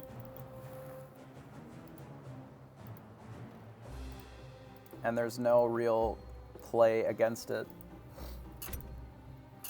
You can just try to go faster, or that's it. Those are the only choices.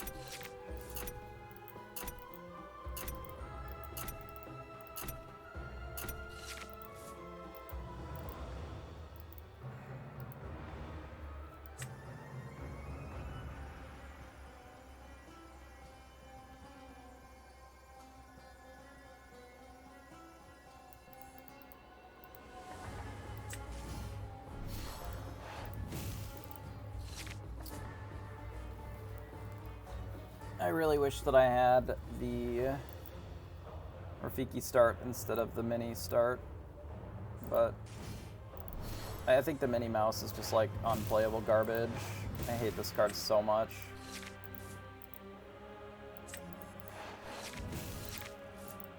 It's just the definition of mid. So it doesn't do anything.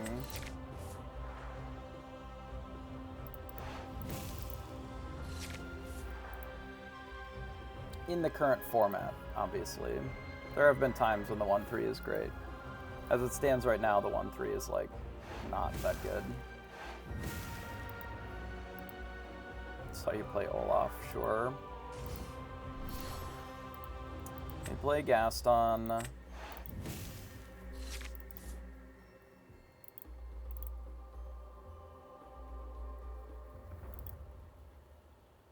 I would assume that they have Whole New World because they always have Whole New World. They never don't have Whole New World in my experience. So we have to work under the assumption that they do have Whole New World here.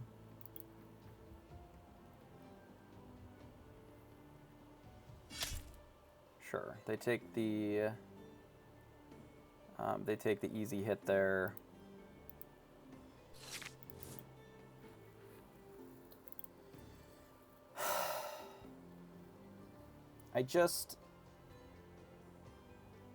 I cannot stand Whole New World as a card because it is entirely based on what your opponent draws and literally doesn't have anything to do with what you're playing at all.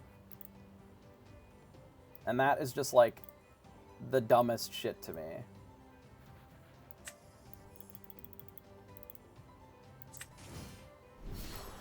Like, it is just big dumb, in my humble opinion.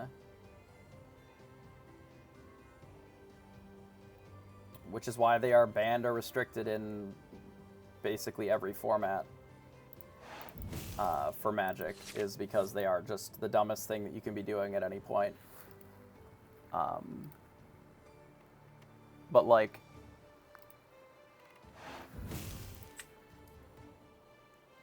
maybe they don't cast Develop Your Brain here if they're going to Whole New World, but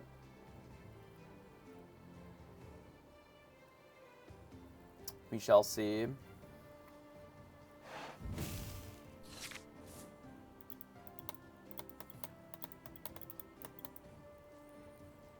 I do think that the line to play Maui down is fine. It's possible that I'm supposed to use a different card here to interface with the board.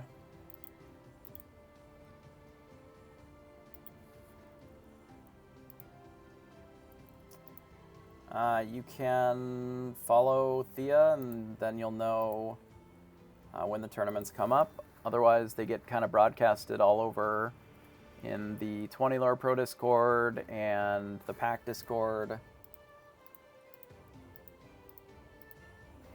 You can also find tournaments on just the Lorcana Play Network too.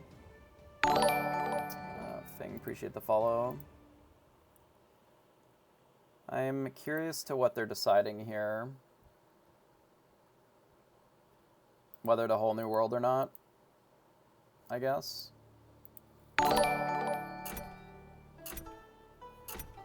Patrol, Taiju, Grendale, appreciate the follows. The Along Came Zeus, the Maui, which I think is fine.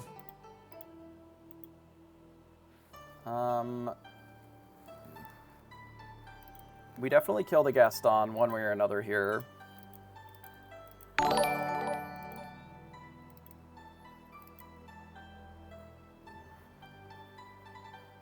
I suspect that the play is we just...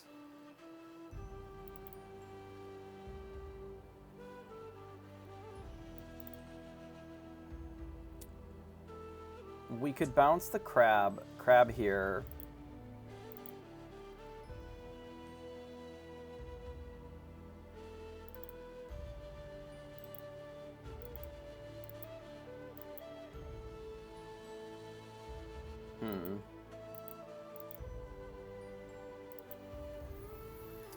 We could goat, bounce the crab, hit here. I mean, it's almost certainly just this, right? And pass. We ink one of these. Ink the snake. So the reason that we're passing here is if they want to do Tinkerbell to trade with the Maui to kill one of these, that's fine. But we can't really have them trade with, or like attack this and shoot the Maui. And if their play is just to play another Tinkerbell and pass to kill the Maui, that's fine. Okay. Whole New World. Nah, they just quest for 2. We'll take quest for 2, that's fine.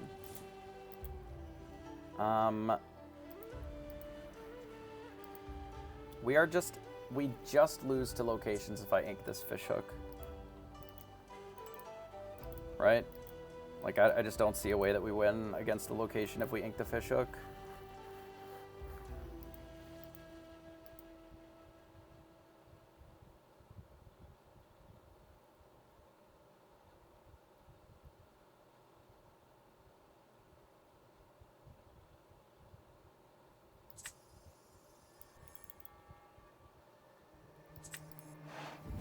I think it's this and pass.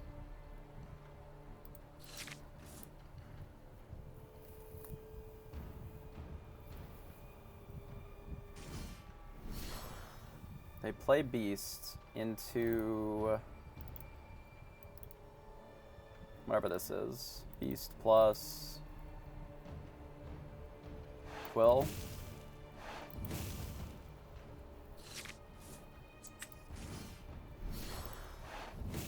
We like that. We take those. Okay, so we pass. We can still do that again if they just have another beast. They have a McDuck Manor, which we can answer this turn. But we would have to ink the snake then. So we play this. We buff here. I'm okay inking the snake, that's fine. So we do this for 7. Ink snake. We do this because it lets us keep the Medusa in hand anyway, which is pretty good. And then we don't let them gain any lore for free. So that was the reason that we wanted to keep the fish hook. So obviously it makes their locations pretty bad. Now we get to start questing. Give this evasive. Do we want to play one of these just to get some more lore? I think I do. Especially if it encourages them to play Flaversham. I mean, Flaversham is good here. We can actually kill it with the Pinocchio instead of the Medusa.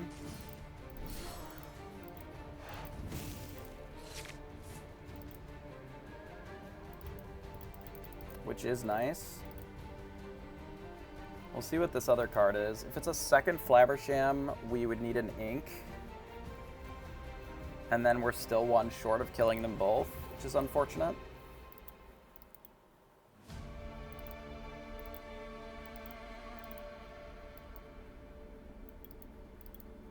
Get rid of Rise and the Quill to play Whole New World to get rid of our Medusa. Unfortunate.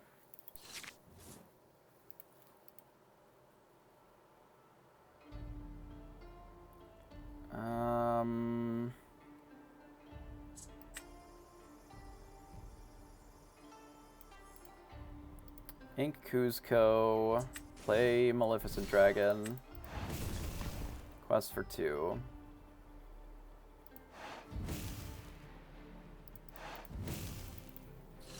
Obviously I could have drawn cards there, but I think just getting in some lore now while we can is better.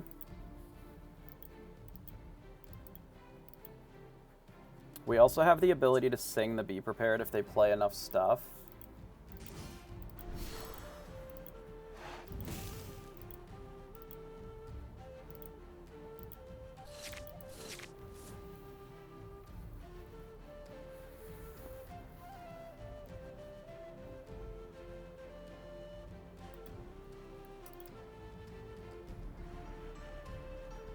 We even have the line of Fox on, say, something like the Medusa, to be able to reuse the Medusa after we quest. We can also use the Yzma to draw cards, but I think that's a little risky. We'll see what our opponent plays. They have a lot of cards in hand. They play Tink. So that does limit our options to be able to blow up the board or to deal with their thing.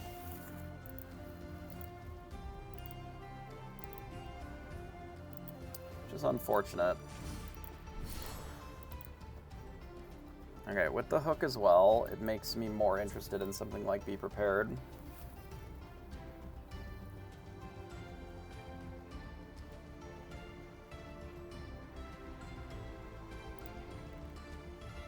Even though we're almost out of Be Prepareds entirely, which is fucking brutal.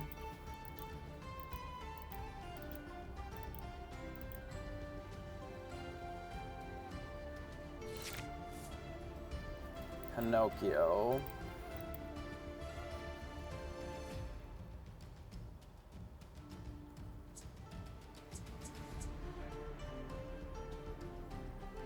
We don't have enough to do all the stuff that we would need to here.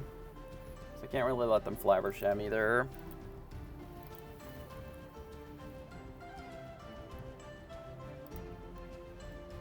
I mean, if I don't be prepared, our opponent literally just gets to play dime, and we just aren't winning the race anymore. Like, Captain Hook just gets to kill our stuff. Like, we're just not progressing the board enough. But maybe that's fine. We can protect the Maleficent as well. On the crackback. Maybe that's okay, actually. Just go for tempo.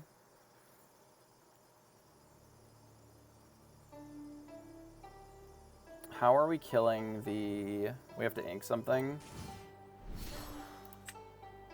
We do this. Yzma here. This.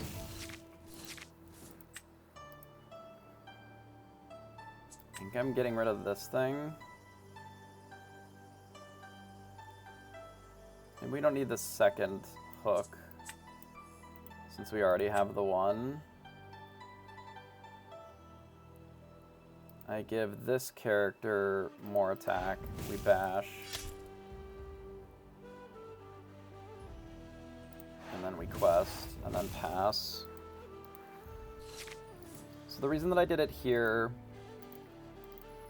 is if my opponent has another tank, then it doesn't kill anything on its own, except for the Pinocchio. If I do this here, they tank and they get to kill it, but then this can still just trade with the Medusa.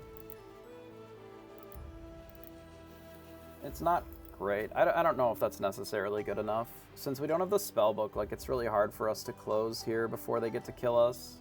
Since we only have 8. Like, if we'd been having a spell book cooking this whole time, maybe.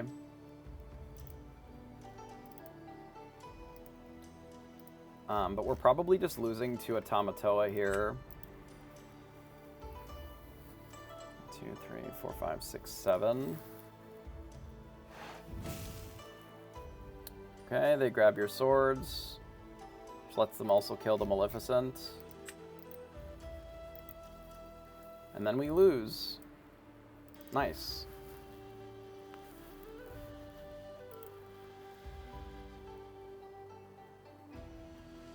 Love that for us.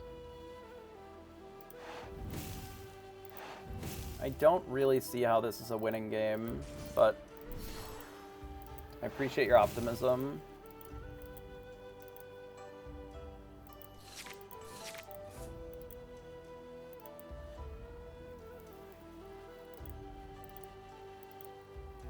My opponent is playing a combo deck and has infinite time to do whatever they want, so it is very difficult for us to not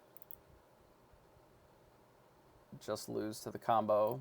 Like, they're already almost all the way through their deck.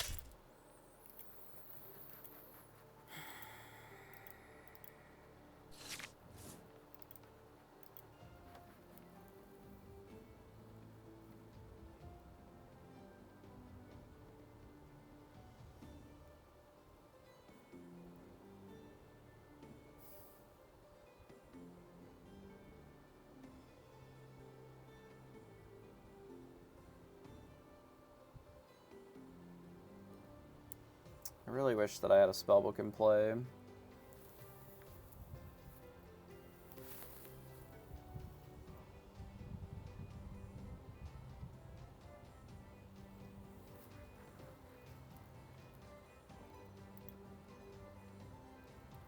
Can go to 11.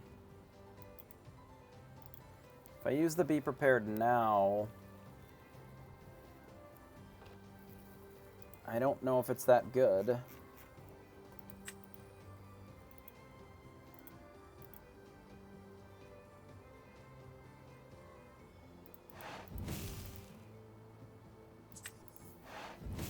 But it's what I've got.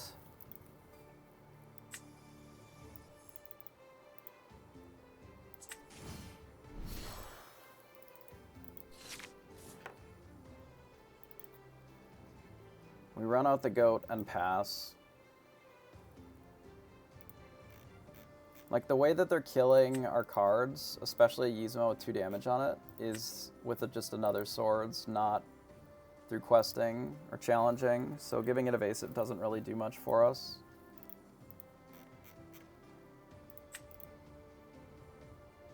Like, obviously not having more Be Prepared is really bad for us here, but we didn't really have a way of interacting with that. Yzma Beast. I mean, I'm scared of everything that they have. Source, appreciate the follow. Flaversham just draws them more cards. So does the Beast. Like, we can't really let them have either. Why ink it? Because I'm assuming that they're going to Whole New World me.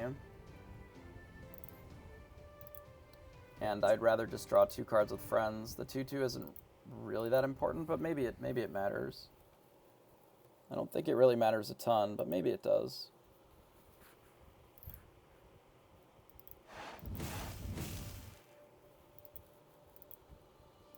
And perhaps that's a reason not to run out the goat there, but I still think it's okay. Ink Tinkerbell. Play the dime. Play a manor.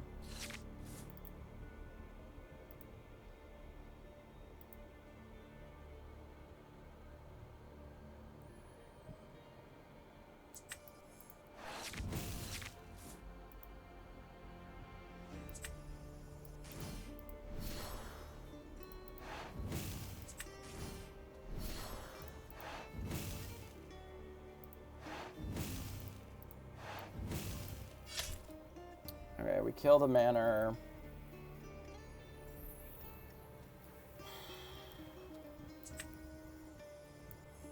I ink another Mal and I pass.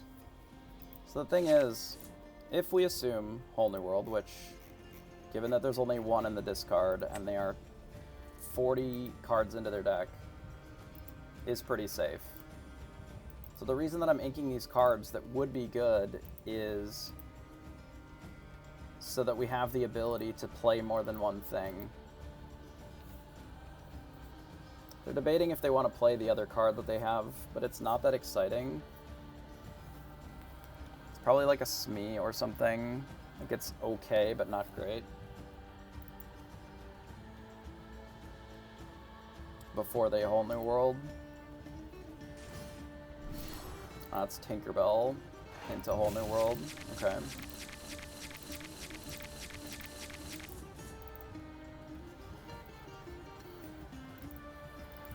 So we did find Be Prepared and a spell book, which is good.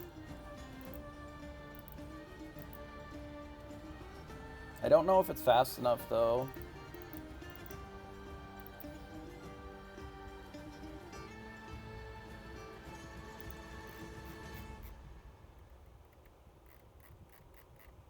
I don't know if our deck is currently fast enough to beat our opponent.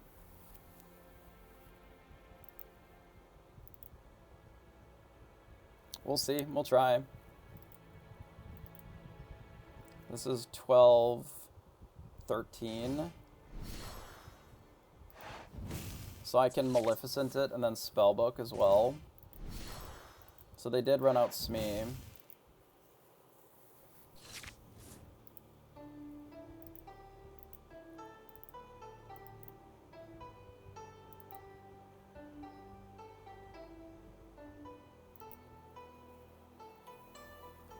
How many swords are they gone? 2. How many tinks? 3.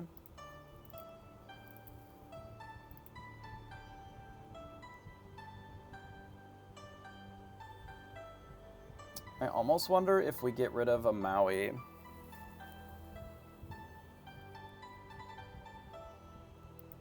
Guess we're so close, maybe the Minnie Mouse doesn't matter.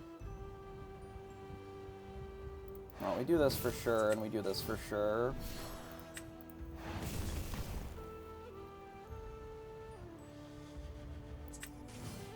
I'm just debating what we get rid of here.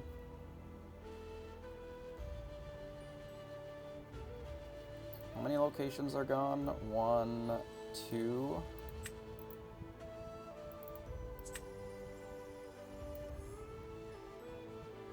This. Like, there's a world where we Be Prepared and want to play like 2 characters, which is the reason that I'm keeping Mini instead. We may need it to close the game if we don't rip another goat.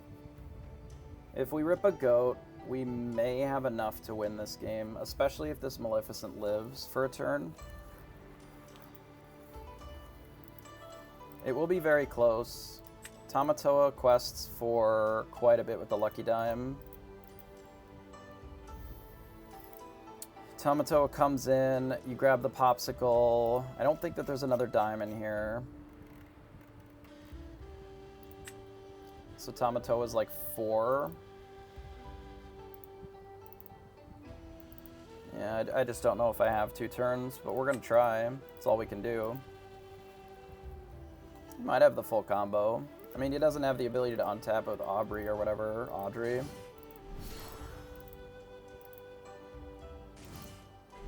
Like, we almost certainly have to just be prepared, right? So they did play a McDuck Manor. And they dime and go to 8.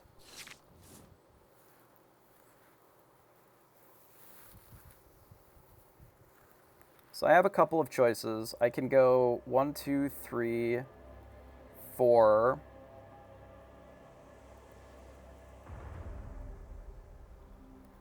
Go to 18 and then Maui and kill this.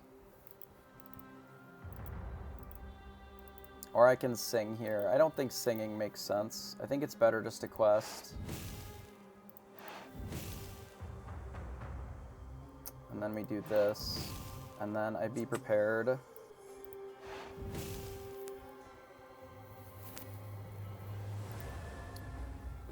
And then I think I do ink the Rafiki.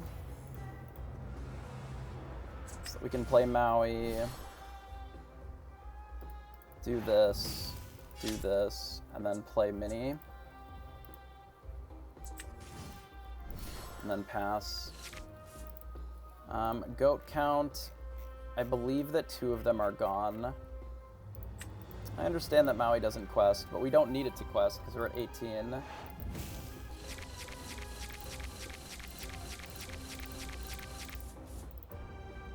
It's possible that I inked 2 goats already since I don't see one here. But they need an answer to Mini this turn. I mean, we have to win this turn as well, so it's not like super clean, right?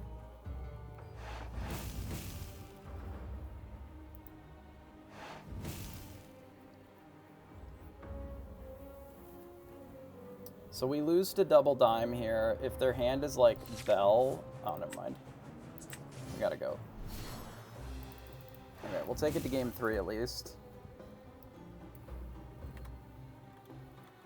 Never didn't have a goat, I suppose. I mean, to be fair, there were only like 4 cards left in our deck, so...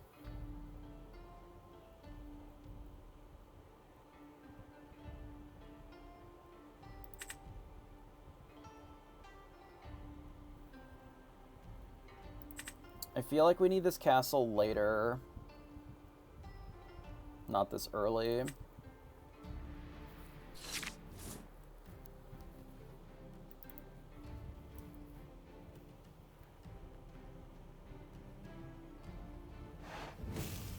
Okay, they develop your brain.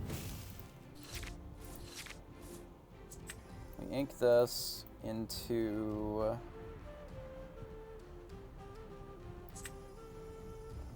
We don't have a lot of ink, so we're going to have to be a little conservative. But I will play out a Rafiki. I may not play out this Cusco, though. Favoring some of our 4s. But I'm glad to trade it into this.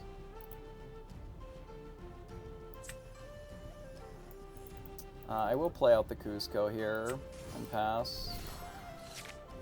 If they quest a Smee, we'll kill it with the Rafiki. If they don't, like, that's also fine. So it holds it back, which is acceptable.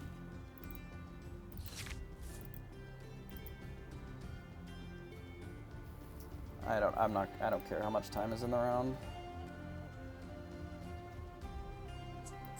I think we ink Yzma. I just play Spellbook and pass.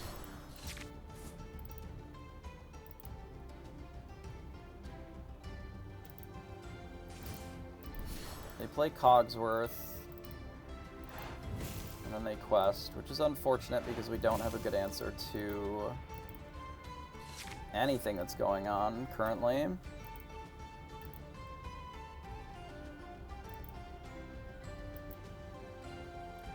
So I guess the play is just this goat over the snake and pass.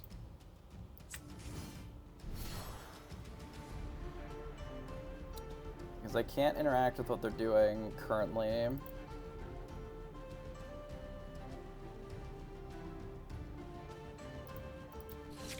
Do this and pass. Unfortunately, they're on the play, so they get to whole new world us. If they are so inclined.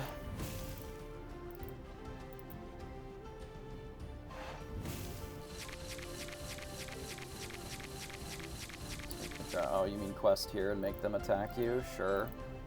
That is an option.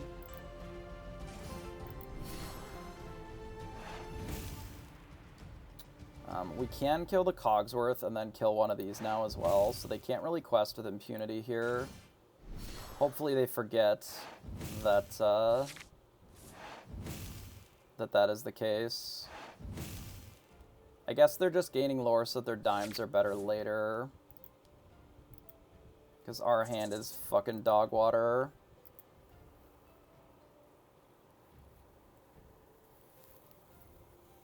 I suspect that I'm supposed to start here.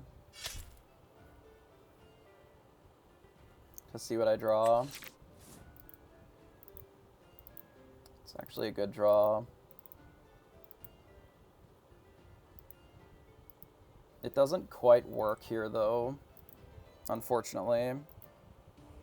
But it will be a good draw later. Because we're going to play a 4 this turn, I think. We hit here. I mean, I guess we could use it to kill the Mickey, right? We kill this. Actually, maybe that's not so bad.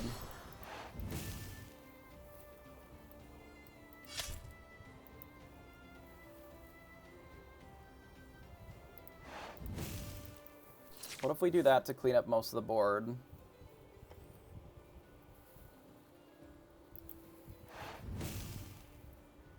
Like, our hand isn't great. But there's a world where we just, like, start slamming goats to try and race. Because that's all we've got. Like, these are getting inked, most likely. I don't have an answer to Beast currently, which is bad.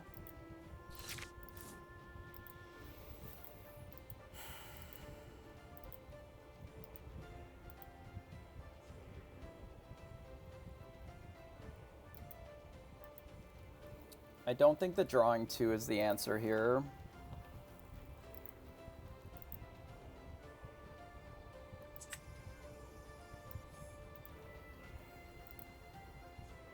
Yes, it will be pretty rough when they wheel next turn. Dime is gone, so they'll have to Tamatoa it back.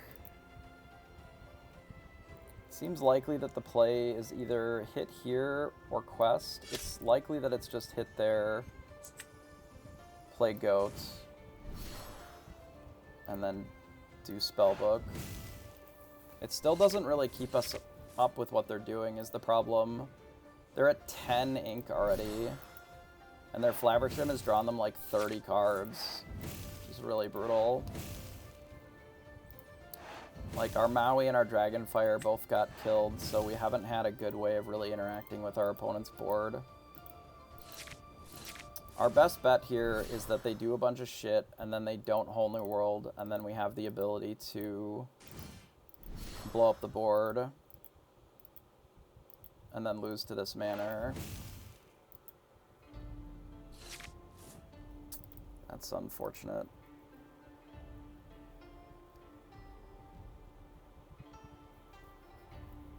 I'm just like a whole ass turn behind. Or several behind.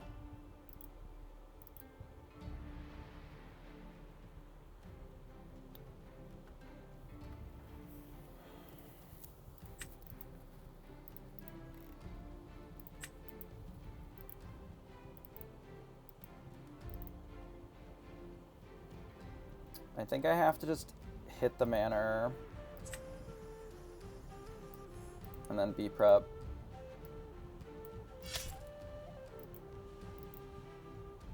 I don't think any of my other lines do anything.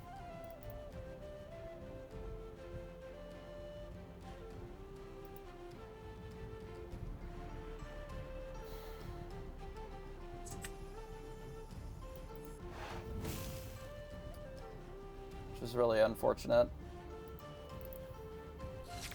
We really needed to win game one. I think that was our way of winning in this matchup. Not winning game one is really fucking not it.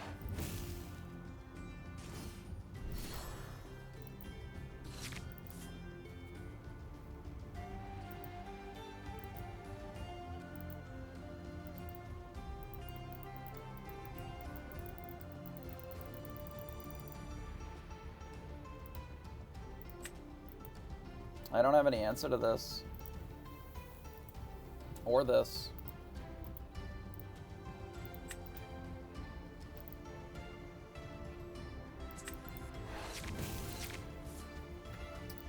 Literally none of my cards have any words on them.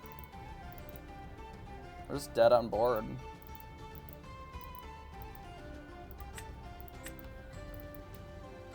Okay.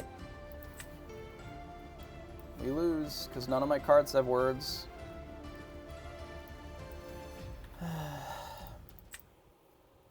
I don't know what I'm supposed to do there. Like, we had such an anemic draw in game one. And then, like, none of our cards did anything in game two. And we were on the draw, so they got to do everything. They had, what, 14 ink or something to our 7? Guess we lose. So that's round 8. So that's it.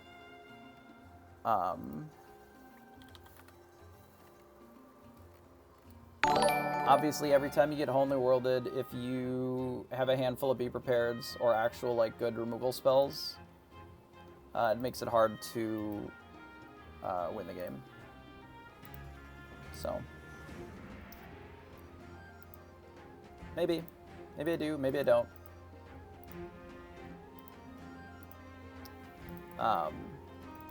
Teeth Inhibitions was dog shit all day. This card did nothing. It had no text at all. It was worse than not having a card in my deck.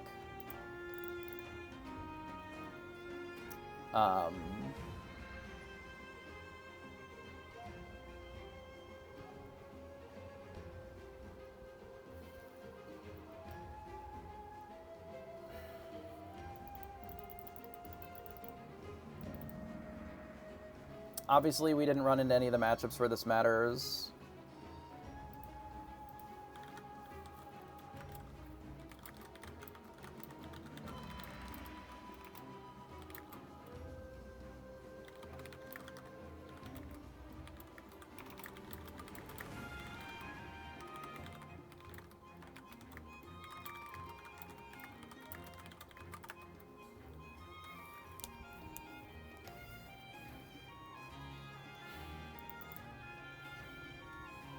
I don't think Teeth and Pinocchio necessarily are...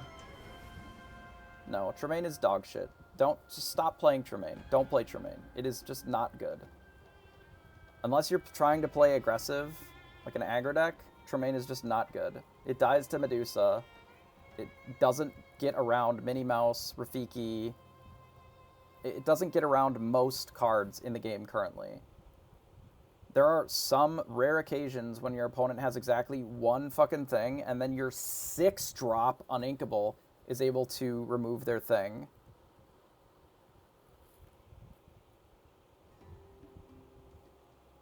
It doesn't even need to be more Dragonfires.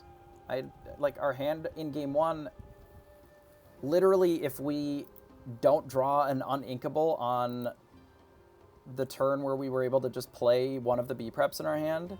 We kill their only card, and then we're fine. I should have been navigating to that better, and I didn't, so that is on me. We had ink available to do that, and I played in such a way that we used it to do something else. There's no reason that I should have had 2 rabbits in my hand, period. Just period. There's no reason for me to have 2 rabbits in my hand. I did not need to bounce the rabbit at all. Like, I should have just done something else with my turn. Because all it did was put a rabbit in play, and that was it. And the rabbit on its own wasn't enough.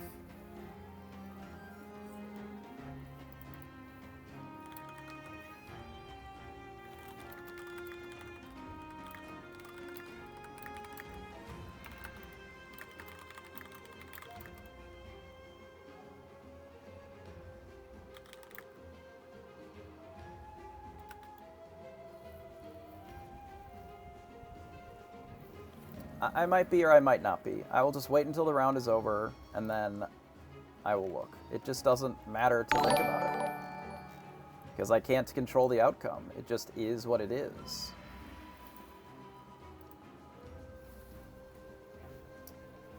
I appreciate the follows, everybody. Tafij, how are you? Hope that your tournament was well if you played, and if you didn't, hope your day is going well.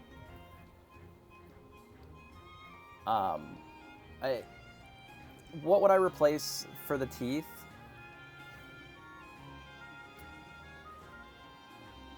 It's tricky. It's possible with how aggressive the format is. Like, we may just need another crab, and I don't really know, to be honest. If I do, I probably would have done that already. So there's no Chernobog's followers because we're running the Teeth and Ambitions. It's okay. It's like a 2-1 that dies to a lot of things in the format still. I think it's okay. I don't necessarily think I think Rafiki's the best 1-drop, and I don't know if that's necessarily close in this deck. But as the second 1-drop, I think Chernobog's follower can be good. If you're not running Teeth and Ambitions, I think it makes it a lot better, certainly. I mean, I have Dragon's Fire, but the Medusa is just a better card by miles. Our opponent plays a beast, we kill it. Our opponent plays a thing, we kill it. And we also get a body. The body is what's important. But you also don't always play against Blue Steel. Let's look at our matchups today. We played against it once. One fucking time. One time we played it. We are not changing our deck based on one matchup. Because that's just silly. Running more Dragonfires means that your hand will just be full of negative tempo cards like Dragonfire. Medusa is not a negative tempo card because you are playing a 4/4 body while removing one of their threats. Dragonfire, all it does is remove the threat. They do a thing, you kill it. But it costs 5 ink. We lost when we had 8 ink in play that last game. So where would this Dragonfire have really saved us in that spot? Right? It would not have been any different. We had one in our hand. It just got whole new worlded away. Our opponent played a card that drew 7 cards, but they had already put 4 extra cards into their inkwell. I don't know yet. Maybe. We are 6-2. I haven't looked at our breaker. Suppose we could.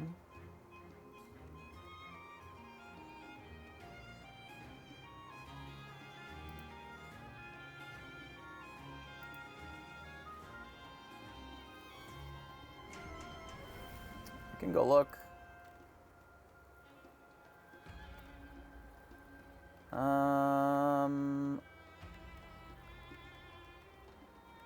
Maybe. I don't know if all of the games are done. I wouldn't count my breakers before everything is solid. because even based on what I'm looking at, like 57, we're at like 58-13. We could still get jumped on breakers, so I'm going to wait a minute. But we could be fine. In 16th. Yeah, currently I am at 16th, but it could change if the breakers down the line get worse, right? Or better. For example, if my opponents, if whoever's in that I faced does worse, and then whoever's in 17th does better, it could shift by a percentage, and that would be enough to change it. So we'll just wait until they're finalized, but it looks reasonable here.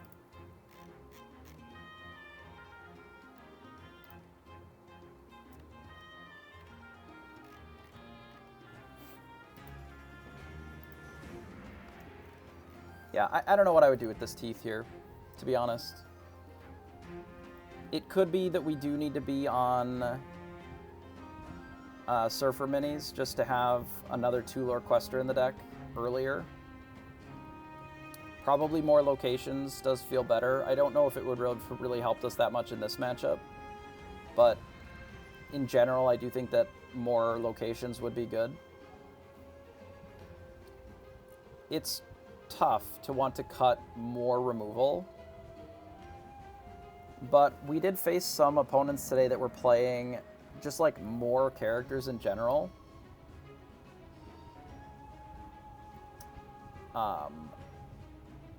Like they were playing, you know, Chernabog, and they were playing just like more Kuzcos, the Maleficents, like a little bit more castles, like a little bit more of an aggressive or lower to the ground version, which seemed reasonable to me. Not necessarily in the mirror. It's like okay, probably into the mirror. Generally, probably better than, you know, having things like Teeth and Ambitions. But what it's able to do is be a little bit better against something like Blue Steel, something like Blue Red Dime. And if we have a little bit more locations, it's probably better into Bucky as well, just because of the locations, not necessarily the more random idiots. So it is something to think about. You know, you shave the Teeth and Ambitions, then you would probably replace the minis with the Chernabog followers. And then that gives us 2 extra slots to put it up to 3 castles.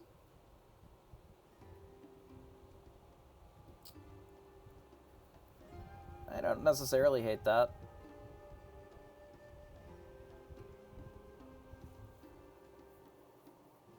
Yeah, I didn't hate the followers. I just, if you're running Teeth, you have to be running some 1/3s. Otherwise, what's the point of running Teeth and Ambitions? But really, we didn't run into any games today that it mattered at all. So, and maybe, given that we were looking to play the spellbook in the metagame, like the second spellbook, maybe we should have worked under the assumption that we weren't going to be running into aggro that we cared about. And then we just don't need the Teeth and Ambitions at all there.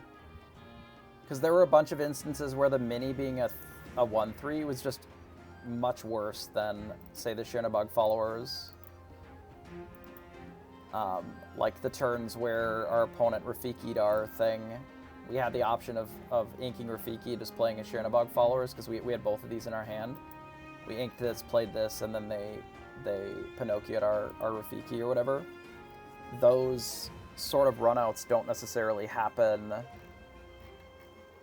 if you have the 2/1 as an option instead of just the 1/3.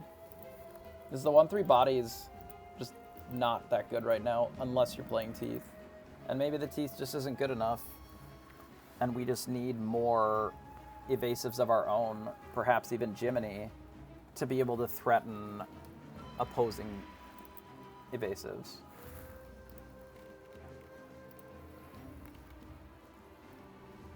There are apparently 2 tables still going. I don't know who they are, but there are apparently still 2 matches going. It does appear that they're pretty far down. on the list.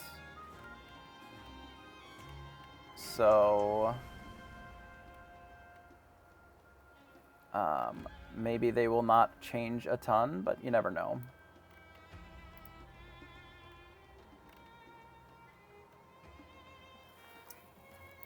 It is interesting how many of these random decks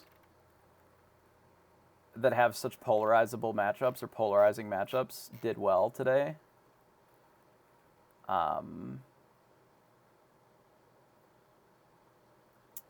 Because, like, you just dodge, right? I think that's important. But one of the things that's interesting in the top 16, well, like the blue-purple aggro, for example, I think it's the kind of deck that will struggle a lot into Bucky or struggle a lot into most of the steel decks. Like Steel Song, for example. But if you just don't fight that deck all day, the deck's probably fine.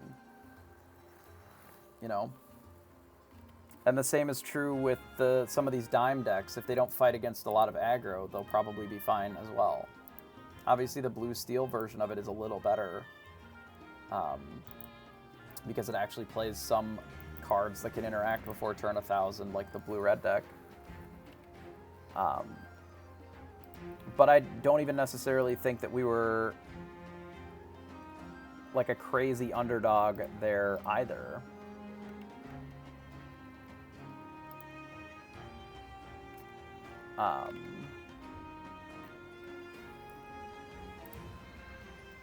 I mean, this is a slog too. Like, they're both kind of like that. Right? I think Steel Song is probably pretty good into this metagame. The only thing that you're really getting bullied by is the decks that try to bully this deck. Or like the decks that go over the top of red-purple. I see that. It looks like I got 16th.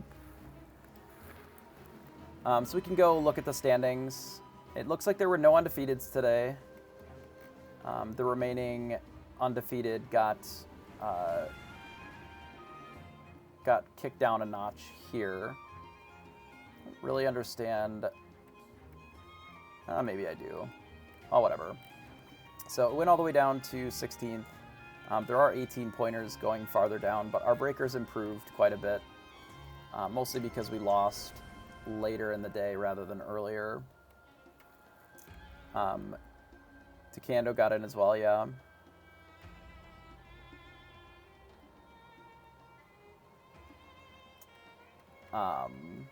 I would like Takando to take out perhaps some of the blue steel stuff for me, but it doesn't look like that's going to be the case because they are 9th. So I don't really know what the matchups will look like. I guess we fight against the rat again, probably. Oh no, we'll fight against this, Nicholas. My assumption is that Nicholas is on something with steel in it. Most likely. I gotta refresh to be able to see that, I assume.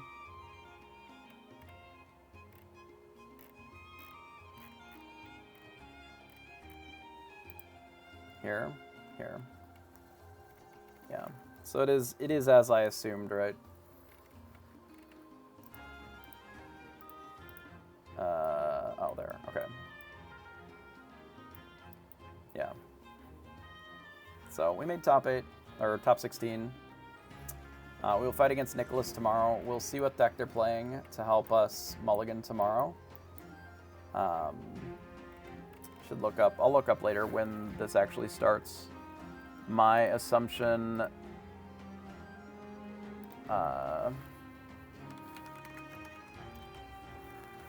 My assumption is that, again, they're on steel something because they did win against the purple steel, or the purple blue deck that boomed us. And I would assume that steel is good there. But we'll see. Who knows? Anything can happen in this game with proper draw. Pretty stacked top 8, it looks like. So I will call it for today. It appears that it is super fucking early in the morning again. So I will be up in the morning after I have slept some. So we will not continue the... Stupid fucking windows, leave me alone. I will not be continuing the climb back to Grandmaster today. Because I'm tired, and I probably won't tomorrow. Maybe we won't be able to finish it before the reset, but I thought the tournament took precedence. Purple-green, yeah, that would make sense. I think the purple-green deck is probably even or whatever to the purple and blue deck, as far as just like barfing shit out onto the board and then questing. But we do have some answers to that deck. I don't actually necessarily think that the teeth are that great there. I did not play purple-green at all today. I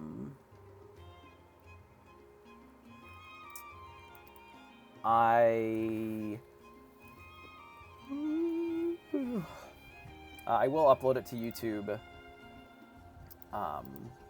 as soon as it finishes processing or whatever. I'll put it up there.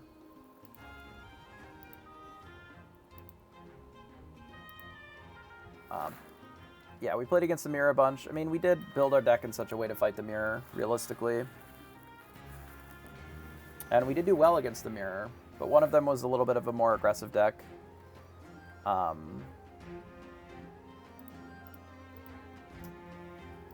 Unfortunately, we are going second all day tomorrow. We'll be on the draw every game to start, because they are using seeding for play draw.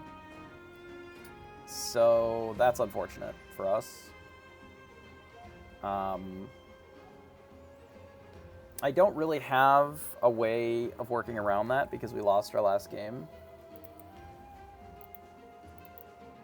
So I guess it just is what it is. And we'll just do our best, and if we lose, we lose. So. But we'll try again tomorrow. Thanks everybody for hanging out. I will see if anybody's still on, sort of finishing this up, I suppose.